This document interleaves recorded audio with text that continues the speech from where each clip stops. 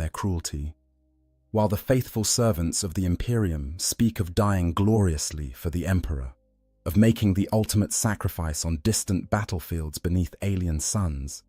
They rarely speak of what happens to those who do not die. They do not speak of the prisoners. They do not speak of the slaves. And most terrifying of all, they do not speak of those who fall into the hands of the orcs, those savage green-skinned Xenos, whose empires span countless worlds and whose appetite for violence knows no bounds. To be enslaved by orcs is to enter a hell where every waking moment becomes a struggle for survival, where the laws of civilized society dissolve into brutal hierarchies enforced by whips and cudgels, where your value as a human being is measured only by how much labor can be extracted from your broken body before it finally gives out. It is to exist in a nightmare where your captors view you with less regard than they show their own livestock, where torture and death lurk around every corner, and where hope itself becomes just another memory of a life that seems impossibly distant. The orcs are one of the most successful species in the entire galaxy, outnumbering perhaps every other intelligent starfaring race, even humanity itself. They are creatures engineered for war by the ancient Old Ones during the War in Heaven, designed to be the ultimate soldiers. Their biology is a fusion of animal and fungus, making them incredibly resilient and nearly impossible to eradicate from any world they infest. Their psychology is utterly alien, dominated by an insatiable need for violence and combat. They reproduce through spores released throughout their lives, and especially at death, meaning that any world touched by orc presence will be plagued by them for generations to come. But what makes the orcs truly terrifying is not just their combat prowess or their overwhelming numbers. It is the fact that they see the entire universe through the lens of violence. Every interaction, every relationship, every moment of their existence revolves around the concept of strength and domination. They live in a rigid hierarchy where the biggest and strongest orc rules absolutely, and this worldview extends to how they treat those who fall into their power. To an orc, you are not a person. You are not even really a slave in the traditional sense. You are a grot, their word for servant or lesser being, occupying the same social position as the small Gretchen who scurry around their settlements performing menial tasks. The tangible rewards orcs fight for in their endless wars are simple: loot and slaves. Anything not destroyed during battle is looted. Any opponent not slain in battle is made a slave. This is not a complex system of bondage with laws and regulations. This is raw, brutal domination enforced through casual violence and the ever-present threat of death. Labor camps are a common sight in orc territory, filled with the broken remnants of conquered populations forced to toil endlessly in service to the orc war machine. When possible, orcs will enslave the entire population of a world, transforming planets into vast prison camps where millions labor under the green-skinned Xenos' merciless oversight. The experience of being an orc slave varies depending on which orc clan captures you, which war boss claims ownership of your labor, and what role you are forced to fill in their society. Some slaves work in mines, extracting the raw materials that feed orc industry. Others toil in fields and farms, growing food to sustain the massive appetites of their masters. Still others are forced to work in the crude factories and workshops where orc technology is cobbled together, assembling weapons and ammunition for the next battle. And then there are those whose fate is darker still, kept in pens like livestock, bred for the sole purpose of providing food for their orc masters. What follows is an examination of what it truly means to be enslaved by orcs. This is not a story of heroic resistance or dramatic escape, though we will touch on those elements. This is an unflinching look at the daily reality of orc slavery, at the physical torment and psychological horror that defines every moment of existence under their brutal rule.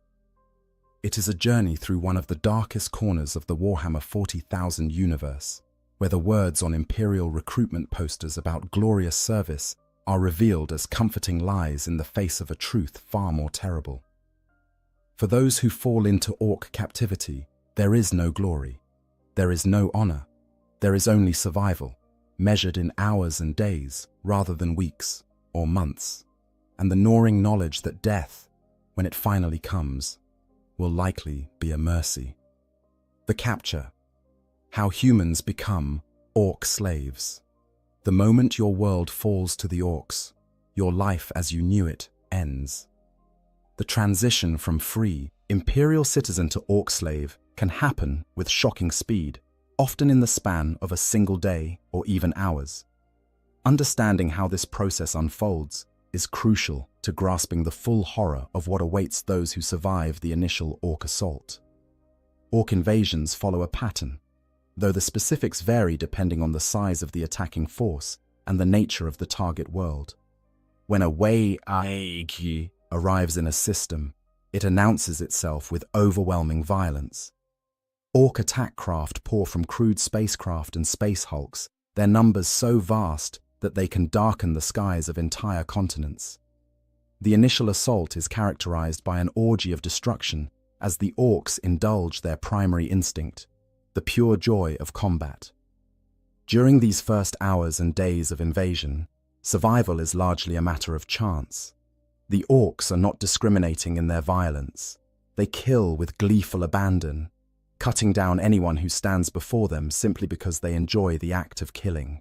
Soldiers, civilians, the young, the old, none of these distinctions matter to the greenskins in the heat of battle. Their crude weapons, massive compared to human firearms, tear through flesh and bone with horrifying efficiency.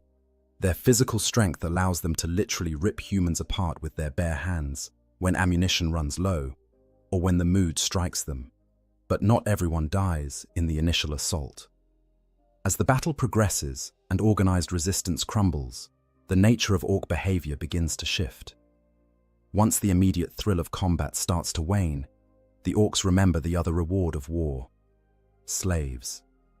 Those who surrender, those who flee but are captured, those who hide but are discovered, all become potential additions to the orc workforce. The Second War for Armageddon provides a stark example of this process.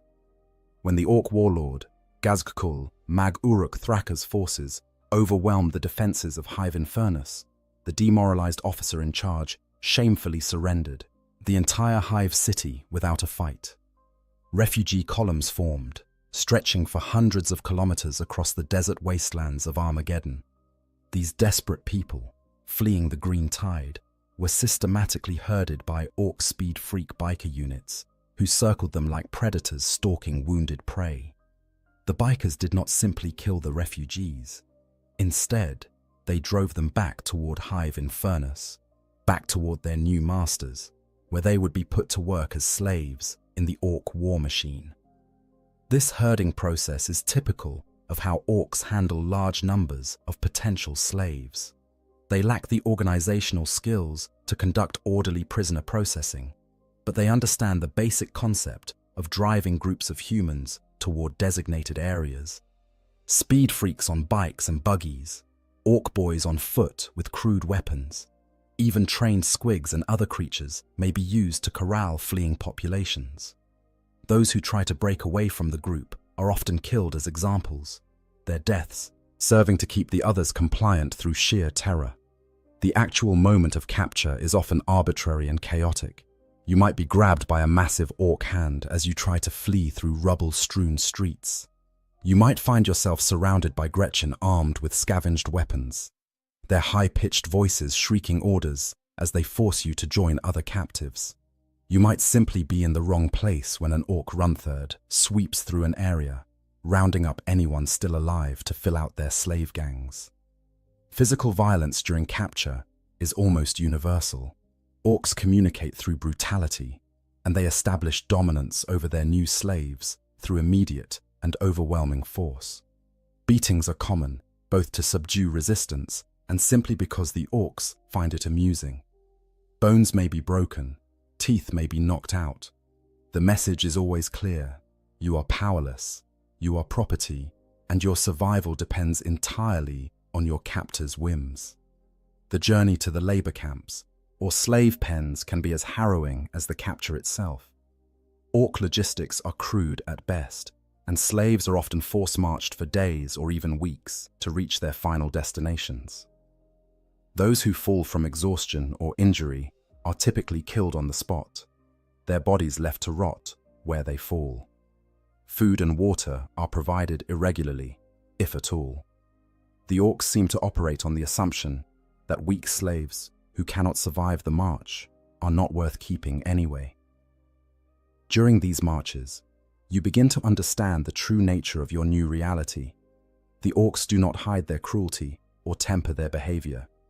You watch as they casually torture captives for entertainment, pulling people from the column to use as living targets for weapon testing or gladiatorial combat. You see them select prisoners at random to be eaten, sometimes cooking them over fires, sometimes simply tearing into them raw. The screams of the dying become a constant background noise, a soundtrack to your new existence. Some captures occur in different circumstances. Individual humans or small groups may be seized during orc raiding parties on worlds not yet fully conquered. These raids are common as orc forces spread out from their initial landing zones, sweeping through surrounding territories to gather resources and slaves. Being captured in a raid means you might be thrown into a crude vehicle or cage and transported immediately to orc-held territory, often with minimal explanation of what is happening or what will be done with you. The psychological impact of capture cannot be overstated. In the span of hours, your entire existence is shattered. Everything you knew, everyone you cared about, all the structures and systems that gave your life meaning are torn away. You are stripped of your identity as an individual and reduced to a resource to be exploited. The orcs do not learn your name. They do not care about your skills or your history. You are simply another soft-skinned human, valuable only for the labor that can be extracted from you before you die. Perhaps most terrifying is the arbitrary nature of who is captured and who is killed. There is no logic to it, no pattern you can discern and use to increase your chances of survival. The orc who kills your friend standing next to you might spare you for no reason you can understand. The same orc might kill you tomorrow for equally incomprehensible reasons. This randomness is psychologically devastating, stripping away any sense of control or agency you might cling to. For some, particularly those from worlds with strong imperial faith, capture by Xenos is seen as a fate worse than death. The thought of serving aliens, of being forced to aid the enemies of humanity, conflicts with everything the imperial creed teaches. Some choose to fight to the death rather than accept capture. Others attempt suicide when the opportunity presents itself. But most, driven by the fundamental human will to survive, accept their new status as slaves and hope desperately that rescue might someday come. That hope, as we shall see, is almost always in vain. Once you enter orc captivity, escape becomes nearly impossible, and rescue by Imperial forces is extremely unlikely. The Imperium does not negotiate for prisoners.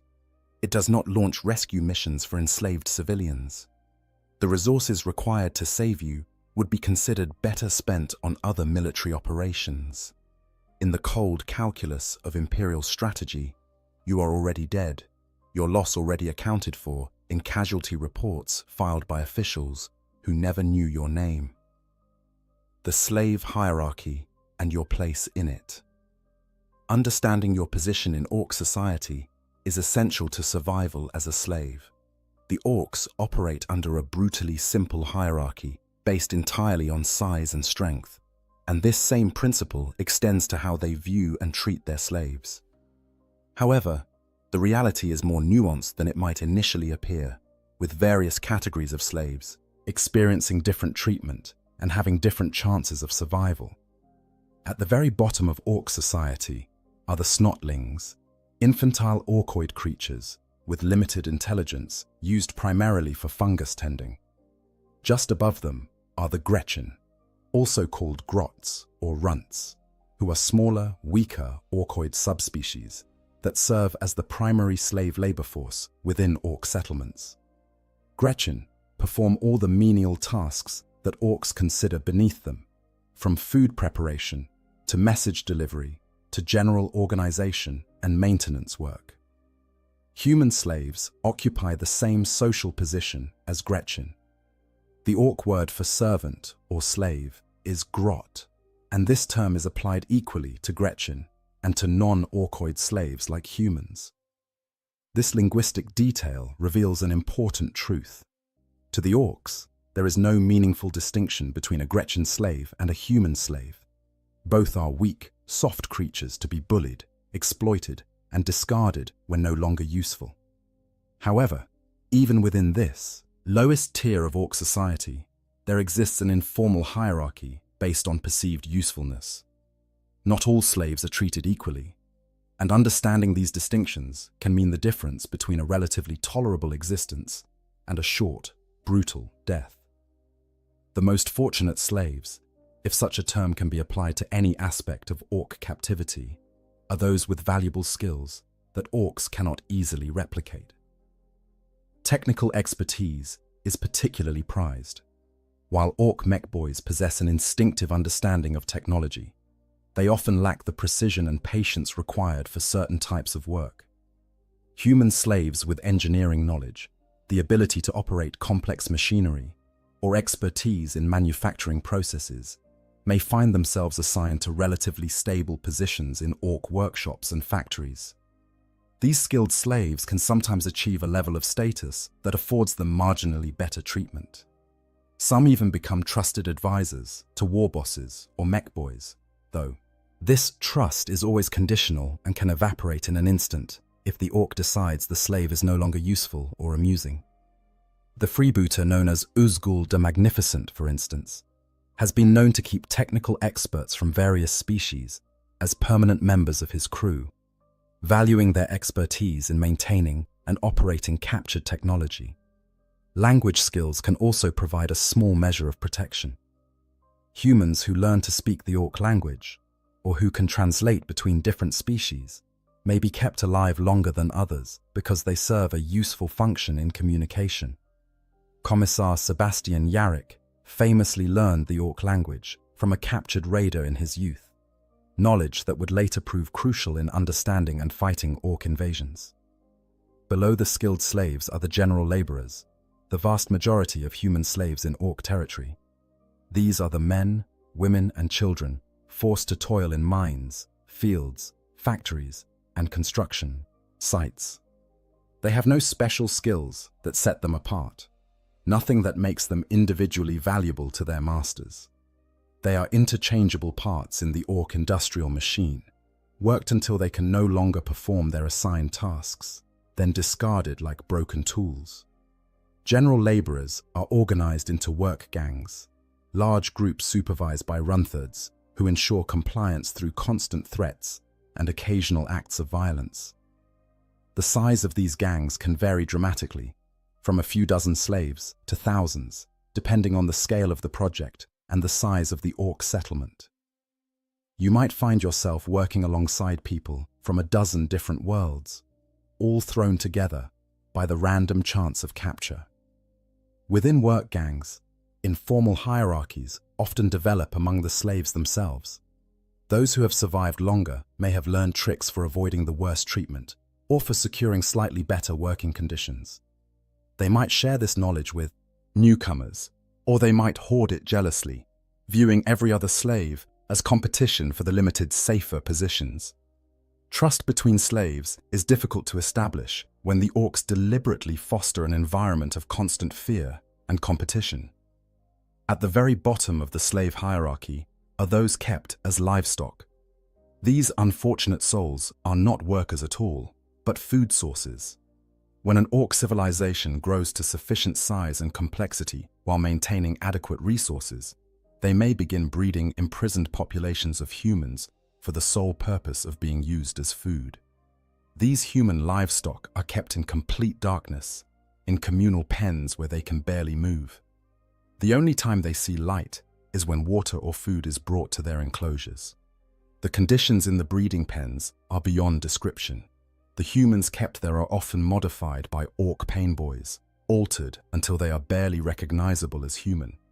During the War of the Beast, in the 32nd millennium, Imperial forces discovered that orcs on the planet Prax had been feeding captured humans steroids and farming them like cattle.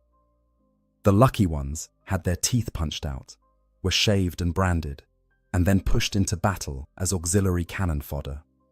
Those not deemed fit for even this grim purpose were kept as breeding stock, their humanity slowly eroded by genetic manipulation until they were born as insensate, cowering creatures existing solely to be eaten.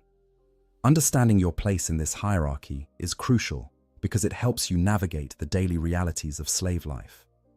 If you possess skills that might be valuable to the orcs, demonstrating them quickly could move you from general labor to a slightly more secure position. If you are assigned to a work gang, learning to read the moods of your run-third overseer and understanding the informal power dynamics among fellow slaves might help you avoid the worst punishments. But there is no safety anywhere in this hierarchy. Even the most valued technical expert can be killed on a whim if an orc finds their work unsatisfactory or simply grows bored with them. The distinction between skilled slave and livestock is not a permanent one. Injuries, age, or simply being in the wrong place at the wrong time can see you demoted to more dangerous work or thrown into the breeding pens without warning. The orcs do not have formal slave markets or organized systems for buying and selling captives. Slaves within the grot slave class do not tend to have any particular owner. Instead, any orc can force any slave into work through cudgels and whips. There are usually no chains or fences keeping slaves confined.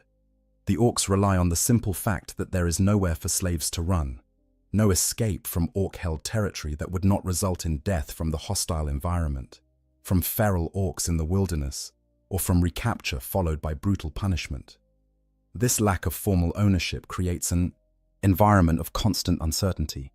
You might spend weeks working for one orc gang, only to be grabbed by a different group and forced to perform entirely different labor. You have no rights, no way to appeal decisions, no recourse when treated unjustly. You are property that any orc can claim and use as they see fit. Daily life, labor, brutality, and survival. The daily existence of an orc slave is defined by three constants: exhausting labor, casual violence, and the desperate struggle to survive one more day. There are no rest days, no moments of reprieve, no recognition of your need for sleep or sustenance beyond the bare minimum required to keep you functioning. Every waking moment is consumed by work, and sleep, when it comes, offers only brief escape from the nightmare of your reality. Your day typically begins before dawn, if you can even track the passage of time in your current circumstances. In outdoor labor camps, the first light of the sun triggers frantic activity as run-thirds move through slave pens, using their grot prods and whips to drive workers out toward their assigned tasks. Those who move too slowly feel the electric shock of the grot prod or the sting of the whip across their backs. There is no gentle wake-up, no time to prepare yourself mentally for the day ahead. You wake in pain and move immediately to avoid more pain. The morning meal, if you can call it that, is meager and irregular. Orcs do not understand or care about proper nutrition for their slaves. Food is whatever they happen to have available, often spoiled or contaminated. You might receive a watery gruel made from fungus, a piece of hard bread that tastes like cardboard, or scraps from the orc's own meals. Water is similarly unpredictable, sometimes available in sufficient quantities, other times dangerously scarce. The quality is rarely good, often contaminated with various substances that cause illness among the slave population. Competition for food can be fierce. The Kasi orcs typically dump food into communal areas and let the slaves fight over it. The strong take what they want, while the weak go hungry. This deliberate creation of scarcity serves multiple purposes for the orcs. It reduces the amount of food they need to provide. It keeps the slaves weak and divided, and it provides entertainment as they watch the humans desperately scramble for sustenance. Once work begins, It continues without pause until the orcs decide the day is done. There are no scheduled breaks, no lunch hours, no consideration for exhaustion or injury. You work until you are told to stop, and if you slow down or attempt to rest without permission, punishment comes swiftly. The grot prod delivers shocks that make your muscles spasm uncontrollably. The whip leaves bleeding welts across your back. Physical beatings from Rutherford grabber sticks, long poles with mechanical pincers at the end, can leave you with broken bones or severe bruising that makes movement agonizing. The nature of your labor depends on where you have been assigned. In the mines, you might spend 12 or 15 hours bent double in cramped tunnels, digging for ores and minerals with tools that are poorly maintained and dangerous to use. The air is thick with dust that coats your lungs and makes every breath a struggle. Cave-ins are common, burying workers alive while the orcs above simply find replacements to continue the work. In the fields, you toil under whatever sun or stars hang in the alien sky above you, planting and harvesting the crops that feed the orc hordes. Your back aches from constant bending. Your hands bleed from handling rough plants and crude tools. Depending on the world's climate, you might work in scorching heat that causes dehydration and heat stroke, or in freezing cold that leaves you shivering and numb. Factory work presents its own dangers. The machinery used in orc workshops is crude and poorly maintained, lacking even basic safety features. Accidents are commonplace. Workers lose fingers, hands, even entire limbs to the grinding gears and cutting blades. The orcs view these incidents as the workers' fault and show no mercy to the injured. If you cannot work, you are worthless, and worthless slaves do not live long. The ammunition factories are particularly nightmarish. You might spend your days filling shells with explosive compounds, never knowing if the next batch will detonate and vaporize you and everyone around you. The chemicals used in propellants and explosives cause long-term health problems, burning your lungs and skin, causing tremors and weakness that only worsen with continued exposure. The orcs do not provide protective equipment. They do not care if you die from chemical exposure, because there are always more slaves to replace you. Throughout the workday, the threat of violence hangs over every moment. Rutherfords patrol the work sites constantly, their squig hounds snapping at anyone who appears to be slacking. These creatures are trained to consume slaves who try to escape or who fail to meet the Rutherford's expectations. Watching a squig hound tear into a fellow slave while the Rutherford laughs is a common occurrence, a reminder of what awaits those who cannot keep up the pace. But it is not just the Rutherfords you must fear. Regular orc boys often wander through work areas, and their presence is always dangerous. An orc might decide to use a slave for target practice, testing the accuracy of their crude firearms on living targets. They might grab a slave to use as a demonstration subject for a new weapon they have acquired, curious to see what damage it can inflict. They might simply be in a bad mood and take it out on whatever slave happens to be nearby. The casual nature of this violence is perhaps its most horrifying aspect. To the orcs, killing a slave means nothing. It is not a significant decision that requires justification. It is as casual as swatting an insect or kicking a rock out of your path. You might work beside someone for weeks, only to see them crushed by an orc's power fist because the greenskin found their face annoying. The randomness makes it impossible to feel safe, impossible to relax even for a moment. Physical exhaustion accumulates relentlessly. You are never given adequate time to recover from one day's labor before the next begins. Your muscles develop a constant ache that never quite goes away. Your body begins to break down from the sustained strain. Old injuries do not heal properly because you are never allowed sufficient rest. New injuries pile on top of the old ones, creating a cascade of damage that slowly destroys your ability to function. Medical care is essentially non-existent for slaves. If you are injured but can still work, you will be forced to continue working despite the pain. If you are injured so severely that you cannot work, you will likely be killed and replaced.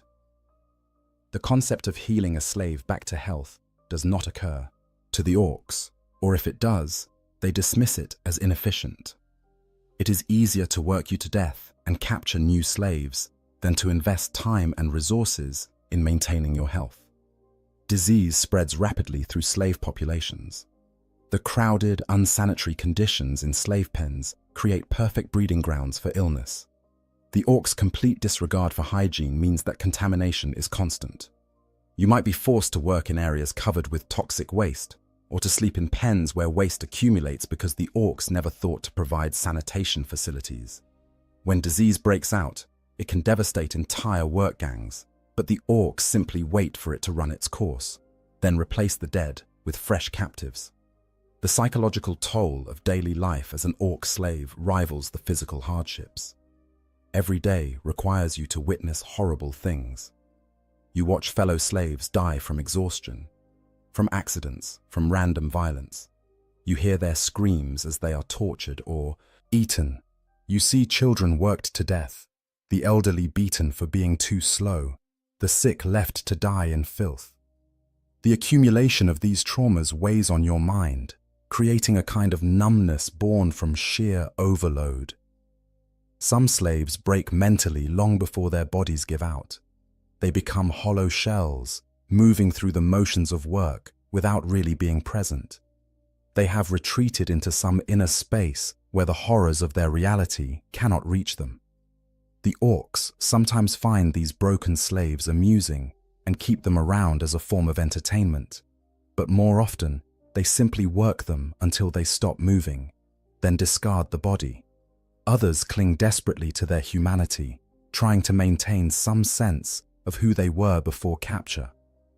They might whisper prayers to the emperor during rare moments of privacy. They might help fellow slaves when they can, sharing food or easing someone's burden even at cost to themselves. These small acts of kindness become lifelines, proof that not everything good has been destroyed by orc captivity. The end of the workday brings only marginal relief. You are herded back to the slave pens, usually without having eaten since morning. The pens themselves are crude enclosures, often nothing more than open areas surrounded by scrap metal walls or natural barriers. The orcs do not provide shelter, bedding, or any amenities whatsoever. You sleep on bare ground, pressed against other slaves for warmth if the climate is cold, suffering from heat if it is not. Night offers no safety from orc violence. Patrols continue throughout the darkness, and Runthards may decide to conduct random inspections or punishments. Some orcs view the slave pens as entertainment, wandering through to terrorize the inhabitants or select victims for various forms of abuse. The screams that echo through the night make sleep difficult, even when exhaustion should make it inevitable. The overseers, Runthards, and their methods of control, the Faun. Runthards, also known as slavers, are the orcs who directly oversee and manage slave populations, and understanding them is crucial to understanding the daily reality of orc slavery. These specialized orcs possess an unusual trait for their species: patience. Where most orcs would rather be fighting and killing, Runthards have the temperament to take care of the menial details of slave management, breeding, and organization. Despite what their role might suggest, Runthards are not kind or gentle masters. They are orcs, which means they are fundamentally cruel, violent, and driven by the need to dominate those weaker than themselves. What sets them apart is not compassion, but rather a calculated approach to brutality. They understand that keeping slaves productive requires a balance between inflicting enough pain to ensure obedience and not causing so much damage that workers become useless. The tools of the Runthard trade are designed specifically for slave control. The most basic is the whip, a simple but effective implement that can deliver painful strikes without necessarily causing permanent injury. Runthards carry whips at all times and use them liberally to direct slave gangs, punish perceived laziness, or simply to remind slaves of their place in the hierarchy. The crack of a Runthard's whip becomes one of the most familiar sounds in a slave's daily existence. More sophisticated is the grabber stick, a long pole outfitted with a pulley-operated Moore-like pincer. This mechanical device can be used in several ways. The Runtherd might use it to grab and restrain a slave who is trying to flee or resist, clamping the pincer around their neck or limbs to control their movement. Skilled Runtherds can grab a fleeing Gretchen or human slave and hurl them into danger with one smooth motion, perhaps throwing them into a minefield to clear a path, or tossing them toward enemy lines to serve as a distraction during combat.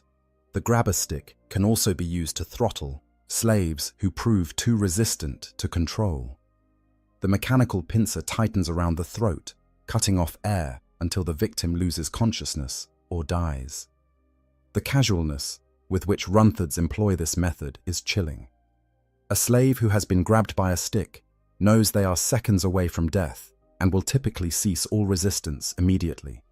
Perhaps the most feared tool in a Runtherd's arsenal is the grot prod, an orc imitation of human electrical cattle prods, but much larger and more powerful. These weapons, created by mech boys and employed by progressive Runtherds, can be used to motivate, incapacitate, or even kill, depending on the voltage setting. The tech-savvy Runtherds who favor these weapons have learned to use them with disturbing precision, delivering shocks to specific parts of the body to achieve different effects. A low-voltage shock from a grot prod causes intense pain, but no lasting damage, perfect for encouraging a slow worker to move faster or punishing a minor infraction. Medium voltage can cause muscle spasms that leave the victim temporarily unable to move, useful for subduing slaves without killing them. High voltage can stop a heart or cause severe neurological damage, effectively executing the target while maintaining the illusion that it might have been an accident rather than deliberate murder. The grot prod delivers its shock through direct contact. The Runtherd must touch the prod to the slave's body, usually targeting areas where the pain will be most intense: the neck, spine, kidneys, or genitals. The arbitrary nature of when and why these shocks are delivered creates an environment of constant fear. You never know when you might feel that horrible jolt of electricity coursing through your body. Never know if this time the Runtherd has set the voltage high enough to kill. Runtherds also employ living weapons in the form of squighounds. These creatures are a variety of squig, the symbiotic organisms that form part of the orcoid ecosystem, specifically bred and trained to herd and intimidate slaves. Squighounds are voracious predators with powerful jaws full of razor-sharp teeth. They are kept perpetually hungry, making them aggressive and eager to attack any target designated by their Runtherd master. The primary function of squighounds is to eat errant or fleeing slaves. When a slave attempts to escape from a work gang or tries to hide during a labor assignment, the Runtherd releases the squighounds to hunt them down. The creatures are remarkably effective at tracking human scent, and once they catch their prey, the results are gruesome. The squighound literally devours the escapee alive, often while other slaves are forced to watch. This practice serves a dual purpose. It eliminates the problem of the fleeing slave, while simultaneously terrorizing the remaining workers into obedience. The Runtherds call this increasing morale, though what they actually mean is increasing compliance through fear. Watching a fellow slave torn apart by gnashing teeth while screaming in agony is an incredibly effective deterrent against attempting escape. The personality of individual Runtherds can vary, but certain traits are nearly universal. All Runtherds take pride in their work, viewing themselves as craftsmen who shape and manage their slave herds. They often compete with other Runtherds to breed the fiercest grots and the most productive slave gangs, seeing this as a measure of their skill and status. Some Runtherds become known across multiple orc settlements for their particularly effective or cruel management techniques. The role of Runtherd is hereditary in orc society. They believe themselves descended from families that were cast from the clans in the distant past, though whether this origin story is accurate or simply orc mythology is unclear. This hereditary aspect means that Runtherd practices and techniques are passed down through generations, creating lineages of slave management expertise. Besides breeding and managing lower greenskins and captured slaves, Runthurds also act as the storytellers and keepers of oral history in orc society. They remember the great battles and famous war bosses of the past, preserving these stories and sharing them during gatherings. This dual role as both slave driver and historian gives Runthurds a position of respect within orc settlements that goes beyond their immediate function. For human slaves, learning to read a Runthurd's moods and behaviors becomes essential to survival. Each Runthurd has their own quirks and preferences, their own triggers that provoke violence or leniency. Some are relatively consistent in their brutality, making them predictable if not safe. Others are wildly unpredictable, dispensing punishment randomly in ways that make it impossible to avoid their wrath. Some slaves attempt to make themselves useful to their Runthurd overseer, hoping that demonstrating value will provide a measure of protection. This strategy sometimes works, particularly if you possess skills the Runthurd finds genuinely useful. A slave who can maintain the Runthurd's equipment, who can organize work gangs efficiently, or who can communicate the Runthurd's orders to other slaves, might earn a slightly elevated position within the slave hierarchy. However, this strategy carries significant risks. Becoming too visible to your Runthurd means attracting their attention, and orc attention is always dangerous. A Runthurd might decide that a useful slave would be even more entertaining as a target for their latest weapon test.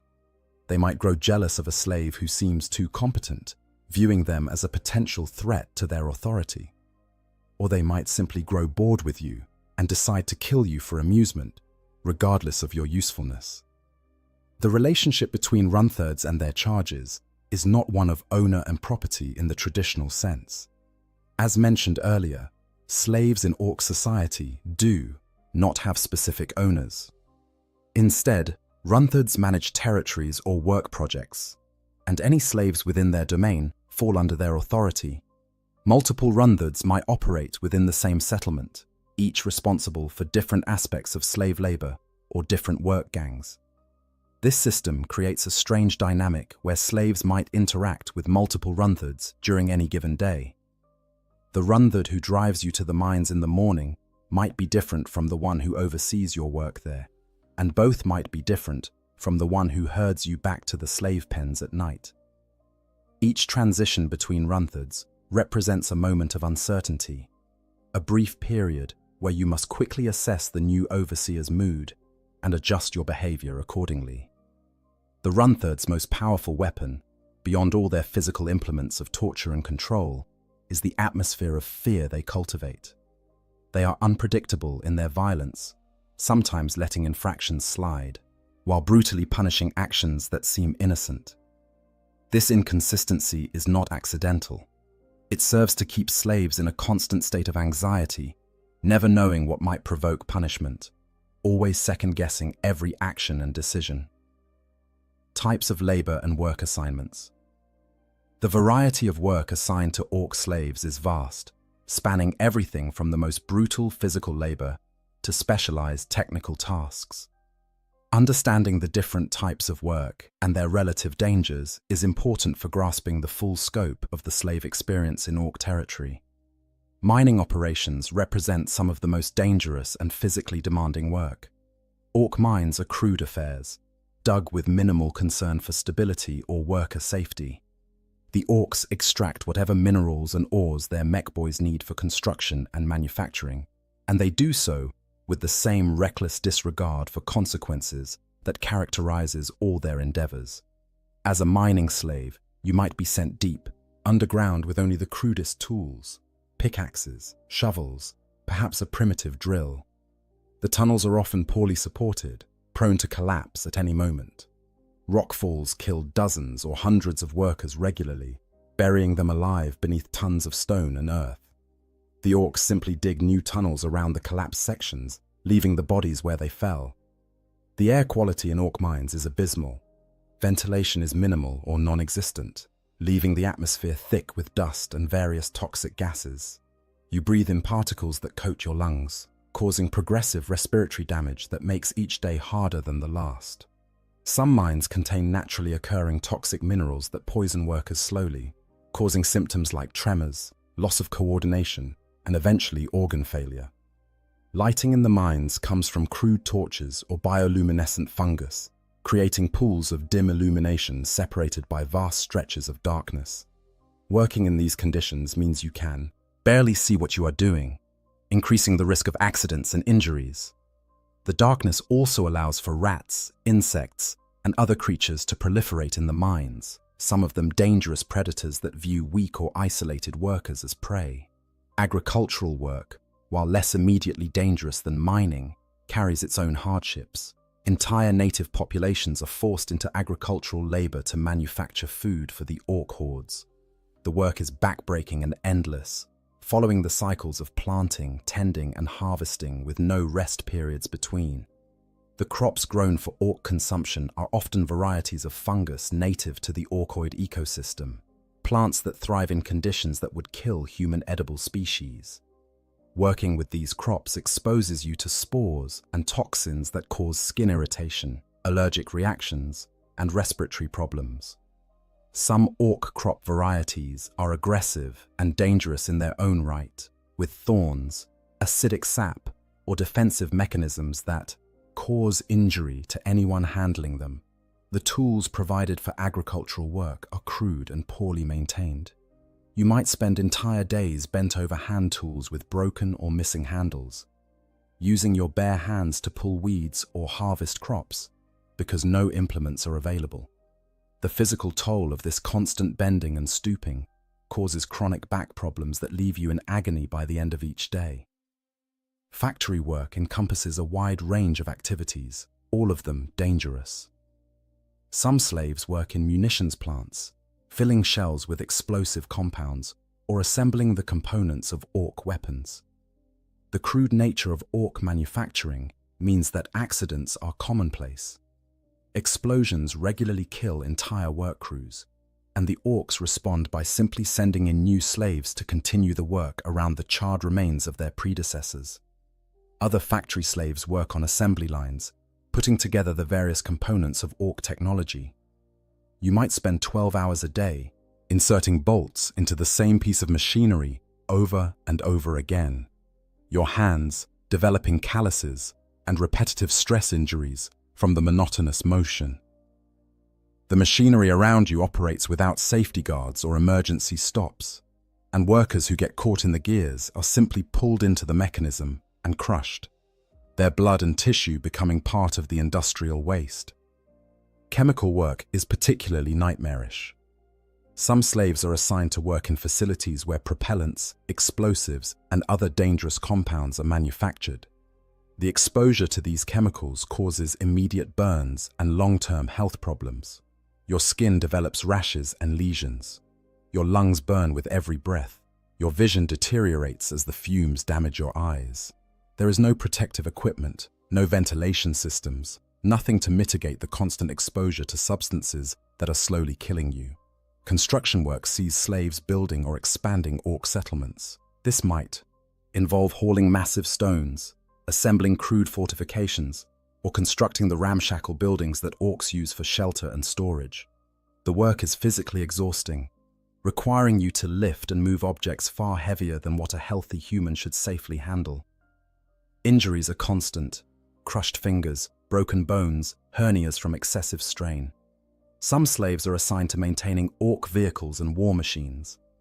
This can actually be one of the relatively less dangerous assignments, as the orcs need their vehicles functional and may therefore provide slightly better conditions for the mechanics and technicians. However, orc technology is inherently unstable and prone to catastrophic failures. Working on a vehicle that might explode, catch fire, or simply collapse on top of you creates constant stress and frequent casualties. Ammunition manufacturing deserves special attention due to its particularly high fatality rate. Slaves in ammunition plants work with volatile explosives all day, every day. You might be filling shells with unstable compounds, assembling fuses that could detonate at any moment, or packing gunpowder into casings that leak and create explosive dust throughout the facility. One spark, one moment of static electricity, one defective component, and the entire facility can detonate. killing everyone inside. The orcs find this risk acceptable because ammunition is essential to their war machine, and they can always capture more slaves to replace those killed in explosions. From the slave's perspective, working in munitions is essentially a slow-motion death sentence. It is not a question of whether you will die in an explosion, but rather when and how many others will die with you. Waste management, such as it exists in orc settlements, is another assignment that slaves might receive. This involves dealing with the enormous amounts of garbage and refuse that orc society produces. You might spend your days sorting through toxic waste, trying to identify anything that can be recycled or reused while exposed to all manner of hazardous materials.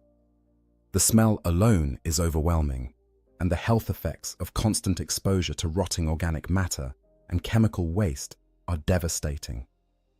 Some slaves are assigned as personal servants to individual orcs, particularly knobs or important mech boys. This role can range from marginally better to catastrophically worse than general labor, depending entirely on the temperament of the orc you serve. A slave serving a knob might have access to better food and shelter, but they are also constantly in close proximity to an orc who could kill them casually at any moment. The arbitrary nature of orc violence means that personal servants often have shorter lifespans than general laborers, despite their seemingly elevated status. The constant threat of death. In orc captivity, death is not a distant possibility that might someday occur.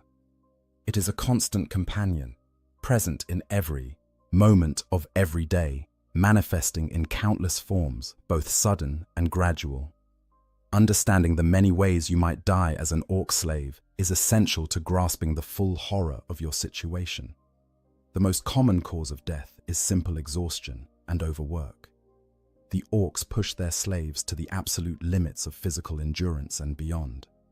You are worked for 12, 15, sometimes 20 hours a day without adequate food, water, or rest. Your body accumulates damage faster than it can repair itself. Eventually, something critical fails. Your heart gives out from the strain, or your body can no longer maintain basic functions, and you simply collapse. When slaves die from overwork, the orcs rarely even notice immediately. You might fall where you were working, your body left there until someone trips over it, or until the smell becomes noticeable. Then the corpse is dragged away and dumped in whatever area serves as the settlement's mass grave or feeding ground for scavengers. The work continues without pause, your former position in the labor gang filled by the next available slave. Industrial accidents claim vast numbers of slaves. The crude and poorly maintained machinery used throughout orc settlements is inherently dangerous. Safety features are non-existent. Warning systems are absent. Emergency stops do not exist or do not function.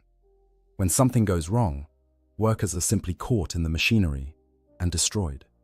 You might be feeding materials into a processing machine when your sleeve gets caught on a moving part, pulling you in before you can react. The machine grinds on, crushing and mangling your body while you scream, until you stop moving and become just another piece of debris that needs to be cleared away. Your fellow slaves continue working around your remains, unable to help, knowing they might be next.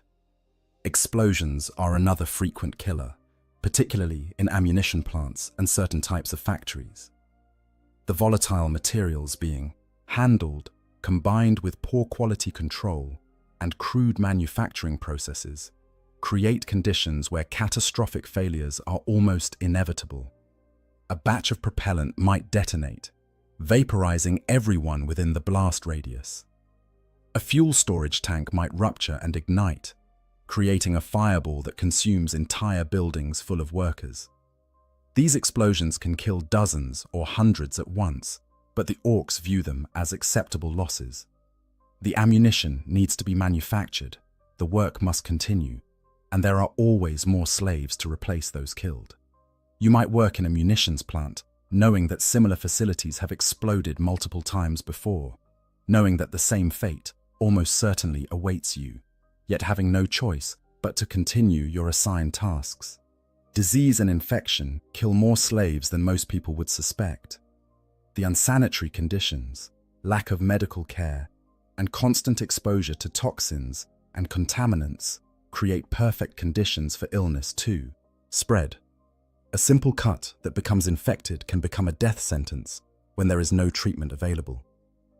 Dysentery from contaminated water or food kills slowly and painfully, leaving you weak and dehydrated as you continue to be forced to work. Epidemics can sweep through slave populations with devastating speed. Crowded pens where hundreds of slaves are pressed together in filth, sharing the same contaminated water and breathing the same disease-filled air, allow illnesses to spread rapidly. The orcs do not quarantine sick slaves or attempt to stop disease transmission. They simply let the epidemic run its course, then replace the dead with fresh captives. Starvation is a slower but equally certain killer. The orcs provide minimal food to their slaves, just enough to keep most of them functional for a while. But most is not all, and there are always slaves who receive less than even this meager ration. Competition for food means some slaves are simply outcompeted by stronger individuals and slowly starve to death over weeks or months. The physical effects of prolonged starvation are horrible. Your body consumes its own tissues for energy, breaking down muscle and organ tissue to keep your brain and heart functioning. You become skeletal, your skin stretched tight over bones, your eyes sunken into your skull. Even basic tasks become monumentally difficult as your strength fails. Eventually, your body can no longer sustain itself, and you die, often while still being forced to work right up until the moment your heart stops. Exposure to the elements kills many slaves, particularly those working in outdoor assignments on worlds with harsh climates. If you are working on a frozen world, the cold saps your strength and causes frostbite that destroys fingers, toes, and other extremities. Hypothermia sets in when you are no longer able to maintain your core temperature, causing confusion, loss of coordination, and finally death as your body systems shut down. On hot worlds, heat stroke and dehydration are constant threats. The orcs do not provide adequate water or shade. You work under the blazing sun hour after hour, your body's cooling mechanisms overwhelmed by the temperature. When heat stroke occurs, your brain essentially begins to cook inside your skull, causing hallucinations, seizures, and eventual death. Random orc violence is perhaps the most psychologically devastating cause of death because of its complete arbitrariness. An orc might kill you because they are testing a new weapon and want to see what it does to a human body. They might kill you because you looked at them wrong, or because they are in a bad mood, or because they find your suffering entertaining. They might kill you for no reason at all, simply grabbing you as you walk past and crushing your skull with their bare hands before moving on to whatever they were doing. This randomness means there is no way to protect yourself through good behavior or careful attention to orc moods. You can do everything right, work hard, avoid attention, stay out of trouble, and still die simply because an orc wandering past decided to kill someone, and you happen to be nearby. This knowledge creates a state of constant grinding anxiety that wears down your psychological defenses. Being eaten is a fate that awaits many slaves. Orcs regularly torture and eat humans, sometimes cooking them beforehand, sometimes simply consuming them raw. This can range from an orc picking one slave to eat when they feel hungry, to industrial-scale food production, where entire facilities are dedicated to processing human flesh as food. The process of being selected for consumption is terrifying. The orcs might simply grab whoever is nearest, or they might make a game of it, having slaves fight each other with the loser being eaten. Sometimes they cook their victims slowly over fires while they are still alive, finding the screams entertaining. Other times they simply tear into living flesh with their teeth, the victim dying slowly from blood loss and trauma while being devoured. In some orc settlements that have reached sufficient size and complexity, humans are bred specifically for consumption in what amounts to industrial livestock production. These breeding pens keep humans in complete darkness, in communal enclosures where they can barely move. The inhabitants are modified by orc pain boys until they are barely recognizable as human, born without teeth, hair, or nails, existing as insensate, cowering creatures whose only purpose is to be eaten. Gladiatorial combat claims slaves who are forced to fight each other or alien creatures for orc entertainment. The orcs enjoy watching fights, and they often create opportunities for such spectacles by throwing slaves into pits or arenas with weapons and forcing them to battle. The loser dies, obviously, but even the winner rarely survives long, as they will be forced to fight again and again until they eventually lose.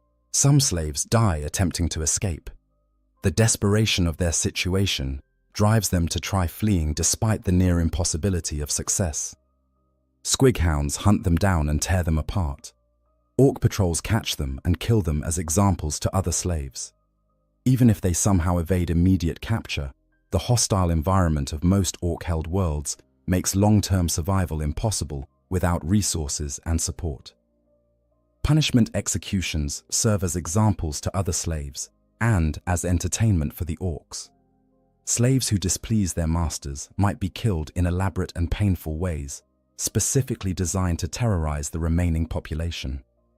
Public tortures, where slaves are slowly killed over hours or days, while other workers are forced to watch, create an atmosphere of fear that keeps the broader slave population compliant. Psychological torment and orc psychology. The physical hardships of orc slavery are matched, and perhaps exceeded, by the psychological torture inherent in every aspect of the experience. Understanding the mental and emotional toll of captivity requires understanding orc psychology and how profoundly alien it is from human thinking. Orcoid psychology is utterly different from that of humans, to the point where they can simultaneously believe two contradictory facts without experiencing any cognitive dissonance. This ability to hold conflicting ideas represents a fundamental difference in how orcs process information and understand reality. It makes them unpredictable and incomprehensible to human slaves trying to anticipate their behavior or find logical patterns in their actions. Orcs have no concept of love as humans understand it. They find human affection strange and inexplicable, viewing emotional bonds between people as a weakness to be exploited. What orcs do experience is a kind of battle bliss, an ecstatic state that occurs during combat. They associate this feeling with both love and hate, blurring the distinction between the two in ways that make no sense to human psychology. This absence of empathy or emotional connection means that orcs literally cannot understand why their treatment of slaves might be wrong. They do not recognize the suffering they inflict as suffering in any meaningful sense. To them, humans are weak creatures whose screams and pleas are merely noise, no more significant than the sounds made by malfunctioning machinery. Your pain means nothing to them because they are incapable of recognizing it as something that matters. The arbitrary nature of orc behavior creates constant psychological stress for slaves. There is no pattern to discern, no rules to learn that might help you avoid punishment or death. An orc might walk past you 100 times without incident, then crush your head on the 101st time for no reason you can perceive. This randomness makes it impossible to develop coping mechanisms based on understanding and predicting your captor's behavior. Orc humor, such as it is, often involves the suffering of weaker beings. They find it entertaining when slaves are injured, when accidents occur, when torture produces particularly creative screams. To witness something horrible happening to a fellow slave and see your orc overseers laughing about it creates a profound sense of helplessness and despair. You are trapped in a nightmare run by creatures who view your torment as comedy. The linguistic and cultural barrier between humans and orcs adds another layer of psychological difficulty. Even if you learn some of the orc language, which few slaves manage, the fundamental differences in worldview make true communication nearly impossible. Orcs express themselves primarily through violence and displays of strength. Nuanced concepts like mercy, fairness, or justice do not exist in their vocabulary or their thinking.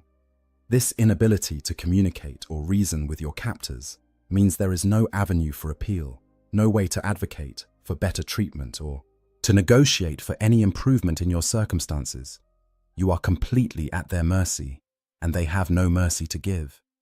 Every interaction is dictated purely by their whims and their assessment of whether you are useful enough to keep alive at that particular moment. The loss of identity is one of the most devastating psychological effects of orc slavery. The orcs do not learn your name. They do not care about your history, your skills, your relationships, anything that made you who you were before capture. You are reduced to a generic grot, interchangeable with every other slave, valuable only for the labor you can perform. This erasure of identity undermines your sense of self at a fundamental level. Without anyone acknowledging who you are or who you were, it becomes harder to maintain that sense of self internally. Some slaves cling desperately to memories of their former lives, rehearsing them mentally to keep them alive. Others find those memories too painful and try to suppress them, focusing only on immediate survival. Both strategies carry psychological costs. The constant witnessing of atrocity takes an accumulating toll. Every day brings fresh horrors: slaves killed in accidents, executed for minor infractions, tortured for entertainment, selected for consumption. You watch children worked to death, see the elderly beaten until their bones break, witness pregnant women forced to labor until they miscarry. The human mind is not designed to process this level of sustained trauma, and the psychological damage builds over time. Some slaves develop a kind of emotional numbness, a dissociative state where they function mechanically without really being present. They have retreated so far inside themselves that the external horror cannot reach them anymore. This psychological strategy allows them to continue functioning, but at the cost of losing connection to their own humanity. They become shells, moving through the motions of survival without really living. Others maintain their emotional connection to what is happening around them, feeling the full weight of every horror they witness. This keeps them more psychologically present and human, but the cost is enormous. The grief, rage, and despair that come from truly feeling the scope of what is being done to them and their fellow slaves can be overwhelming. Many slaves in this state eventually reach a breaking point where they simply give up, ceasing to care whether they live or die. The absence of hope is perhaps the most psychologically devastating aspect of orc slavery. There is no realistic prospect of rescue. The Imperium does not negotiate for prisoners or launch rescue missions for enslaved civilians. Your world has fallen, your people are scattered or dead, and the vast machinery of Imperial governance has already written you off as a loss. Even if Imperial forces eventually retake the territory where you are held, you will likely be long dead by then, or so broken that recovery is impossible. Escape is nearly impossible for reasons both practical and psychological. Even if you could somehow evade the Rundhards, the Squighounds, and the Orc patrols, where would you go? You are on an alien world or in Orc-held territory with no resources, no allies, no support systems. The hostile environment would likely kill you even if you managed to get away from the Orcs themselves. And after weeks or months of slavery, your body is so damaged and weakened that you lack the physical capacity for the demands of escape and survival in the wilderness. The psychological impact of knowing that this is your life now, that there will be no dramatic rescue or escape, that you will likely die here as a slave, crushed or starved or worked to death, creates a despair so deep that it becomes difficult to articulate. Some slaves lose the will to survive, ceasing to eat even when food is available, provoking their overseers in hopes of being killed quickly rather than dying slowly from accumulated damage. Yet even in the depths of this despair, some slaves find small ways to maintain their humanity and sanity. They form bonds with fellow slaves, creating support networks based on shared suffering. They perform small acts of kindness when possible, sharing food or helping injured workers, even when doing so puts them at risk. They whisper prayers to the Emperor during rare moments of privacy, maintaining whatever faith they can in the face of evidence that suggests they have been abandoned by both the Imperium and the divine. These small acts of resistance and humanity become crucial to psychological survival. They are proof that the orcs have not completely destroyed everything good, that some portion of human dignity and compassion persists even in the worst circumstances imaginable. For some slaves, maintaining these connections and behaviors becomes their primary purpose, the thing that keeps them going when pure survival instinct might not be enough.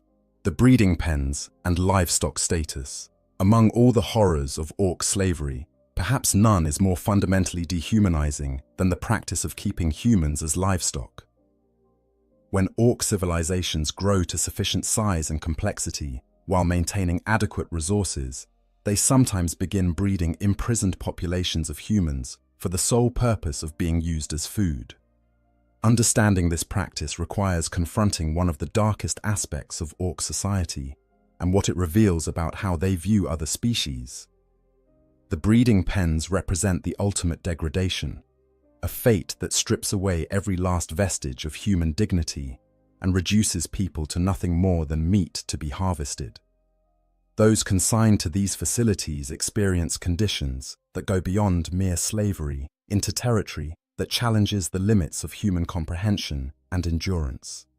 The physical conditions in breeding pens are deliberately designed to maximize yield while minimizing the resources required to maintain the human livestock. Inhabitants are kept in complete darkness, a choice that serves multiple purposes. The absence of light reduces the amount of energy the humans need to maintain their circadian rhythms and visual processing systems. It also creates a state of sensory deprivation that pacifies the population, making them less likely to resist or cause problems. The pens themselves are communal enclosures where dozens or hundreds of humans are pressed together in spaces far too small for the population. There is no room to move freely, no privacy, no escape from the constant press of other bodies. The air is thick with the smell of unwashed flesh, human waste, and fear. The only time the inhabitants see light is when food or water is brought to their enclosures, brief moments of illumination that reveal the true horror of their surroundings before darkness returns. The modifications performed on breeding pen inhabitants by orc painboys represent some of the most disturbing examples of orc biotechnology. The goal is to create humans who are more efficient as food sources, less troublesome to manage, faster to mature, with more edible mass relative to their overall size. The methods used to achieve these goals are nightmarish. During the War of the Beast, in the 32nd millennium, Imperial forces who liberated breeding facilities on the planet Prax discovered the extent of these modifications. The humans being kept as livestock had been altered until they were barely recognizable as human. They were born without teeth, hair, or nails, their development arrested at a stage where these features had not yet formed. Their minds had been similarly stunted, leaving them as insensate, cowering creatures incapable of complex thought or resistance. The modifications extend beyond mere appearance. The musculature and metabolism of breeding pen humans are altered to promote rapid weight gain and to convert nutrients into edible tissue more efficiently. Their digestive systems are simplified, allowing them to survive on the cheapest possible feed. Their nervous systems are sometimes dulled, reducing their capacity for suffering, or at least their ability to express it in ways that might disturb even orc sensibilities. The breeding program itself is conducted with the same crude efficiency that characterizes all orc endeavors. Humans are paired for reproduction based on whatever criteria the painboys and rundhards deem important, with no consideration for the individuals involved. Pregnancies are monitored only to the extent necessary to ensure live births. The newborns are immediately separated from their mothers and placed into the system of communal raising that will prepare them for their eventual slaughter. The psychological state of breeding pen inhabitants is difficult to assess because the modifications they have undergone have fundamentally altered their capacity for thought and feeling. The original generations, those captured and placed into the pens with their full mental faculties intact, experience a descent into madness as they realize what is being done to them and what will be done to their children. The subsequent generations, born into darkness and modified before they can develop normally, may lack the cognitive capacity to understand their situation, which might be a mercy or might be the cruelest aspect of their fate. The feeding of breeding pen populations is done with the same minimal investment of resources that characterizes orc slave management elsewhere. The food provided is whatever is cheapest and most readily available, often waste products from other aspects of orc industry, or crops grown specifically as livestock feed. The nutritional content is sufficient to keep the inhabitants alive and growing, but no thought is given to their comfort or health beyond what is necessary to maintain them as viable food sources. Water is similarly provided at minimal levels. The communal nature of the Shan pens means that contamination is constant, with water sources serving as vectors for disease transmission.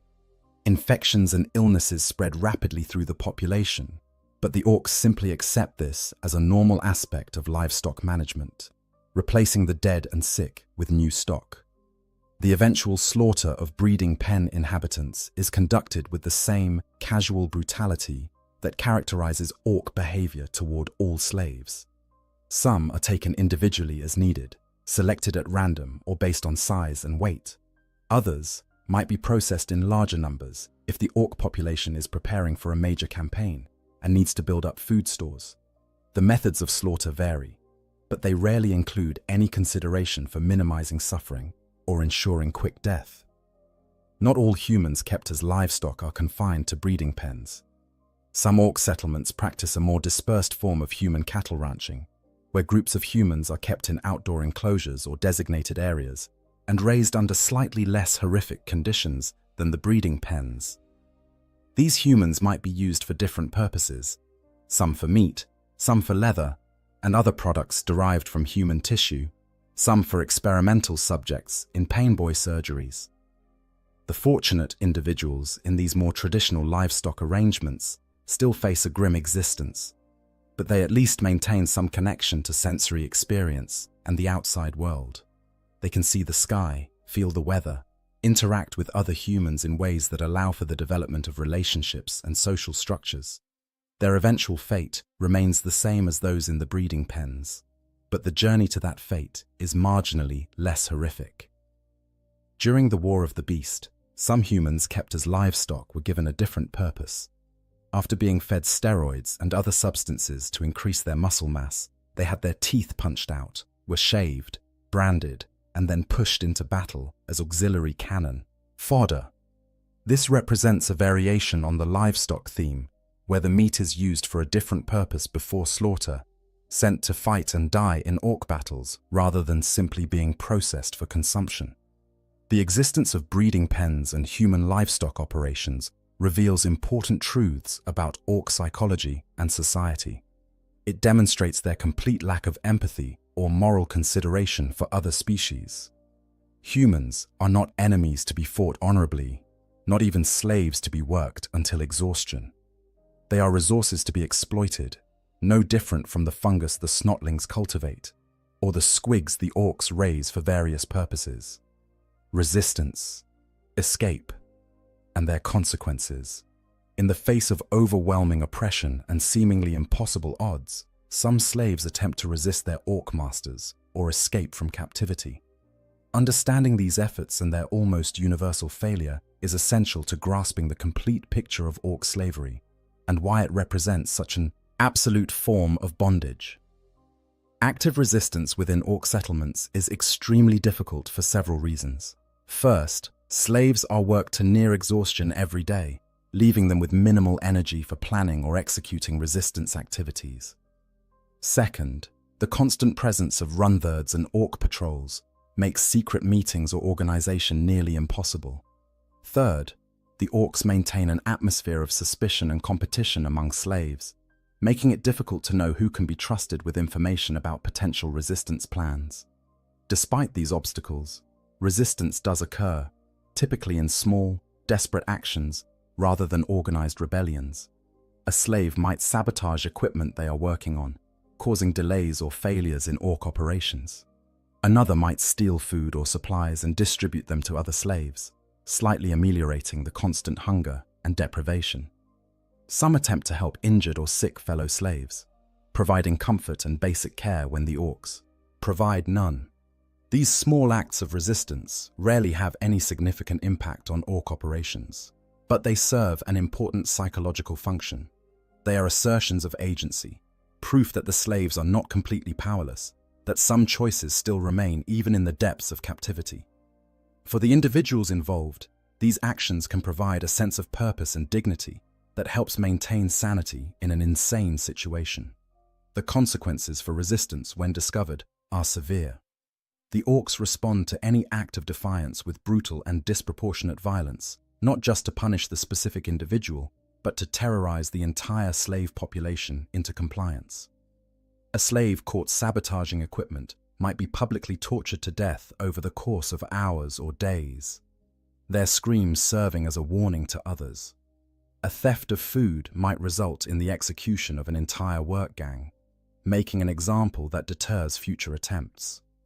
Escape attempts are more common than organized resistance, driven by the desperate hope that freedom might somehow be achievable, despite all evidence to the contrary. Slaves plan their escapes during rare moments of privacy, hoarding whatever supplies they can secretly gather, studying the patterns of patrols and guard rotations, looking for any weakness in the security that keeps them confined. The practical obstacles to escape are numerous and severe. Most orc settlements are located in hostile environments, where survival without proper equipment and supplies is nearly impossible. The worlds may have toxic atmospheres, extreme temperatures, dangerous wildlife, or other environmental hazards that make wilderness survival a death sentence. Even on more hospitable worlds, the lack of food, water, and shelter quickly becomes fatal to escaped slaves whose bodies are already weakened by months or years of hard labor and poor nutrition. The orcs themselves represent the most significant obstacle to escape. Rundred patrols, with their squighounds, cover the areas around slave quarters and work sites.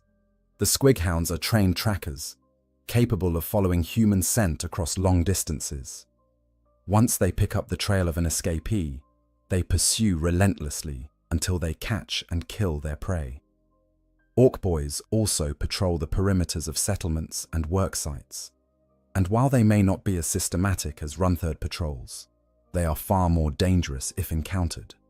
An orc who discovers an escaping slave will typically kill them on the spot, either with weapons or bare hands. Some orcs find the hunt entertaining and will deliberately allow escapees a head start before pursuing them for sport. The few slaves who manage to evade immediate capture face the problem of where to go. On orc-held worlds, there are no friendly settlements where a human might find sanctuary. The entire planet is hostile territory, and any orcs encountered will either kill you or return you to slavery. On worlds not fully conquered by orcs, feral orc tribes proliferate in wilderness areas, making those regions equally dangerous. Even if a slave could somehow reach Imperial-held territory, which would require crossing vast distances through hostile terrain, they would likely be treated with suspicion by Imperial authorities. Long-term exposure to orc captivity might lead to quarantine or even execution, as the Imperium fears potential corruption or contamination from prolonged contact with Xenos. The harsh reality is that escaped slaves often face persecution, even from their own people. The most famous example of successful slave resistance occurred when Commissar Sebastian Yarrick was captured by Gazgukul Thraka after the Battle of Golgotha. Yarrick endured grueling torture and forced labor aboard Gazgukul's Space Hulk before leading a slave revolt that allowed him and other captives to escape. This event is nearly unique in the annals of orc slavery, remarkable precisely because it is so unusual for any slave to successfully resist orc captivity, let alone a figure as prominent as Yarrick. Yarrick's success can be attributed to several exceptional factors: his personal combat prowess, his understanding of orc psychology from years of fighting them, his natural leadership abilities, and the peculiar respect that Gazkul himself had developed for the Commissar. These circumstances were so unusual that they cannot reasonably be replicated by ordinary slaves, making Yarrick's escape more of an exception that proves the rule than a model that others might follow. More commonly, resistance and escape attempts end in failure and death. The orcs ensure that these failures are public and horrific, using them as opportunities to reinforce the futility of resistance among the broader slave population. Public executions of escaped slaves are common, conducted with maximum cruelty to create a spectacle that terrorizes other captives into compliance. The psychological impact of witnessing failed escapes is devastating. Each attempt that ends in the escapee's brutal death reinforces the sense of hopelessness that pervades slave populations. It demonstrates that even the bravest and most resourceful individuals cannot overcome the barriers to freedom, that the cage is simply too strong to break. This accumulation of failed attempts can crush the morale of entire work gangs, leaving them resigned to their fate. Some slaves choose a different form of escape: suicide. When the pain and degradation become unbearable, when there seems to be no prospect of anything ever improving, some slaves deliberately end their own lives. Methods vary depending on what opportunities present themselves: stepping in front of dangerous machinery, provoking an orc into killing them, refusing to eat until starvation takes them, or finding some other means to achieve death. The orcs generally do not care if slaves commit suicide, viewing it as simply one more form of weakness that culls the unsuitable from their labor force. They make no particular effort to prevent suicide beyond the practical concern that too many deaths might reduce the workforce below functional levels. In some cases, orcs find slave suicide amusing, particularly if the method chosen is dramatic or painful. The question of whether resistance is worthwhile, given its near-certain failure and terrible consequences, haunts many slaves. On one hand, resistance maintains dignity and agency, providing psychological benefits that can be crucial to maintaining sanity. On the other hand, it invites brutal retaliation that might kill not just the resistor, but other innocent slaves as well. The ethical calculus is impossibly complex, with no clear right answer. Variations. Different orc clans and their slave treatment. The experience of orc slavery can vary significantly depending on which orc clan holds you captive. While all orc clans share fundamental characteristics and behaviors, each clan has its own cultural identity and priorities that influence how they treat their slaves. The Goths are the largest and most aggressive clan, representing the Orci ideal in its purest form. Goths are loud, violent, and obsessed with close combat and physical prowess. For slaves, being held by Goths generally means being subjected to particularly brutal treatment, as these orcs have the least patience for anything they perceive as weakness. Goth slaves are often used as sparring partners or practice targets, forced into fights with each other or with other creatures purely for orc entertainment. The Bad Moons are the richest orc clan, obsessed with accumulating wealth and displaying it ostentatiously. They have more teeth, the orc currency, than any other clan, which means they can afford to maintain larger slave populations and more extensive operations. Bad Moon slaves might find themselves working in more organized operations than those under other clans, as the Bad Moon's relative wealth allows, for slightly more systematic exploitation. However, this organization does not translate to better treatment, merely more efficient extraction of labor. Blood axes are the most willing to learn from other species and adopt their tactics.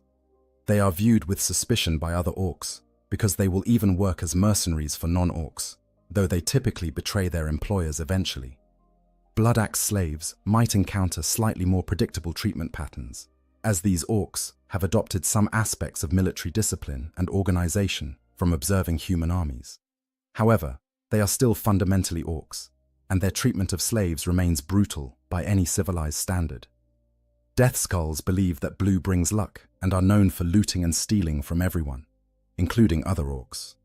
They are the most likely to scavenge and repurpose everything they can find, which extends to their use of slaves. Death Skull slaves often work in salvage operations, picking through battlefields and ruins for anything that might be valuable. The work is dangerous, as unexploded ordnance and unstable structures are common in such environments, but it can sometimes offer brief moments of relative freedom as slaves spread out across salvage sites. Evil Sons are obsessed with speed and vehicles, believing that red makes everything go faster. They favor massive numbers of bikes, buggies, and other fast-moving transports.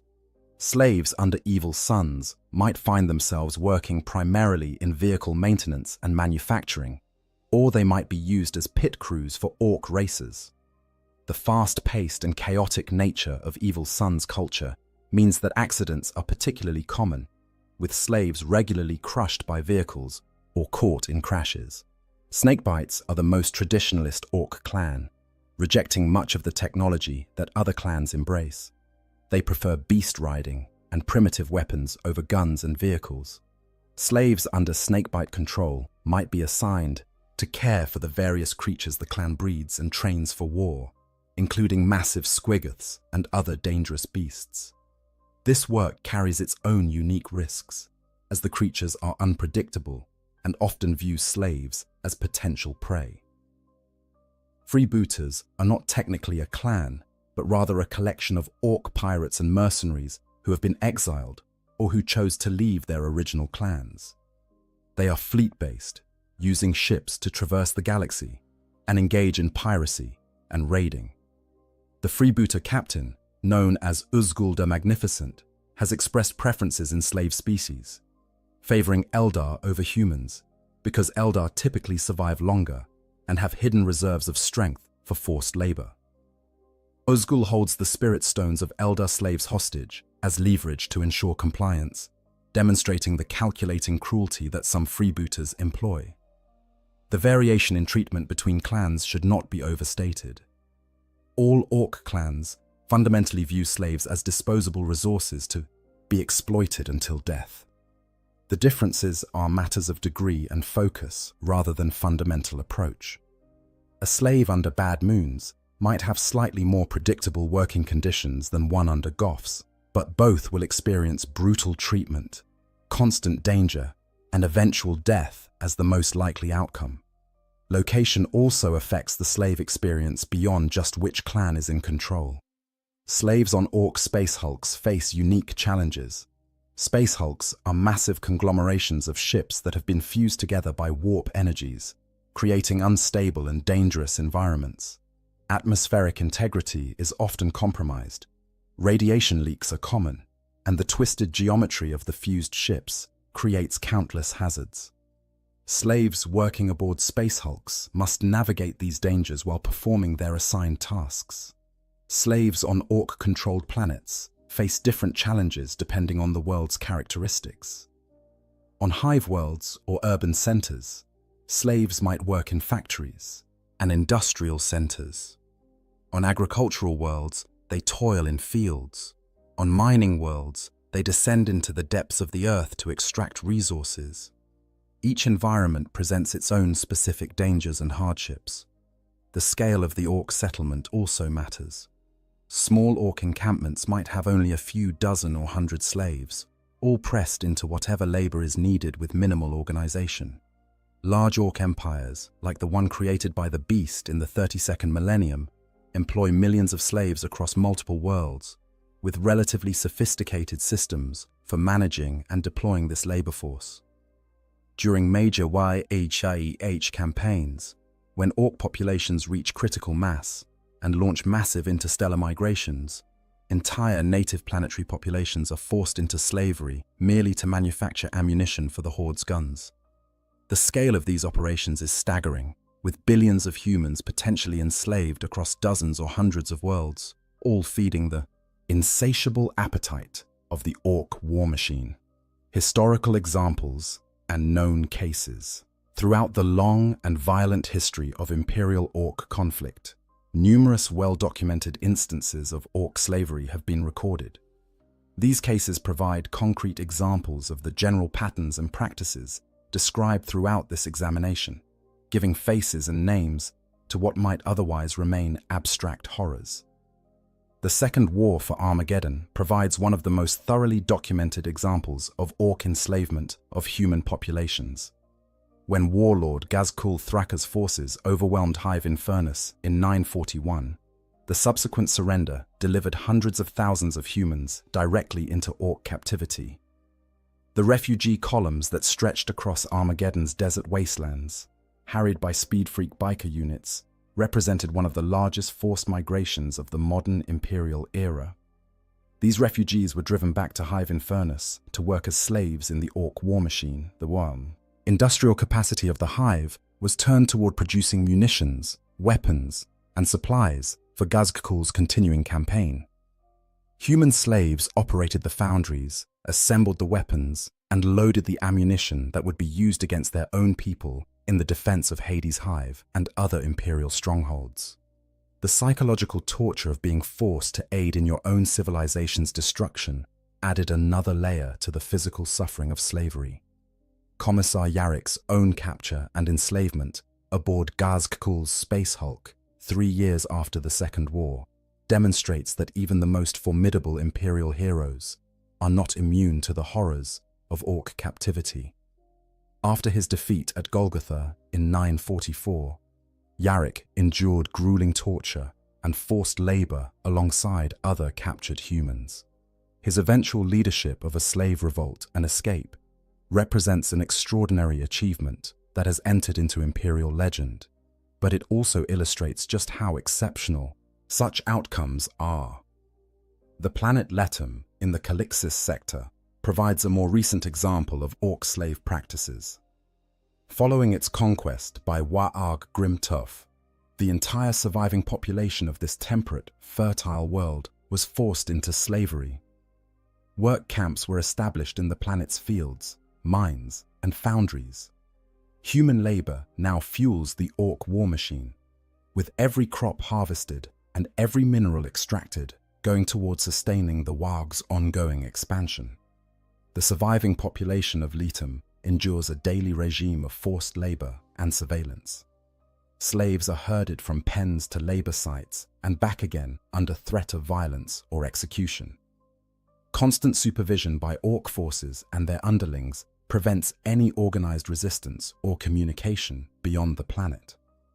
The complete isolation of these slaves, cut off from imperial contact or hope of rescue, represents a common pattern in orc-held territories. The War of the Beast, in the 32nd millennium, represents perhaps the largest and most organized example of orc slavery in recorded history. The Orc Empire created during this period achieved a level of sophistication unprecedented before or since. On the planet Prax, imperial forces discovered extensive evidence of industrial-scale human slavery and livestock production. The orcs on Prax had been evolving faster than anticipated, developing their own society with specialists and organization. They actively conquered and enslaved humans, feeding them steroids and farming them like cattle. Some were kept as breeding stock, modified until they were barely recognizable as human. Others had their teeth punched out, were shaved and branded, then pushed into battle as auxiliary cannon fodder. The scale and systematic nature of these operations shocked even hardened imperial forces used to the horrors of war. The war boss, Hruk Teef Splinter of the Snakebites clan, provides another notable example. Hruk enslaved the entire population of the binary, System Corva, his old stomping grounds. He forced his captives to build him spacecraft, with holds cavernous enough to accommodate his beloved mega menagerie of creatures.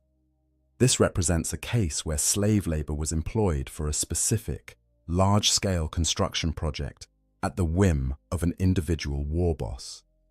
Throughout the Armageddon conflicts, smaller-scale enslavements occurred constantly. Thousands of imperial citizens who attempted to flee advancing orc forces were captured by speed cults. the fast attack units that circle hive cities like buzzards waiting for prey. These captives were distributed among various orc mobs for use in different capacities, from mine workers to factory laborers to personal servants for orc nobs.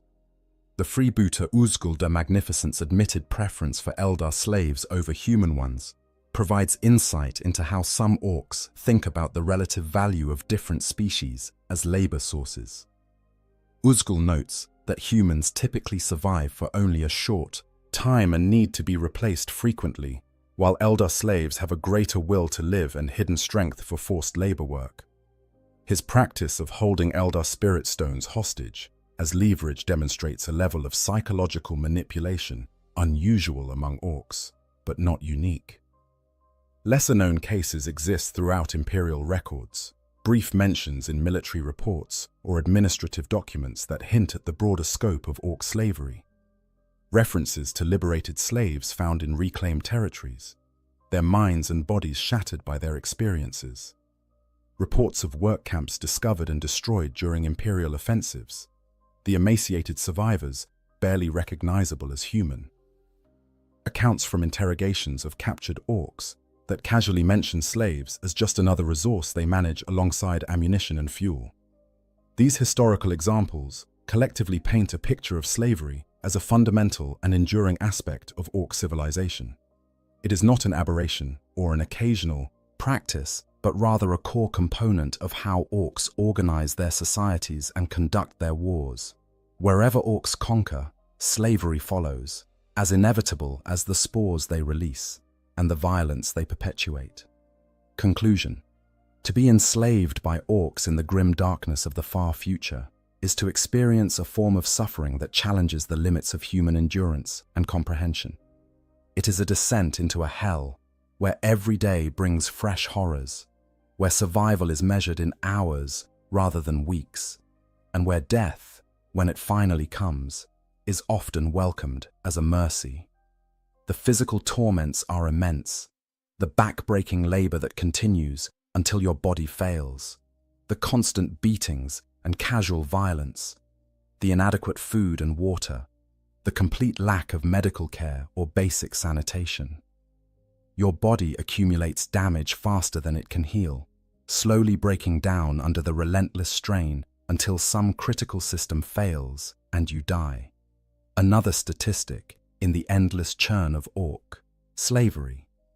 But perhaps even worse than the physical suffering is the psychological torture. The complete erasure of your identity and dignity, the reduction of your existence to nothing more than a resource to be exploited and discarded.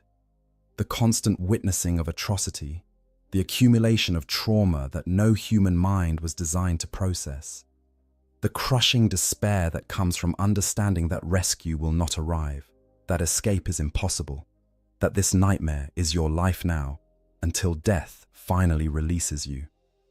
The arbitrary nature of orc violence, the complete absence of rules or patterns you might use to protect yourself, creates an environment where psychological defense mechanisms break down. You can do everything right and still die randomly because an orc happened to walk past in a bad mood. You can survive for months through skill and luck, only to be selected for consumption or gladiatorial combat for reasons beyond your understanding or control. The variations between orc clans and locations provide different flavors of misery, but no real escape from the fundamental horror. Whether you are worked to death in a mine, processed as livestock, or forced to build weapons that will be used against your own people, the end result is the same. You suffer, you die, and the orcs move on to the next conquest, the next harvest of slaves, the endless cycle continuing without pause or mercy. Yet even in this darkest corner of the Warhammer 40,000 universe, some slaves maintain their humanity. They perform small acts of kindness, help their fellow captives when they can, whisper prayers to the Emperor, and refuse to let the orcs completely destroy the core of who they are. These acts of resistance, however small, represent the indomitable nature of the human spirit, the refusal to be completely broken, even when every force is aligned toward that end. The stories of orc slavery serve as a reminder of what the Imperium fights against, why the endless wars and terrible sacrifices are deemed necessary by those who govern humanity. The orcs are not enemies who might be reasoned with or negotiated with. They are a fundamental threat to human existence, a species whose very nature demands that they conquer, enslave, and destroy everything in their path. For the billions of Imperial citizens who will never face orc captivity, understanding these horrors provides context for the constant vigilance and military preparedness that the Imperium demands. Better to die fighting than to live as a slave. Better to endure the hardships of Imperial service than to experience the incomparable suffering that awaits those who fall into orc hands. And for those reading this who might someday face the possibility of capture by orcs, the message is clear. Resist with every fiber of your being, fight to the last breath, and if capture seems inevitable, consider that a quick death in battle might be preferable to the prolonged torment that awaits in orc captivity. The Imperium does not judge those who make such choices, understanding that there are fates worse than death, and that orc slavery represents one of the absolute worst fates imaginable in a galaxy full of horrors. The Emperor protects, they say, but sometimes his protection comes in the form of a quick death rather than deliverance from captivity. In the grim darkness of the far future, where there is only war, sometimes the greatest mercy is to be granted release from suffering rather than to endure it without end. If you found this deep dive into one of Warhammer 40,000's darkest topics informative, please consider liking this video and subscribing to the channel. Hit that notification bell to stay updated on future lore explorations as we continue to examine the grim darkness of the far future. The Emperor protects.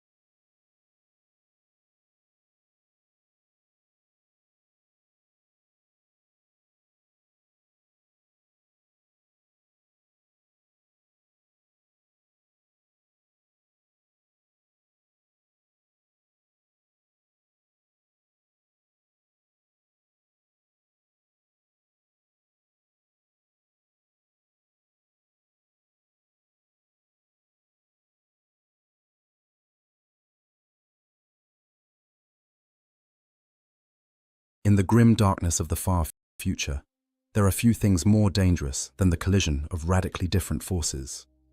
The galaxy of Warhammer 40,000 is filled with countless horrors, each unique in their methods of spreading destruction across the stars. But when you take one of the most brutal, simplistic races in the galaxy and give them access to one of the most sophisticated, warp-corrupted weapons of war, you create a scenario that defies easy prediction. Today, we're exploring one of the most fascinating and horrifying what-if scenarios in the Warhammer 40k universe. What happens when orcs capture a sorcerer dreadnought? This is not a simple question of one army looting another's equipment. This is a fundamental clash between two entirely different realities. On one side, you have the orcs, a race whose technology functions through sheer collective belief and whose psychic gestalt field makes the impossible possible. On the other, you have a chaos dreadnought piloted by a corrupted psyker, a walking tomb that houses both a tortured sorcerer and often a bound demon, all wrapped in armor covered with blasphemous runes and warp-tainted technology. When these two forces meet, when greenskin ingenuity collides with demonic possession, the results are as unpredictable as they are catastrophic. To understand what happens in this scenario, we need to examine multiple layers of complexity. We must understand the orcs and their unique relationship with technology, the nature of chaos dreadnoughts, and what makes sorcerer variants particularly dangerous, and the fundamental incompatibility between the Weigach psychic field and the corruption of chaos. Only by understanding all these elements can we truly grasp the horror, the comedy, and the absolute devastation that unfolds when an orc mechboy gets his hands on a demon-possessed war machine, piloted by a 10,000-year-old sorcerer. The stage is set for disaster on a scale that only Warhammer 40k can provide.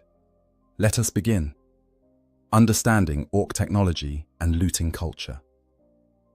Before we can understand what happens when orcs capture a sorcerer dreadnought, we must first understand the greenskins themselves and their utterly unique relationship with technology. The orcs are one of the most successful species in the galaxy, not because of sophistication or planning, but because of their sheer adaptability and their genetic programming as weapons of war. The orcs were created millions of years ago by the ancient race known as the Old Ones, engineered as biological weapons during the war in heaven. What makes them so successful is not just their physical prowess or their love of combat, but the fact that every orc carries within their genetic code the accumulated knowledge of their entire species.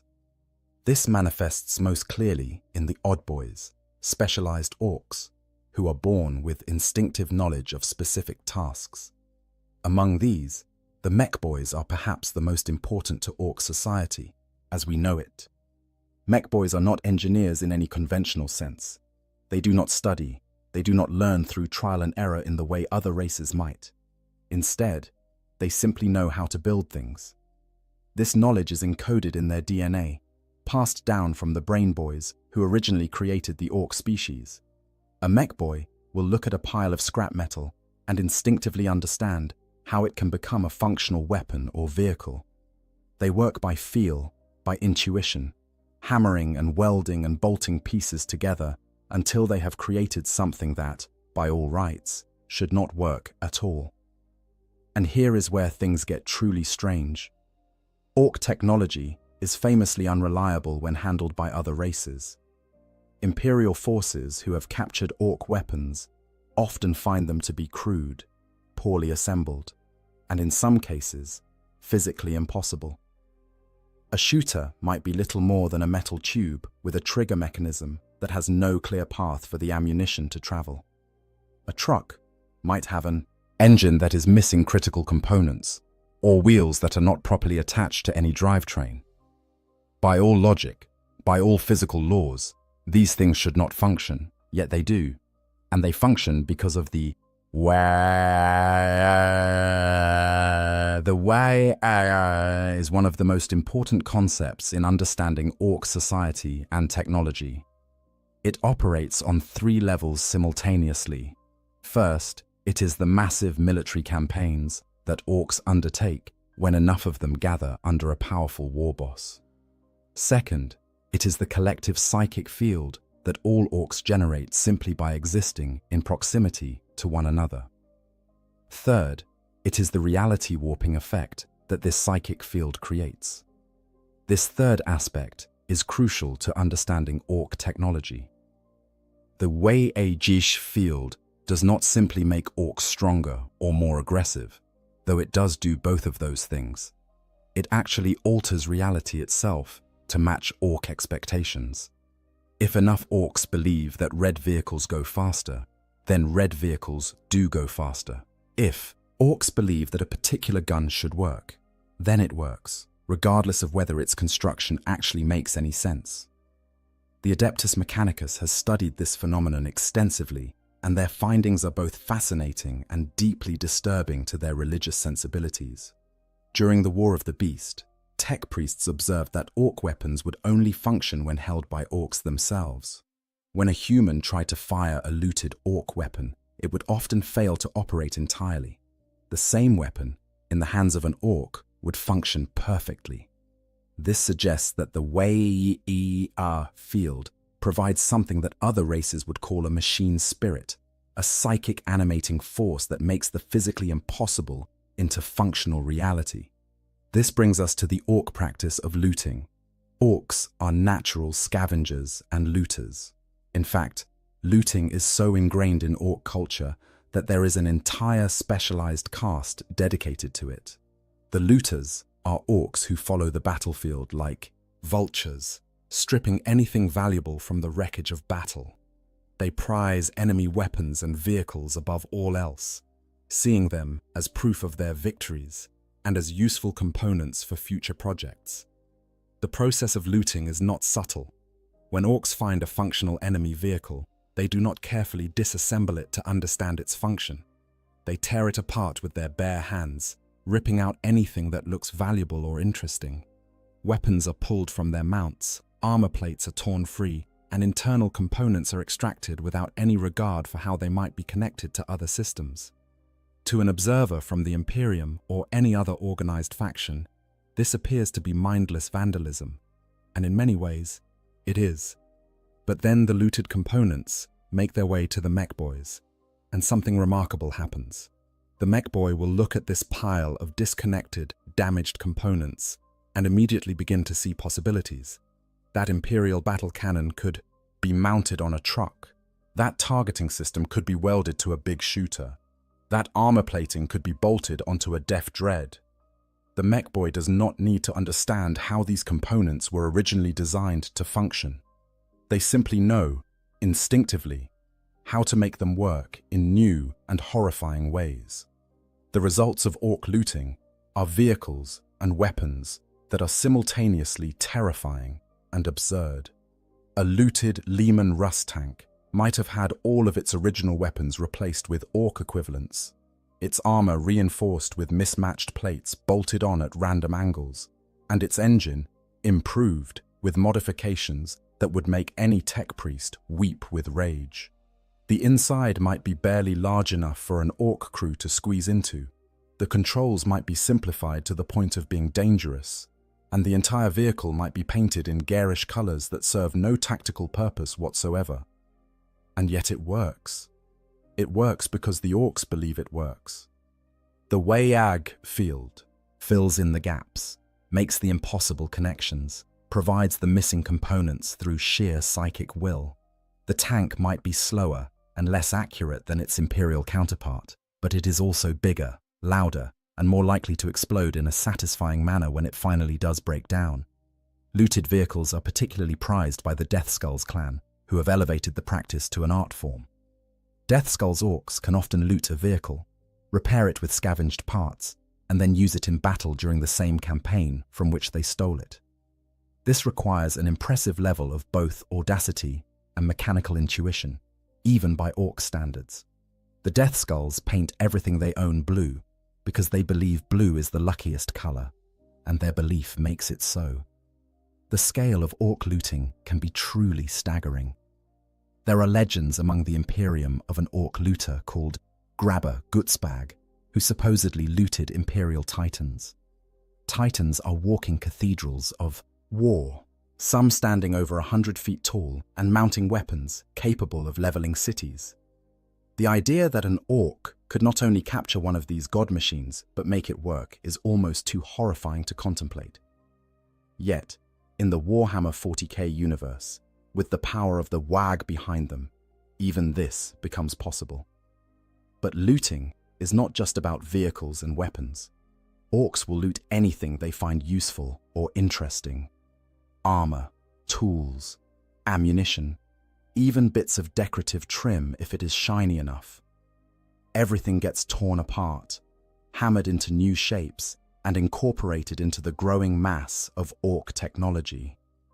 The more successful a WAGH becomes, the more sophisticated its arsenal becomes, not through innovation, but through endless iteration and modification of captured equipment. This creates a self-reinforcing cycle. As orcs win battles, they capture more equipment. More equipment means more raw materials for the mech boys. More modifications mean more unique and powerful weapons. More powerful weapons mean more victories. And all the while, the WAG field grows stronger with each success, with each orc who hears of the fighting and joins the horde, until you have a force that can threaten entire sectors of space. It is into this culture of crude ingenuity, violent modification, and reality-warping belief that we must imagine a Chaos Sorcerer dreadnought falling. The orcs do not understand what they have found. They do not comprehend the dangers of chaos corruption or the complex rituals that bind demons into metal shells. They see only a really big, really tough fighting machine that probably has some excellent gubbins inside. And with that simple observation, they set in motion a chain of events that will test the very limits of what the WAG field can accomplish. The nature of chaos, dreadnoughts, and hellbrutes. To understand the catastrophe that unfolds when orcs attempt to loot a sorcerer dreadnought, we must first understand exactly what a chaos dreadnought is, and more importantly, what it is not.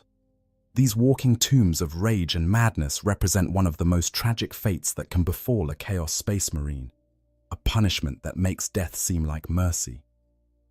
During the Great Crusade and the Horus Heresy, the traitor legions possessed dreadnought technology identical to that of their loyalist brothers. When a space marine was mortally wounded but still valuable to their legion, they could be interred within a dreadnought sarcophagus, their broken bodies sealed within a walking war machine that would allow them to continue fighting for millennia. For the loyalist space marines, this is considered a great honor, a chance to serve the Emperor even beyond death. The ancient warriors who pilot these machines are revered as heroes, their wisdom sought out, and their presence on the battlefield seen as a blessing. For Chaos Space Marines, the experience could not be more different. After the Horus Heresy, when the traitor, legions fled into the Eye of Terror and other warp-corrupted regions of space, the knowledge required to properly construct and maintain dreadnoughts began to fade. The rituals of care, the technology of stasis that might have allowed entombed warriors to sleep peacefully between battles, the medical expertise required to keep a brain alive within a sarcophagus for thousands of years, all of this was lost or deliberately discarded. Worse, the very nature of chaos began to warp and corrupt the dreadnoughts themselves. This corruption gave birth to what are now known as hellbrutes, the most common form of chaos dreadnought. A hellbrute is not just a machine with a pilot. It is a fusion of metal and demonic flesh, a thing that defies the normal laws of reality. The warrior inside the sarcophagus does not sleep between battles.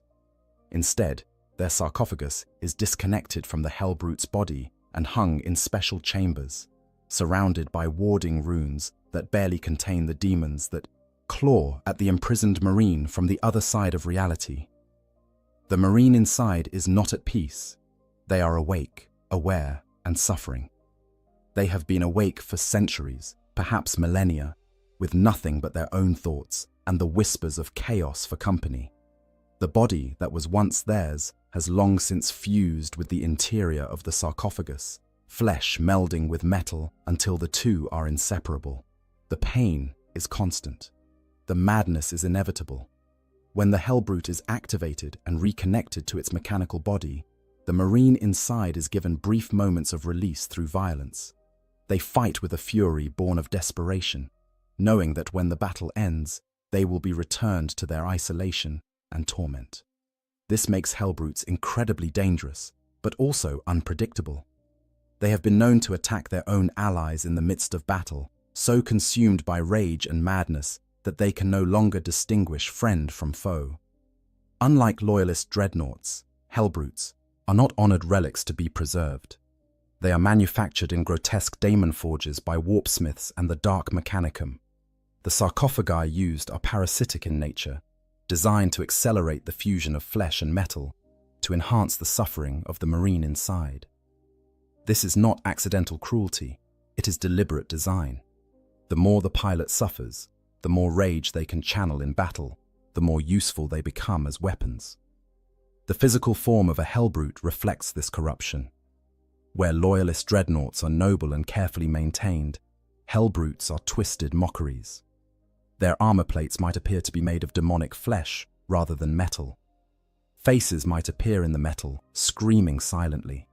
The weapons might leak ichor or drip with warp-tainted energies. The entire machine exudes an aura of wrongness that can unsettle even hardened warriors. Older Chaos dreadnoughts, those that date back to the Horus Heresy itself, sometimes retain more of their original form. These Ferrum Infernus patterns are relics from an age when the traitor legions still possessed the technology to create proper dreadnoughts. They are less overtly corrupted than Hellbrutes, but this does not make them less dangerous.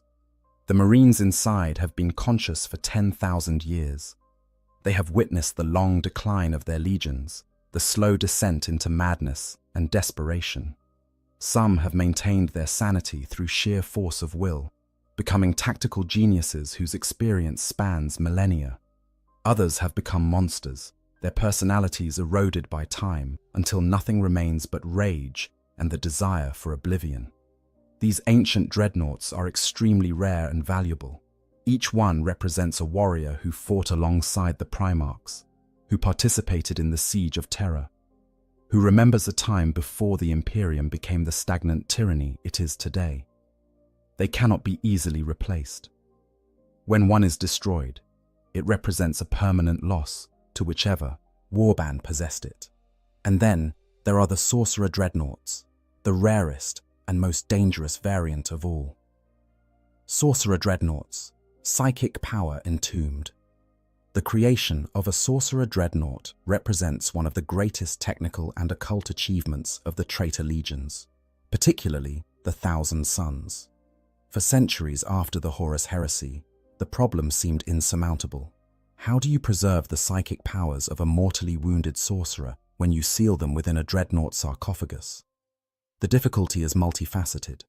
A psyker's connection to the warp is deeply tied to their physical brain and body.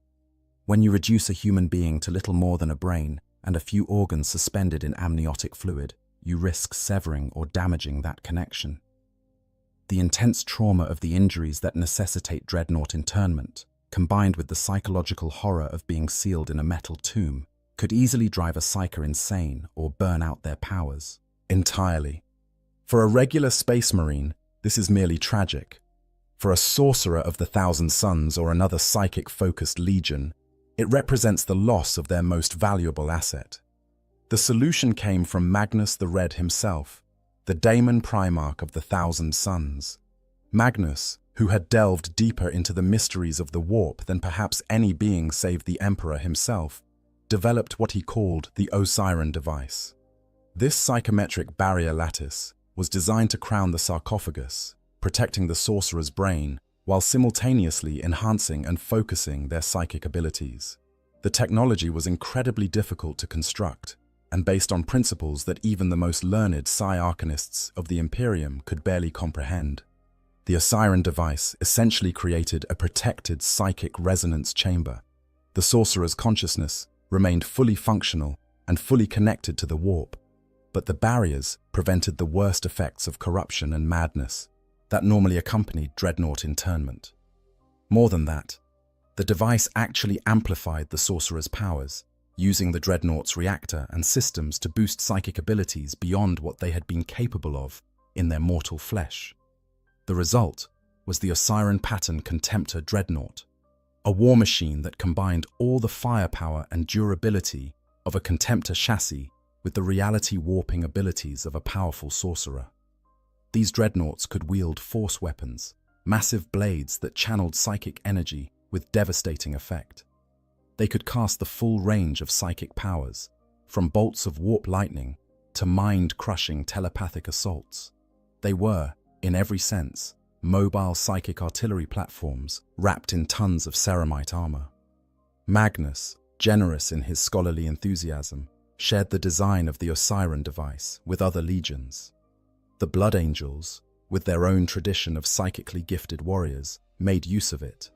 The Grey Knights, when they were founded, incorporated similar technology into their own sacred dreadnoughts. But it was the Thousand Sons who made the most extensive use of these machines, seeing them as the perfect way to preserve their most powerful sorcerers.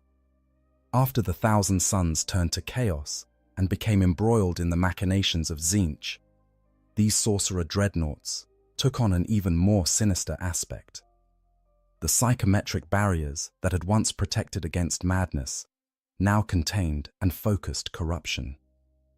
The sorcerers inside were no longer merely powerful psychers. They were conduits for the raw energies of the warp, channels through which demonic entities could exert influence on reality. Their armor became covered in blasphemous runes and sigils, each one a focal point for dark rituals and forbidden sorcery. A Chaos Sorcerer dreadnought is not simply a pilot in a machine. It is a walking convergence of multiple dangerous elements. The sorcerer inside is often ancient beyond mortal comprehension, having existed since the Horus Heresy or before. They have spent thousands of years studying forbidden lore, making pacts with demons, and delving into mysteries that would shatter the minds of lesser beings. They are no longer entirely human, if they ever were. Their consciousness has been stretched and warped by millennia of exposure to chaos, until they are as much warp entity as mortal. The dreadnought chassis itself is corrupted. The metal is not simply metal anymore. It has been exposed to the warp for so long that it has taken on properties that defy physics. It might be harder than it should be, lighter than its mass suggests, or respond to the pilot's thoughts in ways that normal machinery never could. The armor is covered in runes that serve multiple purposes. They enhance the sorcerer's powers. They provide protection against enemy psychers.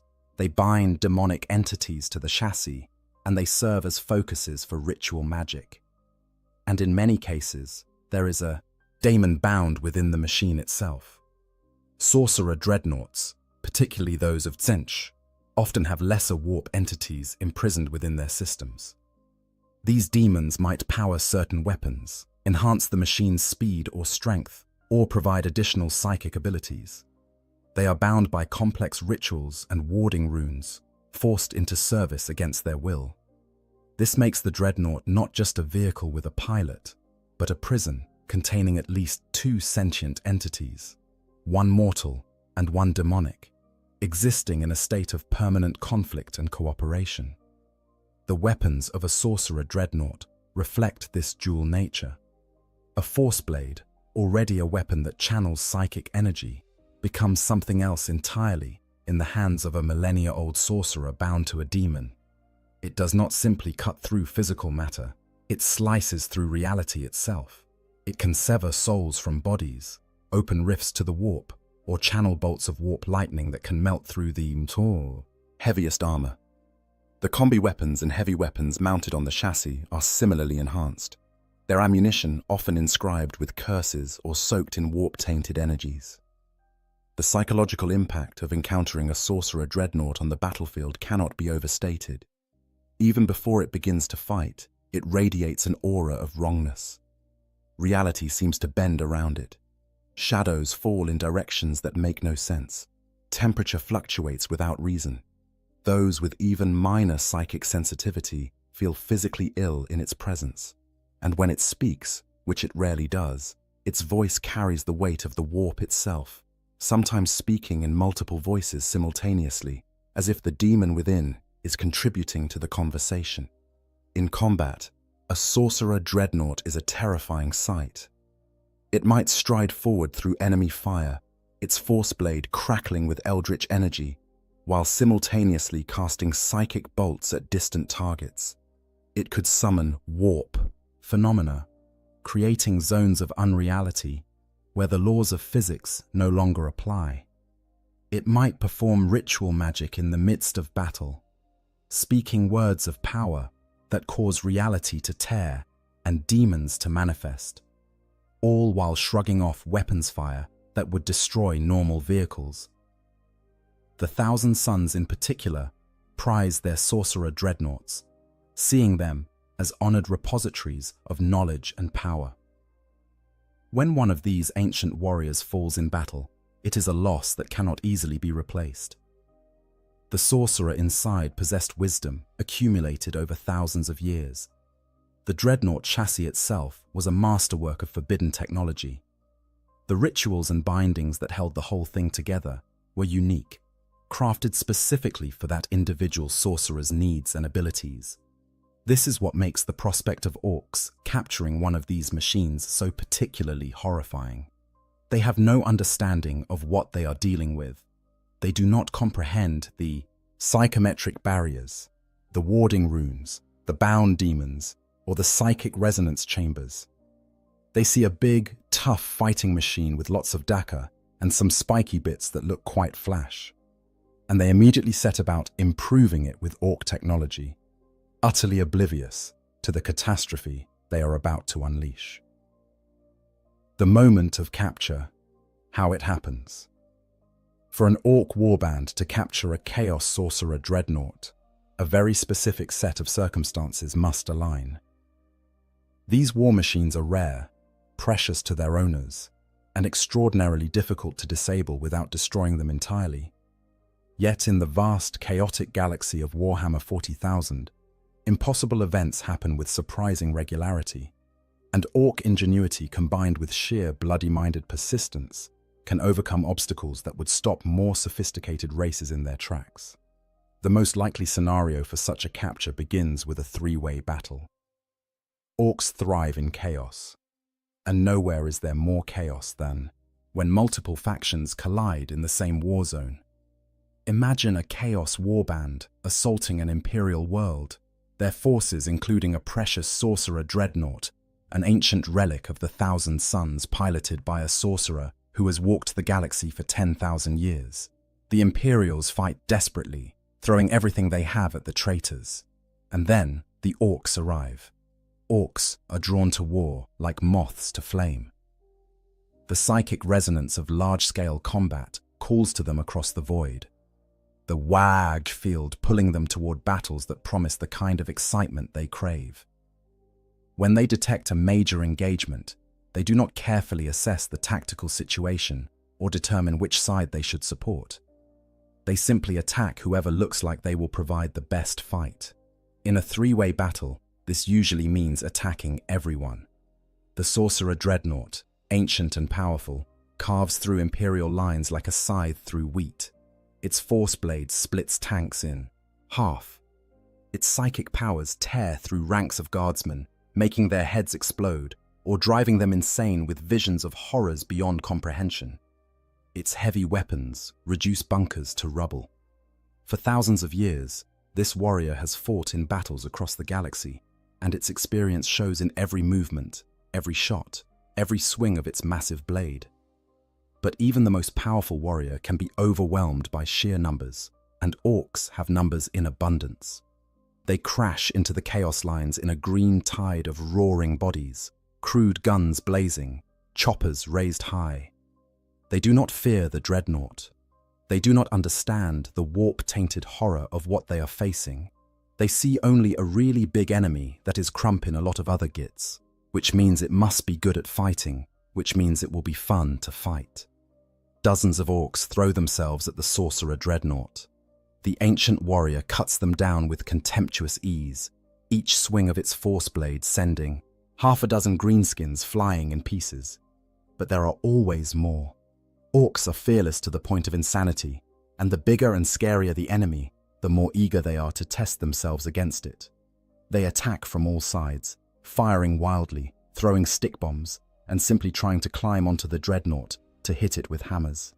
The sorcerer inside might be ancient and experienced, but even they cannot account for orc unpredictability. Orcs do not fight by conventional tactics. They do not form proper battle lines or employ sensible strategies. They simply mob the enemy with overwhelming force, trusting that sheer numbers and natural orc toughness will see them through. In this case, their instinct serves them well. The sorcerer dreadnought, engaged with multiple threats, might not notice the orc big mech moving into position with a shock attack gun, one of the most unreliable yet devastating weapons in the orc arsenal. Or perhaps a mob of tank busters has positioned themselves with their rockets, waiting for the perfect moment. Or maybe a particularly cunning orc war boss has realized that if they can damage the dreadnought's legs, it will topple and be easier to loot. The critical hit, when it comes, is almost certainly accidental. Orc weapons are not known for precision, but when you are firing thousands of rounds at a target, statistical probability eventually works in your favor.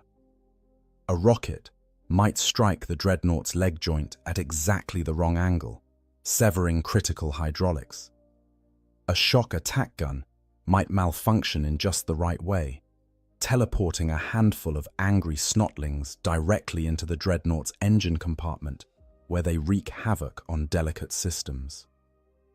A lucky shot from a big shooter might penetrate a viewing slit and damage optical sensors.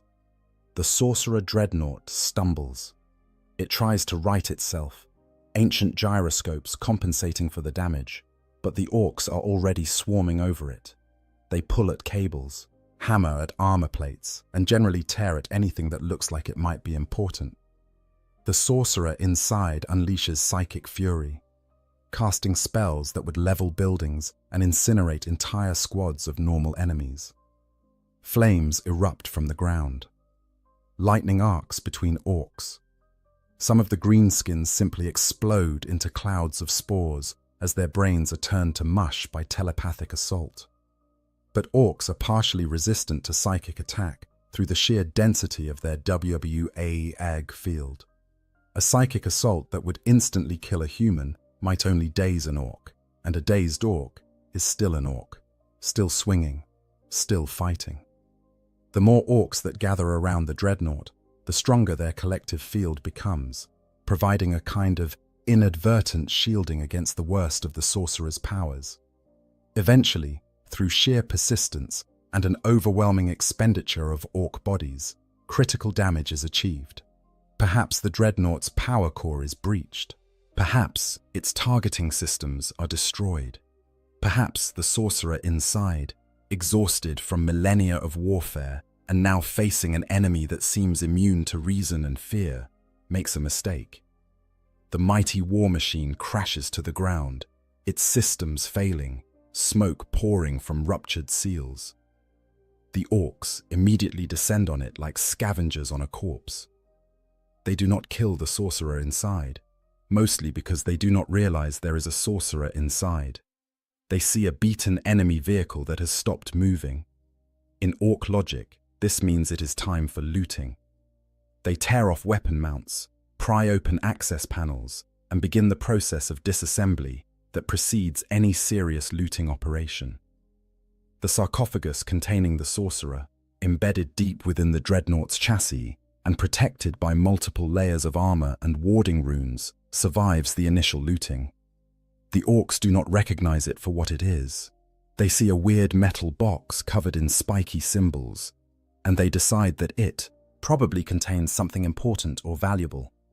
Rather than trying to open it on the battlefield, which would require actual work, they simply tear the entire compartment free and drag it back to their camp.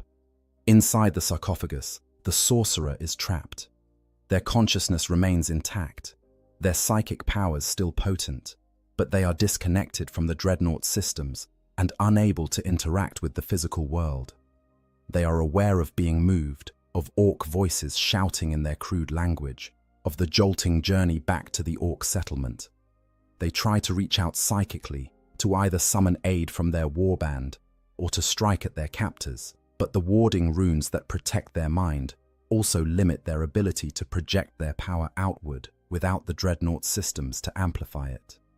And so, a 10,000-year-old sorcerer of chaos, a warrior who has stood beside demon primarchs and witnessed the fall of entire civilizations, finds themselves being dragged through an orc camp by greenskins who are arguing about whether the shiny box would look better mounted on a truck or sold to a big mech for a bag of teeth.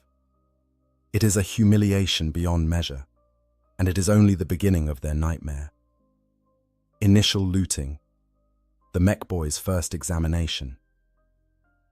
When the orcs drag their prize back to their settlement, it makes its way through the standard chain of orc property acquisition until it finally reaches the workshop of a mech boy. This journey itself might take days or even weeks, during which the sarcophagus containing the ancient sorcerer is kicked, dropped, used as a seat, and generally treated with all the care one might give to a particularly heavy piece of scrap metal. The workshop of an orc mech boy is a place of controlled chaos. To an outside observer, it appears to be nothing more than a massive junkyard, with piles of scavenged components, broken vehicles, and half-finished projects scattered everywhere. The air is thick with smoke from forges and the stink of promethium. Gretchens scurry about, some carrying tools, others desperately trying to avoid being stepped on by their larger cousins. The sound is constant, hammering, welding, the roar of engines being tested, and the occasional explosion when an experiment goes wrong. The big mech, who receives the dreadnought sarcophagus, is, by orc standards, something of a genius. They have an instinctive understanding of mechanical systems that borders on supernatural. This understanding comes not from study or learning, but from genetic memory encoded by the brain boys millions of years ago. The mech looks at machines and simply knows how they work, or at least how they can be made to work in an orky fashion. When the sarcophagus is brought before them, the mech's first reaction is excitement. This is clearly high-quality loot, the kind of thing that does not come along every day. The metal is strange, harder than normal ceramite, and it is covered in symbols that even the mech cannot decipher. More importantly, it is clearly from a very big, very tough fighting machine, which means it probably contains very good components. The mech begins their examination by circling the sarcophagus, studying it from all angles. They tap it with a wrench, listening to the sound it makes. They poke at the runes with a metal rod, trying to determine if they are decorative or functional. They identify various connection ports and cable housings where the sarcophagus would have interfaced with the rest of the dreadnought, and they begin to form a rough understanding of its purpose. "This here is where the pilot sits," the mech might explain to gathered orcs who have come to watch. "And all these cables, they connect the pilot to the big walkie-killy thing. And these weird spiky symbols, they're probably just for show, make it look scary-like." This assessment is, of course, catastrophically wrong. The runes are not decorative. They are warding symbols, carefully inscribed, ritual protections that contain the psychic power of the sorcerer inside and keep bound demons from escaping. But the mech has no context for understanding such things. In their experience, symbols are usually just painted on to make things look flashier. They have no concept of warp corruption, no understanding of psychic resonance, and no idea that the box they are examining contains a conscious, malevolent intelligence that is currently contemplating ways to destroy them all. Inside the sarcophagus, the sorcerer is fully aware of what is happening. They can hear the orcs, though understanding their language is difficult without access to psychic powers for translation. They can feel the vibrations as the mechs hammer and pry at their prison. They are enraged at the indignity of their situation, but they are also calculating. They have survived for 10,000 years by being clever as well as powerful. They begin to plan. The first thing the sorcerer tries is reaching out, psychically to any nearby chaos forces. Surely their warband is searching for them. Surely rescue is coming. But their efforts are stymied by two factors. First, the warding runes that protect their mind also limit their ability to broadcast psychic signals. Second, and more critically, the Way-Age field generated by the Orc settlement interferes with warp communications in ways the sorcerer has never encountered before. The WAG field is not like normal psychic interference. It does not block or absorb psychic energy in the way that a psychic null or a Geller field might. Instead, it warps and redirects it in unpredictable ways. When the sorcerer tries to send out a distress call, they find their psychic message bouncing around inside the WAG field like a ball in a closed room, unable to escape but also unable to dissipate. It is frustrating and deeply unsettling. This is not an experience they have ever had before. Meanwhile, the mech has moved on to the practical problem of opening the sarcophagus. There are sealed access panels and what appear to be locking mechanisms, all covered in more of those confusing symbols. The mech could try to carefully unlock these systems, following the proper procedures. But that would require patience and attention to detail, two qualities that orcs are not known for possessing. Instead, the mech takes a more direct approach. They grab the biggest power tool in their workshop, a device that might charitably be called a plasma cutter, and begin trying to cut through the sarcophagus's outer shell. The tool roars to life, sending a jet of superheated plasma against the ancient metal. The metal, forged in the demon forges of the Eye of Terror, and harder than adamantium, resists the cutting beam. But the mech is persistent, and they begin to make progress, slowly burning through layers of armor. As the mech cuts, they inadvertently begin damaging the warding runes. Each rune served multiple purposes: protection for the Shetsis, sorcerer's mind; containment for psychic energy; binding for any demons associated with the machine. As the runes are cut through or burned away, these protections begin to fail. It is not a catastrophic failure, not yet, but cracks are forming in the system. The sorcerer feels the wards weakening and sees an opportunity. If they can time this correctly, if they can wait for the right moment, they might be able to break free and wreak havoc on these green-skin primitives. They begin gathering their psychic power, preparing to unleash it the moment the sarcophagus is opened. But the mech, following orc logic, does not actually open the sarcophagus in any conventional sense. Instead, having cut through what they believe is enough of the outer shell, they simply grab the whole thing and start hitting it with a hammer. Specifically, they start hitting it with a big hammer, a weapon roughly the size of a small tree that would crush a normal human flat. The impacts are tremendous, shaking the sarcophagus and rattling the sorcerer inside. Each impact sends shockwaves through the carefully balanced systems that keep the sorcerer alive. Amniotic fluids slosh in their tank. Life support systems strain against the violence being done to their housing. The sorcerer, who has endured millennia of suffering, who has survived battles that would break lesser beings, finds themselves being literally beaten like a stubborn piece of machinery that will not cooperate. And here is where things get truly bizarre. The WAG field begins to interact with the sorcerer's own psychic emanations in unexpected ways. The sorcerer is radiating frustration, anger, and malevolent intent, all of which are psychic energies. The WAG field, which responds to orc expectations and beliefs, begins to incorporate these energies into its reality-warping effects. The result is that the sarcophagus does not respond the way it should to the mech's efforts. Systems that should have failed catastrophically under such abuse somehow keep functioning. Seals that should have ruptured hold just long enough. The whole contraption remains intact through sheer, improbable luck, which is exactly what the orcs expect to happen because, of course, good loot does not break that easily. Finally, after what feels like an eternity of being hammered on, cut, pried at, and generally abused, the sarcophagus's outer casing gives way. The mech triumphantly pulls away a large section of armor plating, revealing the inner workings of the system. They peer inside, expecting to find valuable components, interesting gubbins, or possibly a pile of shiny loot. Instead, they find a nightmare. The interior of the sarcophagus is a tangle of tubes, cables, and organic matter that has fused with mechanical components in ways that defy easy explanation.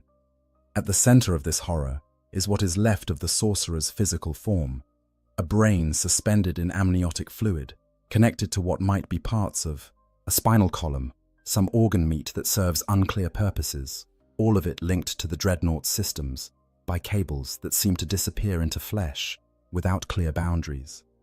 The mech stares at this for a long moment. In their experience, vehicles should not contain this much squishy bits. Even orc vehicles, which sometimes incorporate living squigs for various purposes, maintain a clear distinction between the biological and the mechanical. This is something else entirely, and even the mech's instinctive understanding of machinery is not sure how to process it. "What does Zog is this?" the mech says aloud, voicing a question that few orcs ever ask about anything. Around them, other orcs have gathered to look at the open sarcophagus, and they too seem unsettled by what they are seeing. This is not normal loot. This is something weird, even by the standards of orcs who have fought across dozens of worlds and seen countless strange things. And in that moment of confusion, the sorcerer strikes. The demon within, warp entity versus wag field. The moment the sarcophagus is breached, multiple things happen simultaneously. First, the remaining warding runes, already weakened by the mech's crude attempts to open the container, fail completely. Second, the sorcerer inside, who has been gathering psychic power and waiting for an opportunity, releases it in an explosive burst of warp energy. Third, if the dreadnought had a demon bound to its systems, that entity also seizes the moment to act. The psychic blast that erupts from the open sarcophagus should, by all rights, kill every orc in the immediate vicinity. The sorcerer is ancient, powerful, and absolutely furious. They channel their rage into a wave of destructive force that would normally reduce mortal minds to catatonic husks, boil blood in veins, and cause heads to literally explode from psychic pressure. This is the full might of a chaos sorcerer who has studied forbidden lore for 10,000 years, unleashed without restraint or mercy. But something unexpected happens. The Wag field interferes. The psychic blast hits the Wag field like a wave hitting a wall. Except the wall is not solid. It is more like a thick gel that absorbs and disperses energy. The Wag field does not block the psychic attack in the way a Geller field or a psychic null might. Instead, it warps and redirects it, diluting its potency across hundreds or thousands of orc minds, rather than focusing it on a few targets.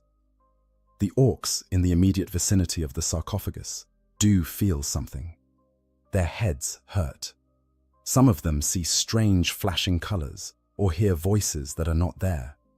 A few of the smaller orcs, Gretchen mostly, collapse unconscious or begin babbling incoherently. But none of them die. None of them go catatonic. The effect is uncomfortable and confusing, but it is survivable. This is not what the sorcerer expected. In their entire existence, going back thousands of years, they have never encountered a psychic defense quite like this. It is not a defense at all in the traditional sense. It is more like their power is being spread too thin to be effective, diluted across too many targets to achieve the concentration needed to kill. It is as if they are trying to stab someone with a knife, but the knife keeps bending away from the target no matter how hard they thrust. The demon, if one is present, faces a different problem. Demons are creatures of the warp, beings of pure psychic energy, given form and purpose by the emotions and beliefs of mortal creatures. They exist in real space only through tremendous effort, either by possessing a physical form or by being bound into one through sorcerous rituals. The bound demon in a chaos dreadnought is typically imprisoned within the machine's systems, forced to power weapons or enhance capabilities against its will. When the warding runes fail and the demon finds itself suddenly free, its first instinct is to manifest in real space and wreak havoc. But the WAG field interferes with this process as well. The demon tries to draw on the warp to give itself physical form, but the WAG field is already saturating the local area with psychic energy. It is like trying to pour water into a glass that is already full. The demon's essence simply will not fit in the available psychic space. Worse, from the demon's perspective, is that the WAG field has its own peculiar flavor.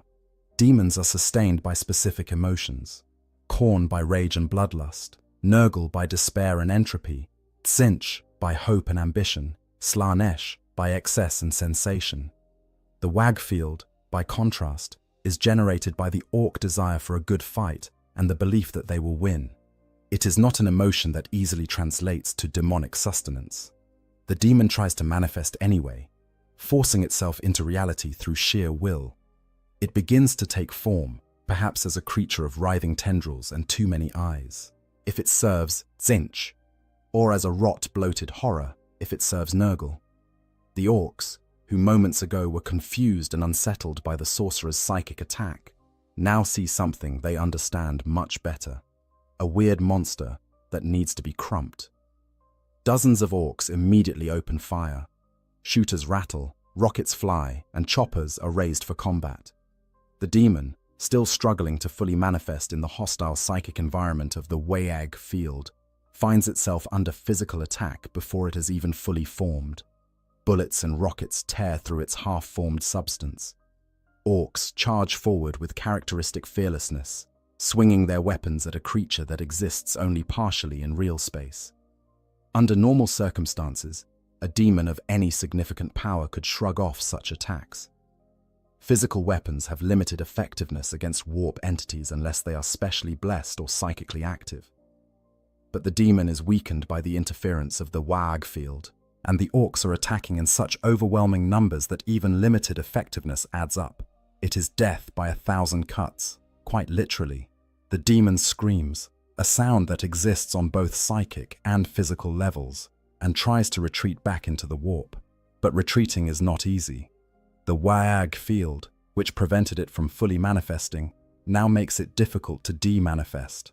The demon finds itself trapped in a partially physical state, visible and vulnerable, being torn apart by crude weapons wielded by creatures that should not be able to harm it at all. Meanwhile, the sorcerer inside the sarcophagus is facing their own crisis. Their psychic attack failed. The demon, if there was one, is clearly not going to provide the distraction they had hoped for. The orcs are now aware that something dangerous is happening, but instead of fleeing or approaching with caution, they are getting more excited. From the sorcerer's perspective, listening to the orc voices and feeling the vibrations of combat, the greenskins seem to think this is all great fun. The sorcerer tries a different approach. Instead of a broad psychic blast, they focus their power on a single target, the big mech who opened the sarcophagus. They reach into the mech's mind with all their skill and force, attempting to overwhelm their consciousness, turn them into a puppet, or simply cause their brain to shut down entirely. The psychic assault hits the mech's mind like a battering ram. For a moment, the mech staggers, their vision swimming with images that make no sense. Vast libraries of forbidden knowledge, cities of brass burning in the warp, the laughing faces of demons. But then, the WAG field reasserts itself. The mech's mind, already simple and direct by design, proves surprisingly resistant to manipulation. There is just not that much complexity there to corrupt or control. More importantly, the mech is surrounded by hundreds of other orcs, all contributing to the WAG field, the WA. Collective psychic energy of the greenskins provides a kind of buffer, a resistance to the sorcerer's mental invasion. It is like trying to pick a lock while someone keeps jostling your arm. The sorcerer has the skill and the power, but the constant interference of the WAG field makes precision work nearly impossible. The mech shakes their head, dispelling the visions, and looks down at the open sarcophagus with new understanding. "This thing's got some kind of weird zoggin psyker in it," they announced to the other orcs. This is both accurate and completely inadequate as a description of what they are dealing with. but it is enough for the orcs to understand that they need to be careful. Careful, in orc terms, means hitting it with something heavy until it stops being weird. The mech grabs their big hammer again and prepares to smash the entire sarcophagus into scrap metal. The sorcerer, sensing the impending destruction of their physical form, makes a desperate decision. They reach out not with destructive power, but with communication. Using what psychic ability they can muster through the interference of the Wei-G-H field, the sorcerer tries to speak to the mech. It is not verbal communication, more a projection of intent and meaning directly into the mech's consciousness. The message is simple. I can make you powerful. I can give you knowledge. I can help you build weapons beyond your wildest imaginings. The mech pauses, hammer raised. They are getting some kind of funny thoughts in their head, ideas about shiny new gubbins and really impressive weapons that would make all the other mechs jealous. They are not entirely sure where these ideas are coming from, but they are intriguing. This is the sorcerer's mistake. They are trying to tempt an orc with promises of power and knowledge, tactics that work well on humans or even on some space marines. But orcs do not think like other races. The mech is not interested in power for its own sake, or in forbidden knowledge. The mech just wants to build interesting stuff and see if it works. The ideas the sorcerer is projecting are appealing, but only because they sound like they would be fun to build, not because they represent any kind of corrupting influence. The mech lowers their hammer and thinks for a moment, which is a dangerous thing for an orc to do. Then they make a decision that will prove to be catastrophic for everyone involved. "Right," the mech says.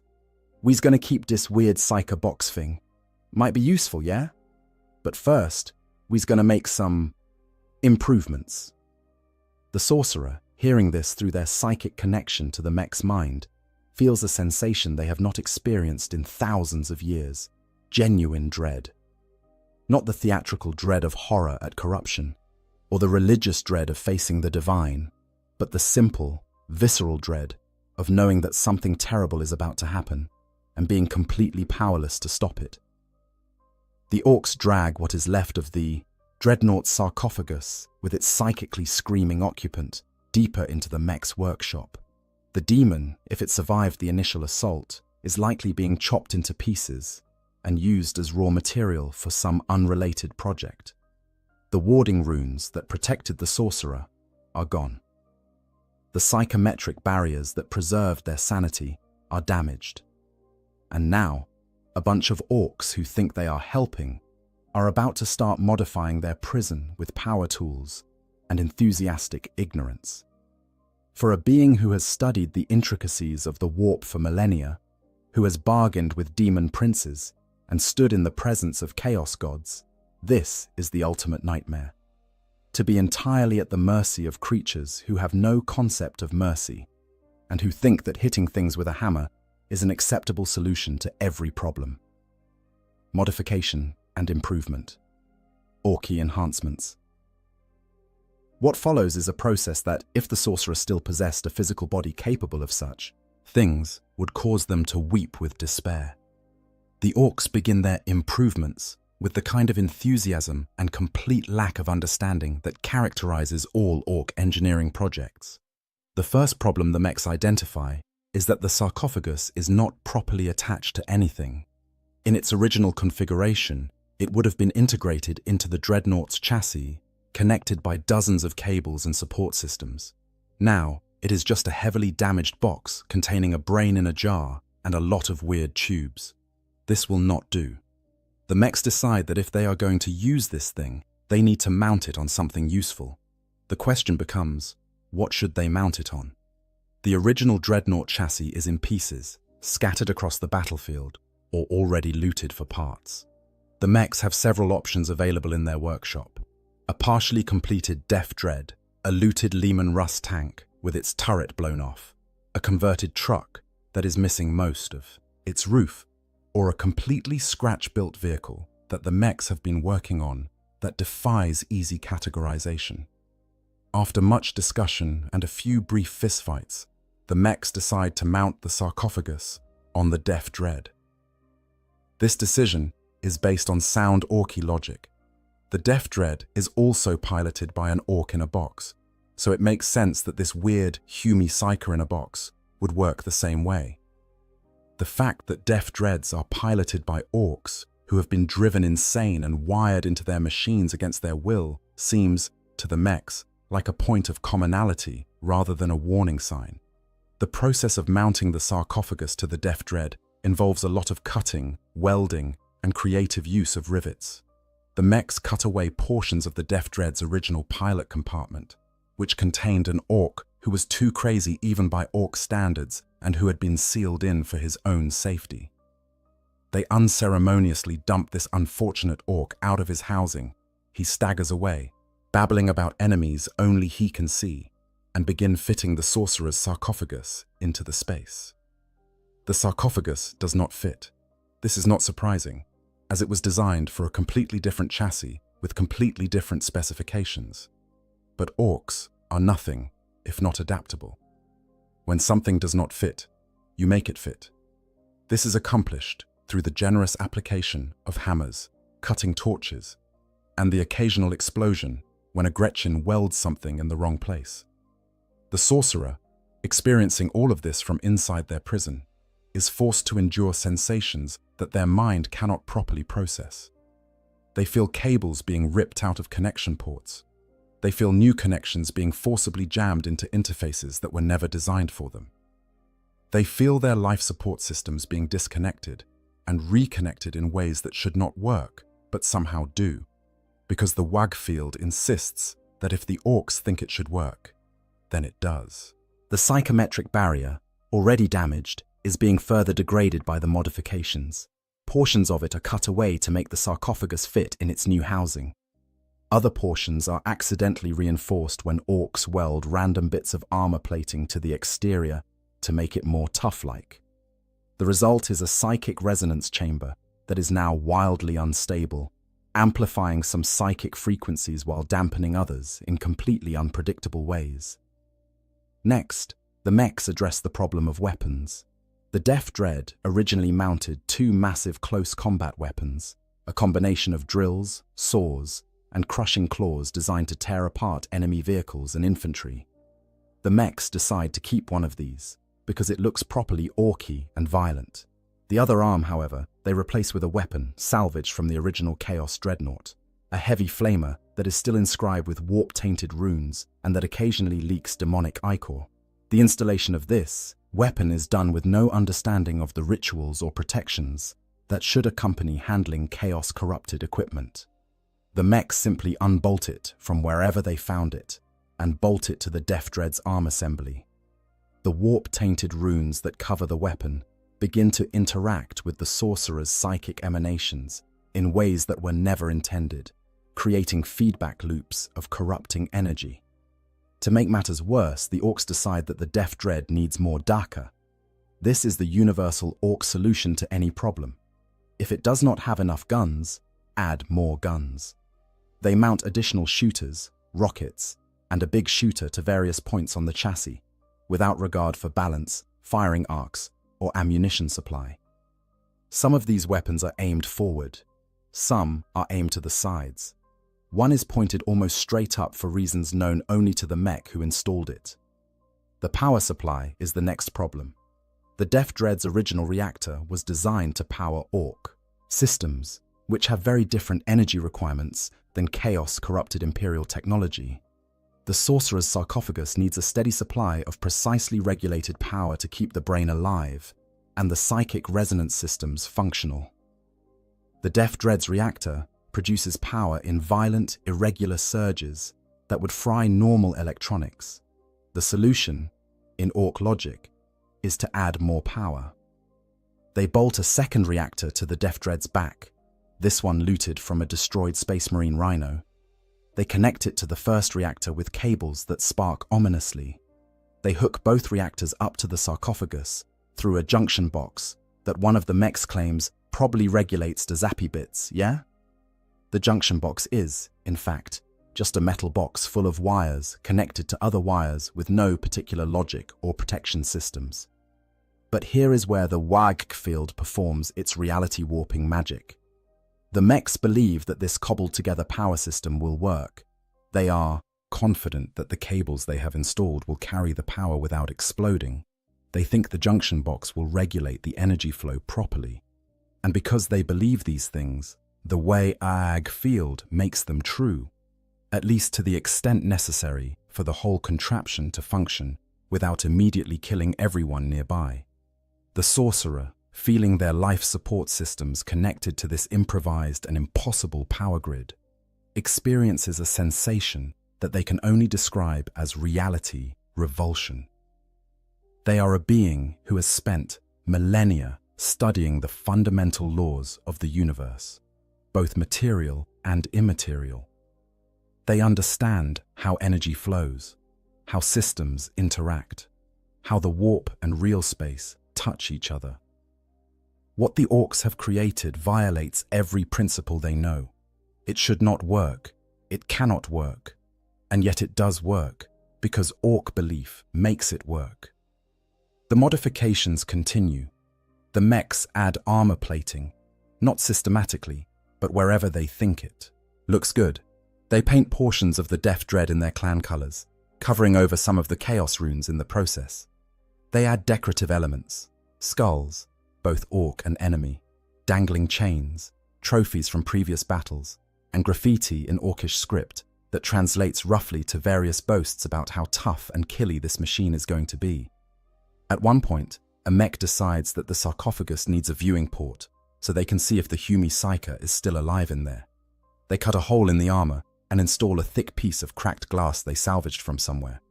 This gives the sorcerer, for the first time since their capture, a direct view of the outside world. What they see is an orc mech's face pressed against the glass, peering in at them with an expression of cheerful curiosity. "Oi!" the mech shouts, loud enough that the sorcerer can hear it through the glass. "Can you hear me in there? We's gonna make you fight real good, yeah?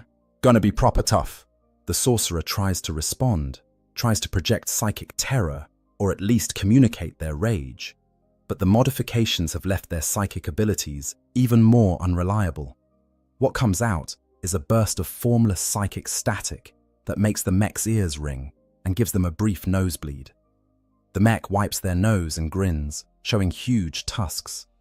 "Yeah, you got some zogging power in you. This is gonna be good." The final modifications are perhaps the most egregious. The mechs install a control system that will, theoretically, allow the sorcerer to pilot the Death Dread.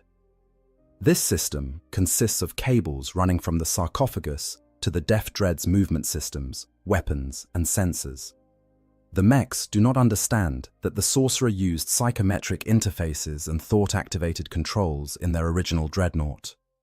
Instead, they wire everything up like they would for an orc pilot, crude mechanical linkages that respond to physical movement. But the sorcerer has no hands. They have no body below the neck.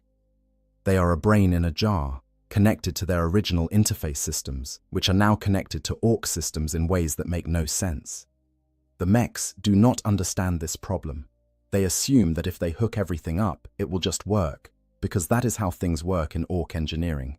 And terrifyingly, they are right. The Warhammer field, combined with the degraded psychometric barriers, and the sorcerer's own desperate attempts to maintain some control over their situation, creates a psychic feedback loop that allows the sorcerer to interface with the orc systems.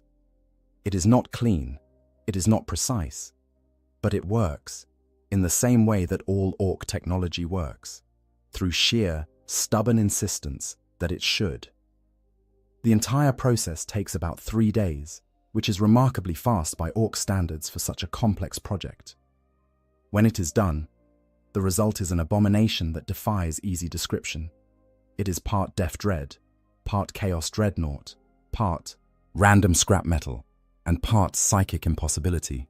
It should not exist, it should not function, and it certainly should not be piloted by a 10,000-year-old chaos sorcerer who is trapped inside a partially destroyed sarcophagus that has been bolted into a housing designed for an insane orc. The big mech stands back and admires their work, hands on their hips. "Right," they say with satisfaction. "Time to see if it works. Grot, go press the big red button and start her up." A nearby Gretchen, looking terrified, approaches what might be the control panel and presses what might be the activation switch. And then things get really interesting. Attempts at operation when orcs try to use it. The moment the Gretchen presses the activation switch, several things happen in rapid succession.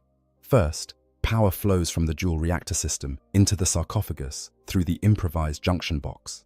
The energy surge is massive, irregular, and completely wrong for the delicate life. Support systems.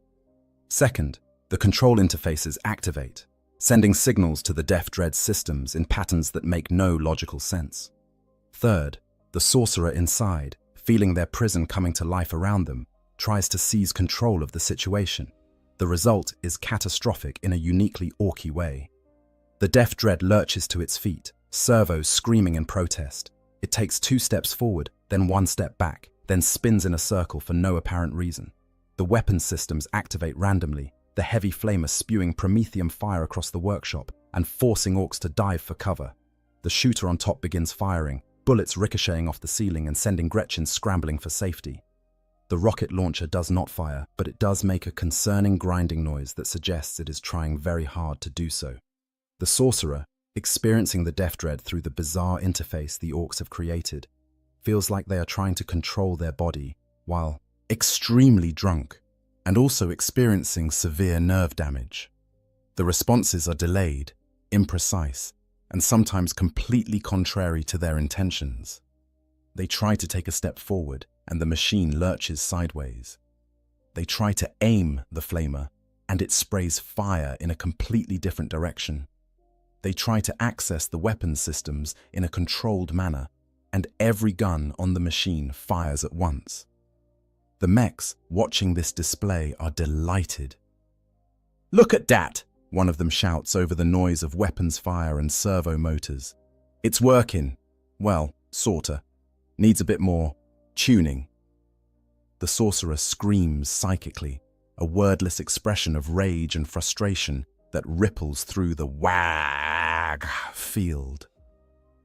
Every orc in the workshop feels it as a momentary headache or a flash of anger. A few of the smaller orcs start fighting with each other, responding to the sudden surge of aggressive psychic energy. The mechs just think this is all very exciting and entertaining. The Death Dread continues to rampage around the workshop, smashing into walls, knocking over workbenches, and generally wreaking havoc.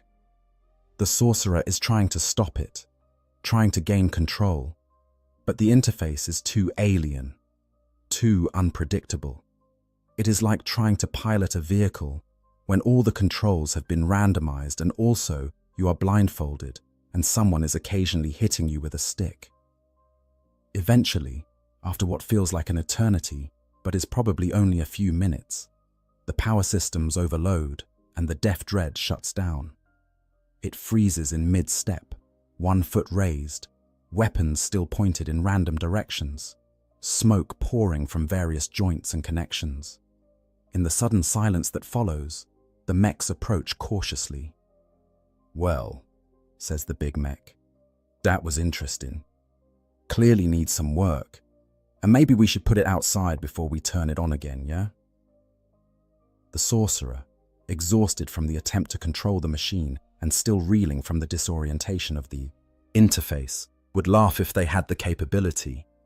These primitives think that was interesting. They think the problem is just that the machine needs some adjustments. They have no concept of the fundamental incompatibility between what they have created and the laws of reality itself. Over the next several days, the mechs make various improvements to their creation. They adjust the power settings, though this mostly consists of randomly turning dials and seeing what happens. They recalibrate the control systems, which means hitting things with hammers until the responses seem less unpredictable. They add more armor to areas that got damaged during the test run, and they paint more sections of the machine in what they believe are lucky colors. The sorcerer, forced to endure all of this, begins to adapt to their new situation in ways that they would never have predicted. The psychometric barriers that once protected their sanity are almost completely gone now, destroyed by orc modifications. This should have driven them insane. But the constant exposure to the WAG field is having an unexpected effect. It is actually stabilizing them in a bizarre way. The WAG field does not discriminate. It takes all psychic energy in its area of influence and incorporates it into its reality warping effect. The sorcerer's psychic emanations, their rage and frustration and malevolent intent, are being absorbed by the field and redirected. Instead of the sorcerer corrupting the orcs, the WAG field is, in a sense, orcifying the sorcerer's consciousness. This does not mean the sorcerer is becoming an orc. They still have all their memories, all their knowledge, all their hatred of the Imperium, and devotion to the Chaos Gods. But their thought patterns are beginning to change in subtle ways. They are starting to think in more direct terms, in simpler cause and effect chains. Complex, multi-layered plans are giving way to more immediate, action-focused thinking. Most disturbingly, they are starting to understand orc logic. When the mechs explain that painting part of the machine red will make it go faster, the sorcerer's initial response would normally be to dismiss this as superstition. But now, experiencing the effect firsthand, feeling how the WAG field actually does make red things go faster, they begin to accept it as a fundamental truth of their new existence. This is deeply unsettling for a being who has spent millennia studying the immutable laws of sorcery and warp manipulation. The next test comes after the mechs have made what they consider sufficient improvements. They activate the Death Dread again, this time outside the workshop, and with all nearby orcs instructed to stay clear in case things get a bit explodey. This time, the sorcerer is ready. They have been practicing in their mind, trying to understand the orc control systems through trial and error and psychic intuition. They have been studying the patterns of the WAG field, learning how it flows and changes, and most importantly, they have accepted that they cannot fight this situation with their normal tools of subtlety and precise manipulation. They need to think like an orc. When the power flows in, the sorcerer does not try to carefully control every system. Instead, they just push forward with their will, demanding that the machine move, and it does. The Death Dread takes a step forward, then another. The movements are still jerky and unpredictable, but they are movements in a direction that the sorcerer intended. The watching orcs cheer. "Look at that, it's walking. The weird Humy Psyker box is working." Encouraged by this success, the sorcerer tries to turn the machine. They think about turning, visualize it happening, and demand that it occur. The Death Dread rotates, grinding gears, protesting, but accomplishing the turn. More cheers from the orcs. The sorcerer, feeling a surge of something that might be triumph, or might just be relief at not being completely helpless, tries to activate the weapons. They focus on the heavy flamer, the weapon they remember from their own dreadnought, and will it to fire. The flamer responds, sending a gout of promethium across the testing ground. The orcs whoop with excitement. But then the sorcerer makes a mistake. Emboldened by these successes, they try to do something more complex. They attempt to use their psychic powers directly, channeling warp energy through the degraded psychometric barriers and the orc systems. They try to cast a bolt of warp lightning, a simple spell that they have performed thousands of times. The spell manifests, but not in the way they intended. The warp lightning emerges from every part of the Death Dread simultaneously, arcing between armor plates, cooking off ammunition, and setting several nearby Gretchen on fire.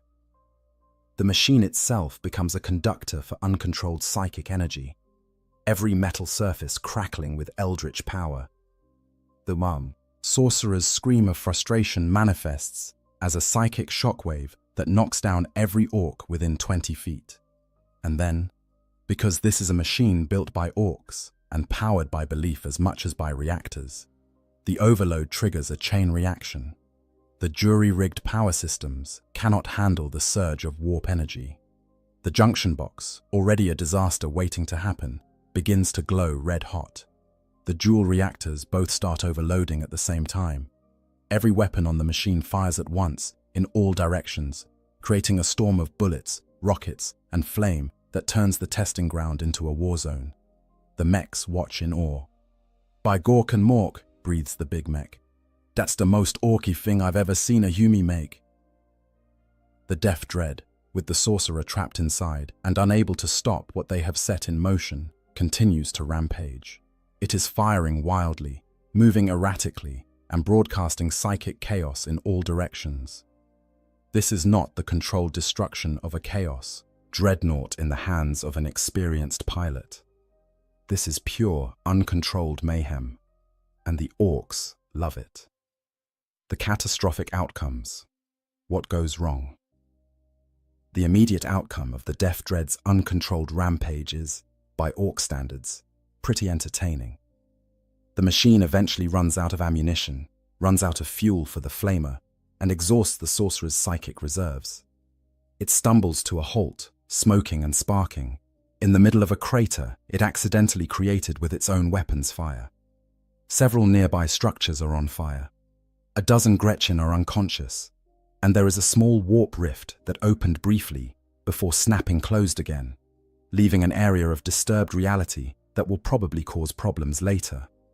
The mechs examine the damage and make what they consider to be important observations. First, the machine works, sort of. Second, it is very killy, which is good. Third, it seems to make weird psychic stuff happen, which is interesting. Fourth, it definitely needs better control systems if they want to point it at enemies rather than having it just destroy everything around it indiscriminately. The sorcerer, trapped inside and completely drained, can only think one thought. This is a nightmare from which they will never wake. But this immediate chaos is just the beginning. The real problems start to manifest over time as the hybrid orc chaos dreadnought abomination interacts with the world around it in ways that should not be possible. The first major issue is the warp corruption. The original chaos dreadnought was saturated with warp taint, its every component touched by thousands of years of exposure to the immaterium. This corruption does not simply disappear because orcs have bolted on some new parts.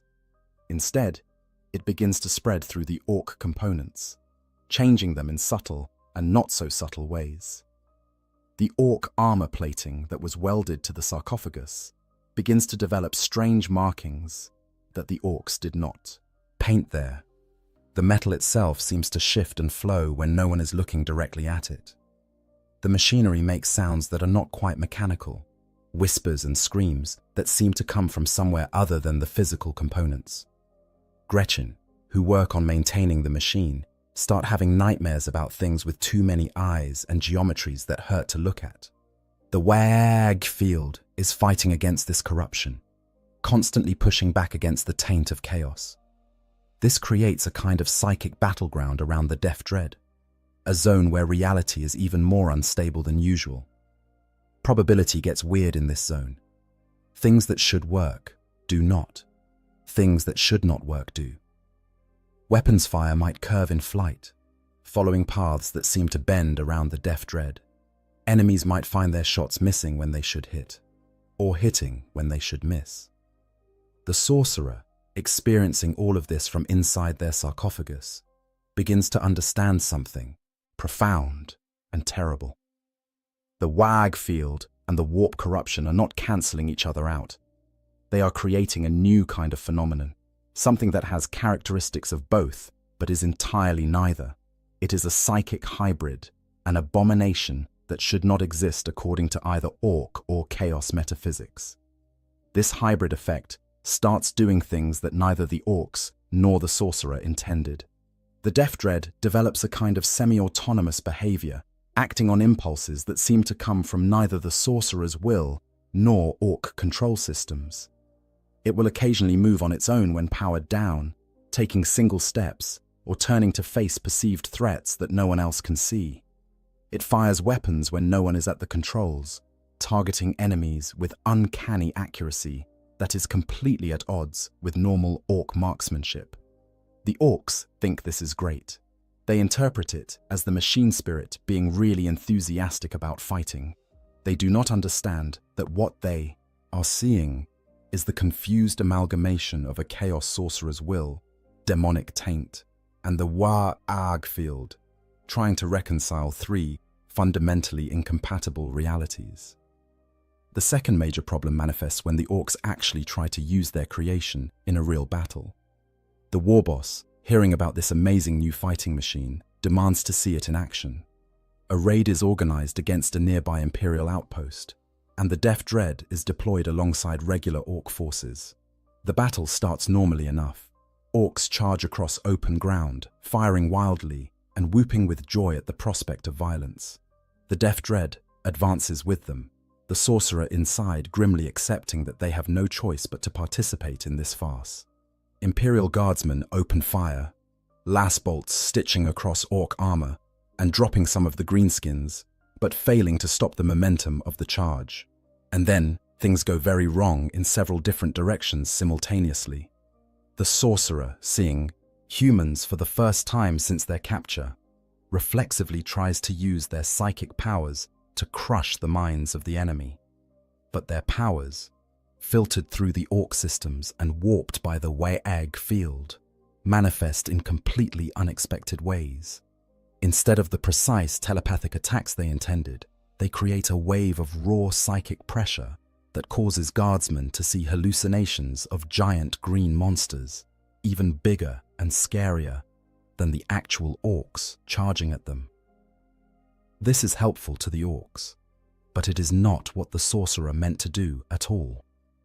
At the same time, the warp corruption that has been spreading through the orc components chooses this moment to manifest more dramatically. Parts of the Death Dread's armor begin to writhe and change, taking on characteristics of demonic flesh. Runes that the orcs painted over earlier burn through the new paint, glowing with unholy light.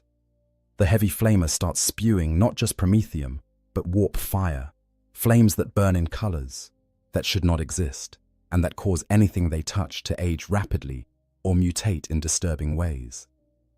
The Warhammer field, concentrated by the presence of so many orcs in close proximity, pushes back against this corruption harder than ever. The result is that the Death Dread becomes the epicenter of a localized reality storm. The ground around it cracks and reforms, gravity fluctuates, and time itself seems to stutter. An Imperial guardsman fires his laser gun. The beam hits the Death Dread, and then the beam appears to reverse, flowing backward through the air to return to the gun before the trigger is even pulled. The orcs, witnessing all of this, think it is the most amazing thing they have ever seen. "Did you see that?" one of them shouts to his mates. "The weird Psycho Dread made the Humie shoot itself. That's proper clever, that is." The sorcerer, trapped at the center of this chaos, is trying desperately to maintain some control over the situation. They attempt to target enemy positions with actual tactical thinking, but the orc systems respond to intention rather than precision. They think about shooting at an enemy fortification, and every weapon on the machine fires in roughly that direction, turning the area into a storm of explosions and shrapnel that kills as many orcs as it does Imperial guardsmen. The war boss, observing from a position of relative safety, is not pleased. "Oi!" they bellow over the vox. "You gets in the weird dread. Stop shooting the boys and shoot the humies." The sorcerer, understanding Orcish now thanks to prolonged exposure to the Warhammer field, feels a surge of indignant rage. They are a master of sorcerous warfare. They have commanded armies of Chaos Space Marines. They will not be given orders by some jumped-up greenskin barbarian, but they also realize that if they do not get control of this situation, the orcs might decide their creation is more trouble than it is worth and just scrap it for parts. So, swallowing what remains of their ancient pride, they try to focus their fire on actual enemies rather than everything in sight. This works, marginally. The Death Dread begins to advance in a direction that could charitably be called toward the enemy. Its weapons fire becomes slightly more directed, though still wildly inaccurate by any normal standard. The psychic effects continue to create chaos, but at least most of that chaos is happening to the Imperial defenders rather than the orcs. The battle reaches its climax when the Death Dread encounters an Imperial Sentinel Walker, a light scout vehicle armed with a multi-laser. Under normal circumstances, a Sentinel would be no match for a dreadnought of any kind. But these are not normal circumstances. The sorcerer sees the Sentinel and identifies it as a threat.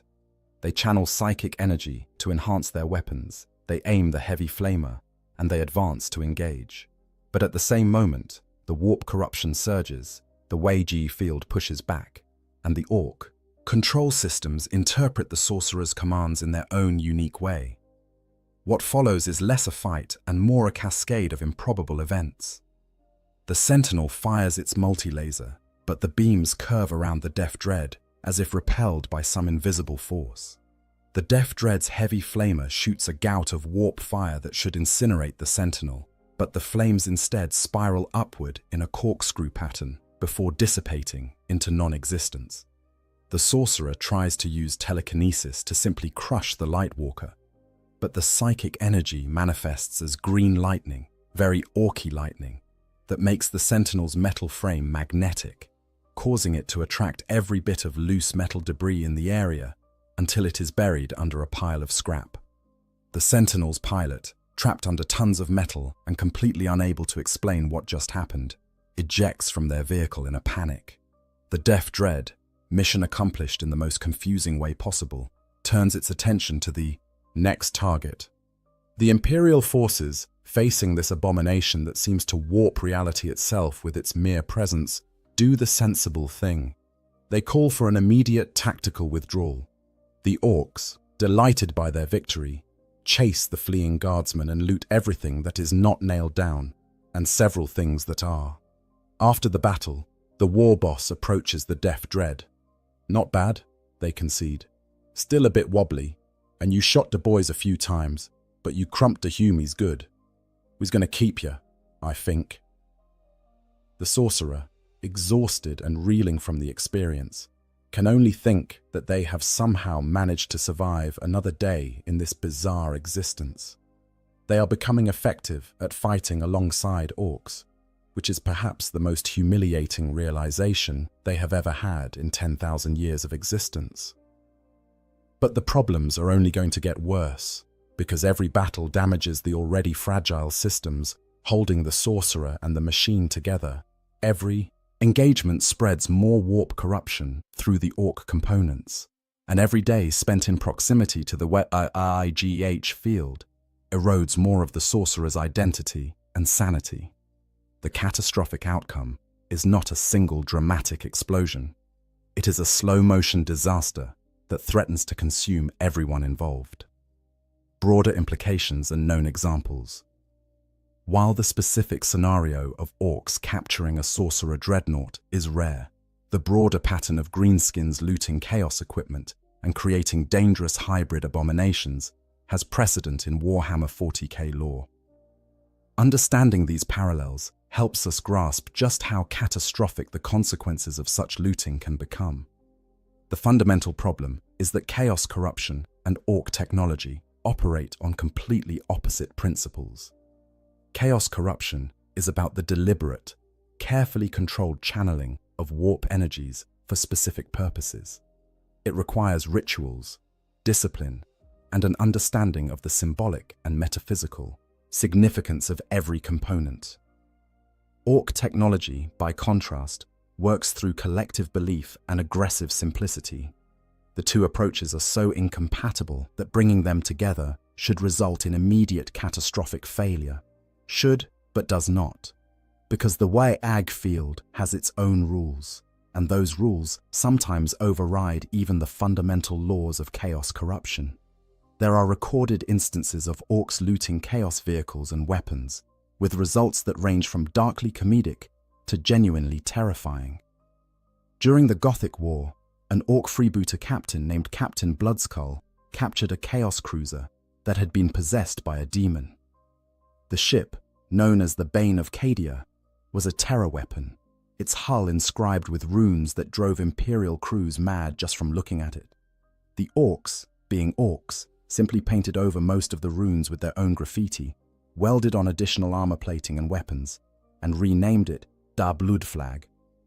the demon bound to the Tumtient. Ship systems found itself in a very confusing situation.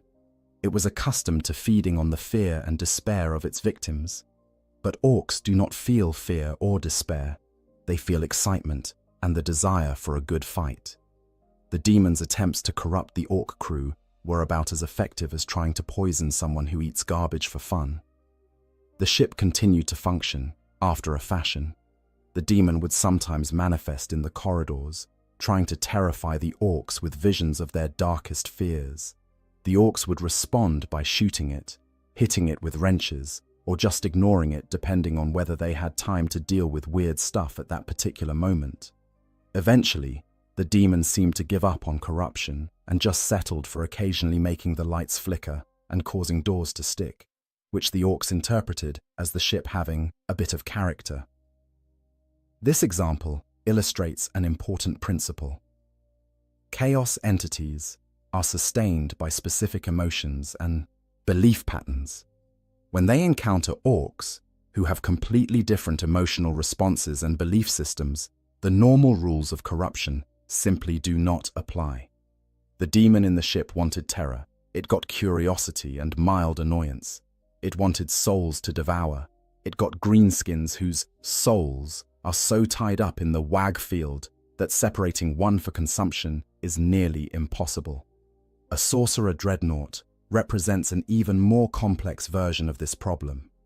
You have not just a demon, but also a conscious, intelligent sorcerer who has spent millennia studying how to manipulate the warp. They should be more than capable of corrupting or controlling a bunch of primitive orcs. In theory. In practice, the sorcerer encounters the same fundamental problem as the demon in the ship. Orcs do not respond to corruption the way other races do. You cannot tempt an orc with promises of power, because orcs believe they already are powerful. You cannot offer them forbidden knowledge, because orcs trust their instincts over any amount of learning. You cannot seduce them with luxury, because orcs consider a good fight more valuable than any material comfort. Worse, from the sorcerer's perspective, is that their very presence in the orc warband begins to have unintended effects. The warp corruption they carry with them starts to interact with looted Imperial equipment in dangerous ways. Weapon systems that were never designed to channel chaos energies suddenly find themselves doing exactly that, with predictably explosive results. Vehicles that should be protected from demonic possession by their machine spirits instead become vulnerable because orc modifications have damaged those protections. There are unverified reports from inquisitors of the Ordo Xenos about orc warbands that have become touched by chaos through prolonged exposure to captured chaos equipment. These reports are controversial and heavily disputed, as the general consensus is that orcs are nearly immune to chaos corruption due to the wag field. But some inquisitors have noted disturbing patterns. Orc tribes that fight with uncharacteristic cruelty, that seem to take pleasure in suffering rather than just enjoying a good scrap, that display symbols and behaviors that echo chaos worship, even if the orcs themselves do not understand what they are doing. The most famous and disturbing of these cases is the supposed blood cults of certain orc tribes, particularly among exiled freebooter bands. These orcs, separated from larger WA-AG fields and exposed to Khorne-corrupted equipment over long periods, allegedly began developing what might be very primitive Khorne worship. They would make offerings of skulls, paint their equipment in blood, and engage in brutal ritual combat that goes beyond the normal orc love of fighting. Mainstream Imperial scholars dismiss these reports as exaggeration or misunderstanding of normal orc behavior. After all, orcs already love fighting, already collect skulls as trophies, and already paint everything in sight. How would you distinguish between a Khorne-corrupted orc and a regular orc having a particularly good day? But the inquisitors who have studied these cases argue that there is a difference, subtle but real. Normal orcs fight for the joy of combat. They live for the moment of the fight itself. Potentially corrupted orcs fight with purpose, with a desire not just to win, but to make their enemies suffer, to extract the maximum amount of violence from every encounter. It is a distinction that might seem academic until you face it on the battlefield. If these reports are true, and if a sorcerer dreadnought were to remain with an orc warband for an extended period, the potential for spreading this kind of subtle corruption is significant. The sorcerer would not be actively trying to corrupt the orcs. They would be trying to survive and maybe to escape. But their very presence, combined with the damaged, warding runes and the unstable psychometric barriers, would be constantly leaking warp energy into the environment. In most circumstances, the YGH field would dilute and disperse this corruption, making it harmless. But if the field were weaker than normal, if the orc warband was small and isolated, if they suffered a series of defeats that dampened their collective enthusiasm, then the corruption might gain a foothold. It would not look like normal chaos corruption. It would be filtered through orc psychology and the WAG field, creating something new and potentially more dangerous, because it would be unpredictable. There is also the question of what happens to the sorcerer's own psyche over time. Prolonged exposure to the WAG field, combined with the degradation of their psychometric barriers, is changing them. They are thinking more directly, more simply, more like an orc. If this process continues, it is possible that the ancient sorcerer could essentially become orcified in their thought patterns while retaining all their psychic power and knowledge. Imagine a being with the psychic might of a chaos sorcerer, the accumulated knowledge of 10,000 years, and the straightforward, aggressive mindset of an orc. Such a creature would be uniquely dangerous. They would not waste time on elaborate plots or subtle manipulation. They would simply identify a target and hit it with overwhelming psychic force, without hesitation or restraint. They would be corruption personified, but corruption that fights like a brawler rather than a schemer. The Imperium, if it ever discovered such an abomination existed, would classify it as a hereticus grandis threat, something requiring the immediate deployment of the Inquisition, Space Marines, and possibly even Grey Knights to contain. The problem is that no one in the Imperium would believe that such a thing could exist. The official doctrine is that orcs are too simple and too protected by the WAH field to be corrupted by chaos. Finding out that they could create hybrid chaos orc horrors by looting the wrong equipment would require a fundamental reassessment of Xenos threat models.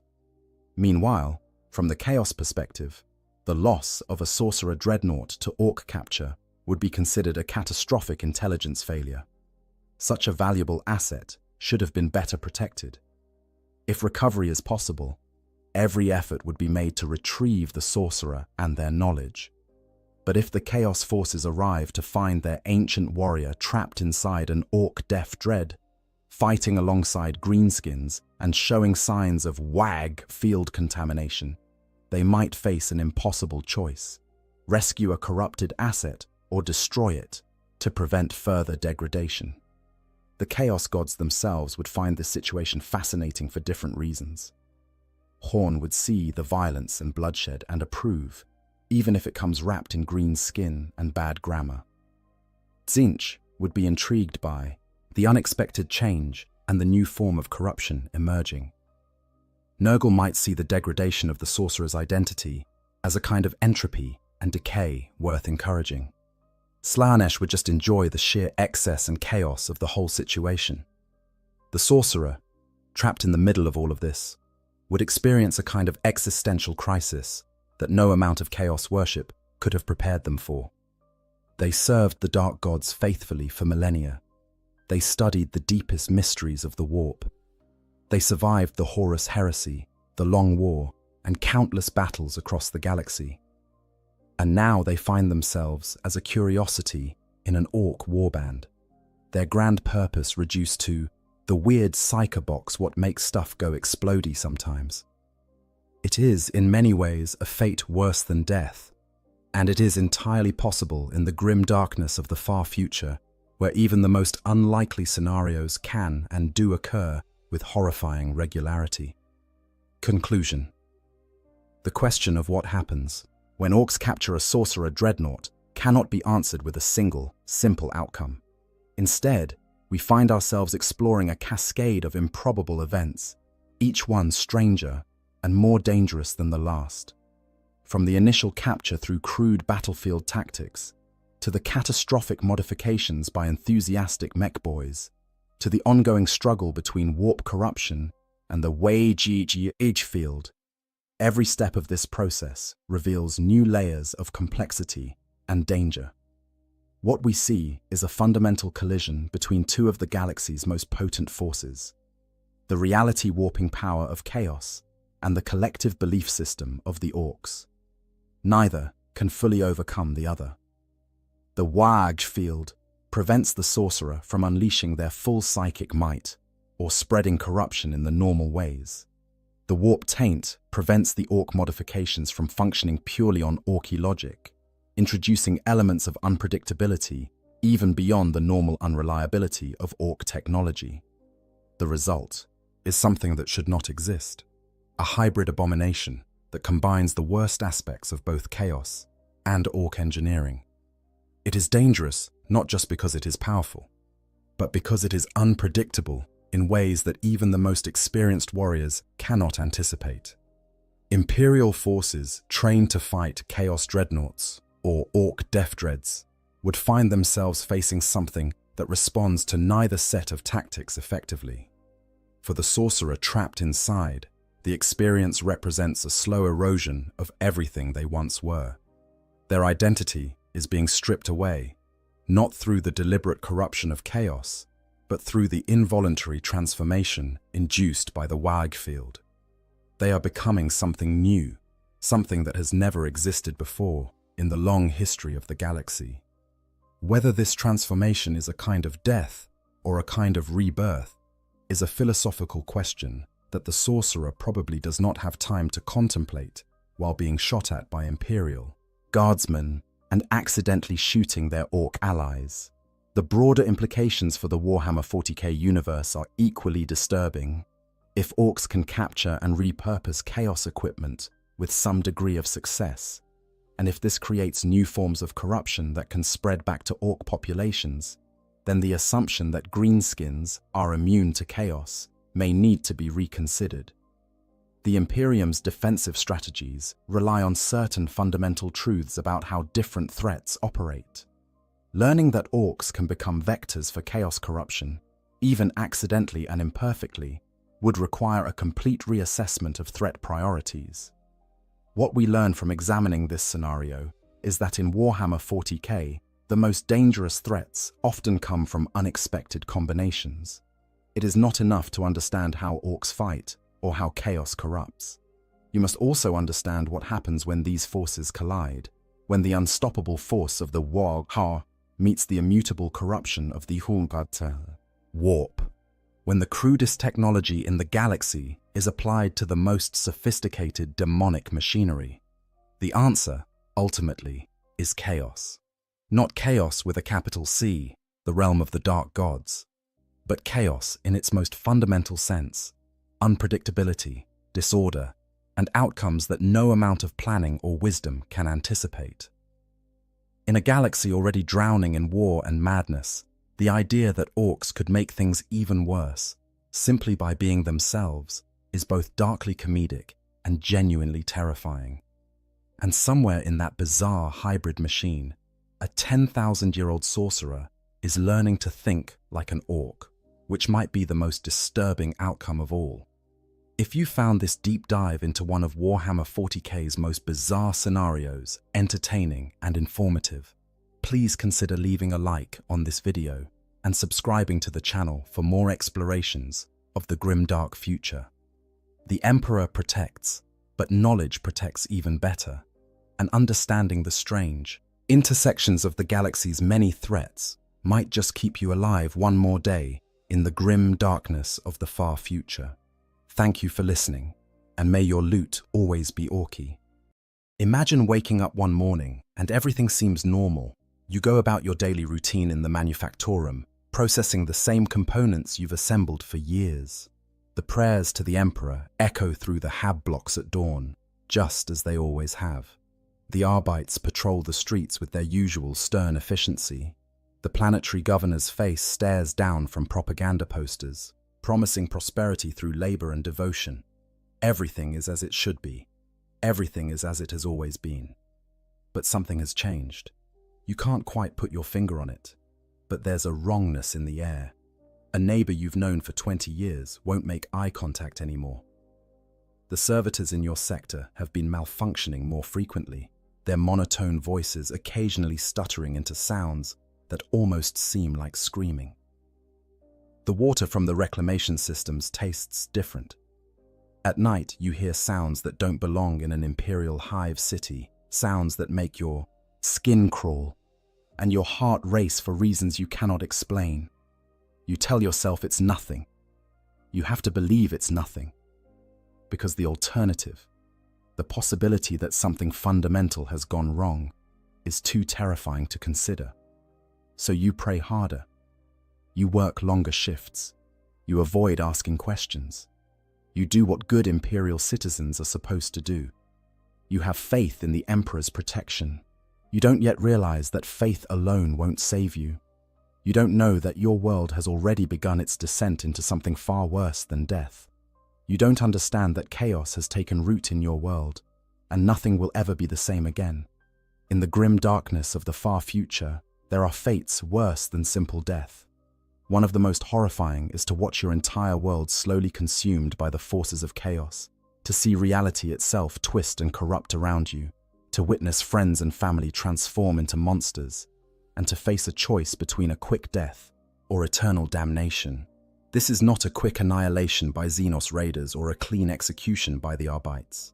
This is a slow, inexorable slide into madness and corruption that can take months or even years to complete. Chaos corruption is insidious. It doesn't announce itself with fanfare or obvious signs at first. It begins in the shadows, in whispered conversations, in secret meetings held in the deepest parts of underhives and behind the closed doors of noble estates. It spreads like a disease, but not one that simply kills. Instead, it transforms, corrupts, and ultimately consumes everything it touches. The Chaos Gods hunger constantly for mortal souls, and when they turn their terrible attention to a world, that world's doom is all but assured, unless swift and brutal action is taken. The Imperium of Man spans 1,000,000 worlds across the galaxy, and on countless thousands of these worlds, chaos cults work in the darkness, preparing for the day when their gods will reward them with power and transformation. Most of these cults are discovered and purged before they can cause catastrophic damage. The Inquisition's agents work tirelessly to root out heresy. The Arbites maintain order through fear and violence, and the ecclesiarchy preaches the Emperor's divinity to billions upon billions of souls. But sometimes, through incompetence, bad luck, or the sheer determination of the cultists, a world falls too far before anyone in authority realizes what's happening. When that occurs, the inhabitants of that world experience something that defies description. They watch as their reality crumbles piece by piece. The laws of physics that govern their existence begin to fail. The dead don't stay dead. The sky changes color. Time itself becomes unreliable. And through it all, they must make impossible choices about survival, about morality, about what they're willing to do to protect themselves and those they love. The seeds of corruption, how it starts. Chaos corruption doesn't begin with demons materializing in the town square or reality tearing apart. It begins much more quietly, much more insidiously.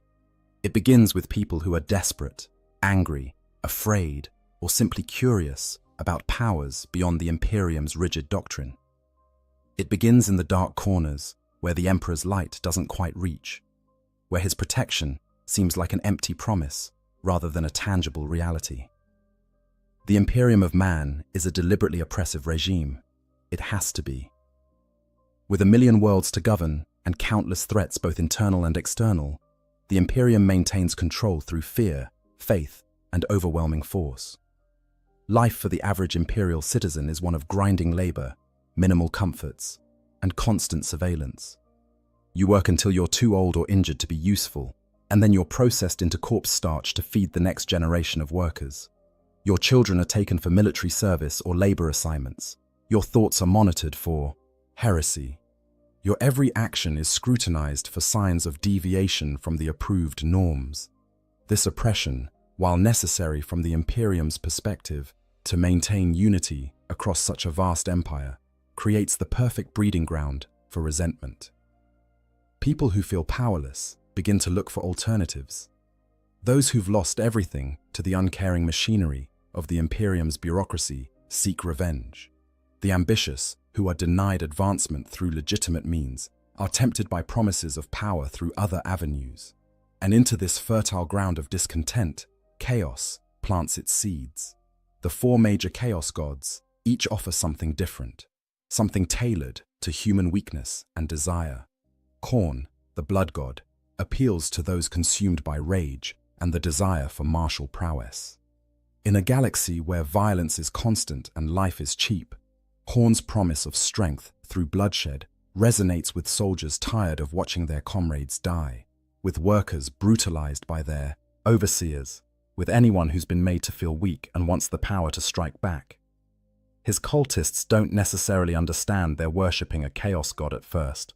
They might think they're praying to a warrior saint or an aspect of the emperor himself. They conduct secret fight clubs, blood sports, gladiatorial contests. They tell themselves it's just stress relief, just a way to blow off steam. But with each death, with each skull claimed, they feed Khorne's power and draw his attention. Nurgle, the Plague Lord, offers acceptance and relief from suffering. In a universe where plague and disease are rampant, where medical care is a luxury most can't afford, where bodies break down from toxic working conditions and environmental contamination, Nurgle's promise of embracing decay instead of fighting it has a perverse appeal. His cults often begin as support groups for the sick and dying, communities that come together to care for those society has abandoned. They tell each other that suffering is natural, that decay is just another part of life's cycle, that death isn't something to fear. They practice folk medicine and use treatments that seem to help at first, but slowly, subtly, they begin to see disease not as something to cure, but as something to celebrate. They start to believe that Grandfather Nurgle loves them in a way the distant emperor never could. Slaanesh, the Prince of Pleasure, targets those seeking sensation, perfection, or simply escape from the grinding monotony of imperial life.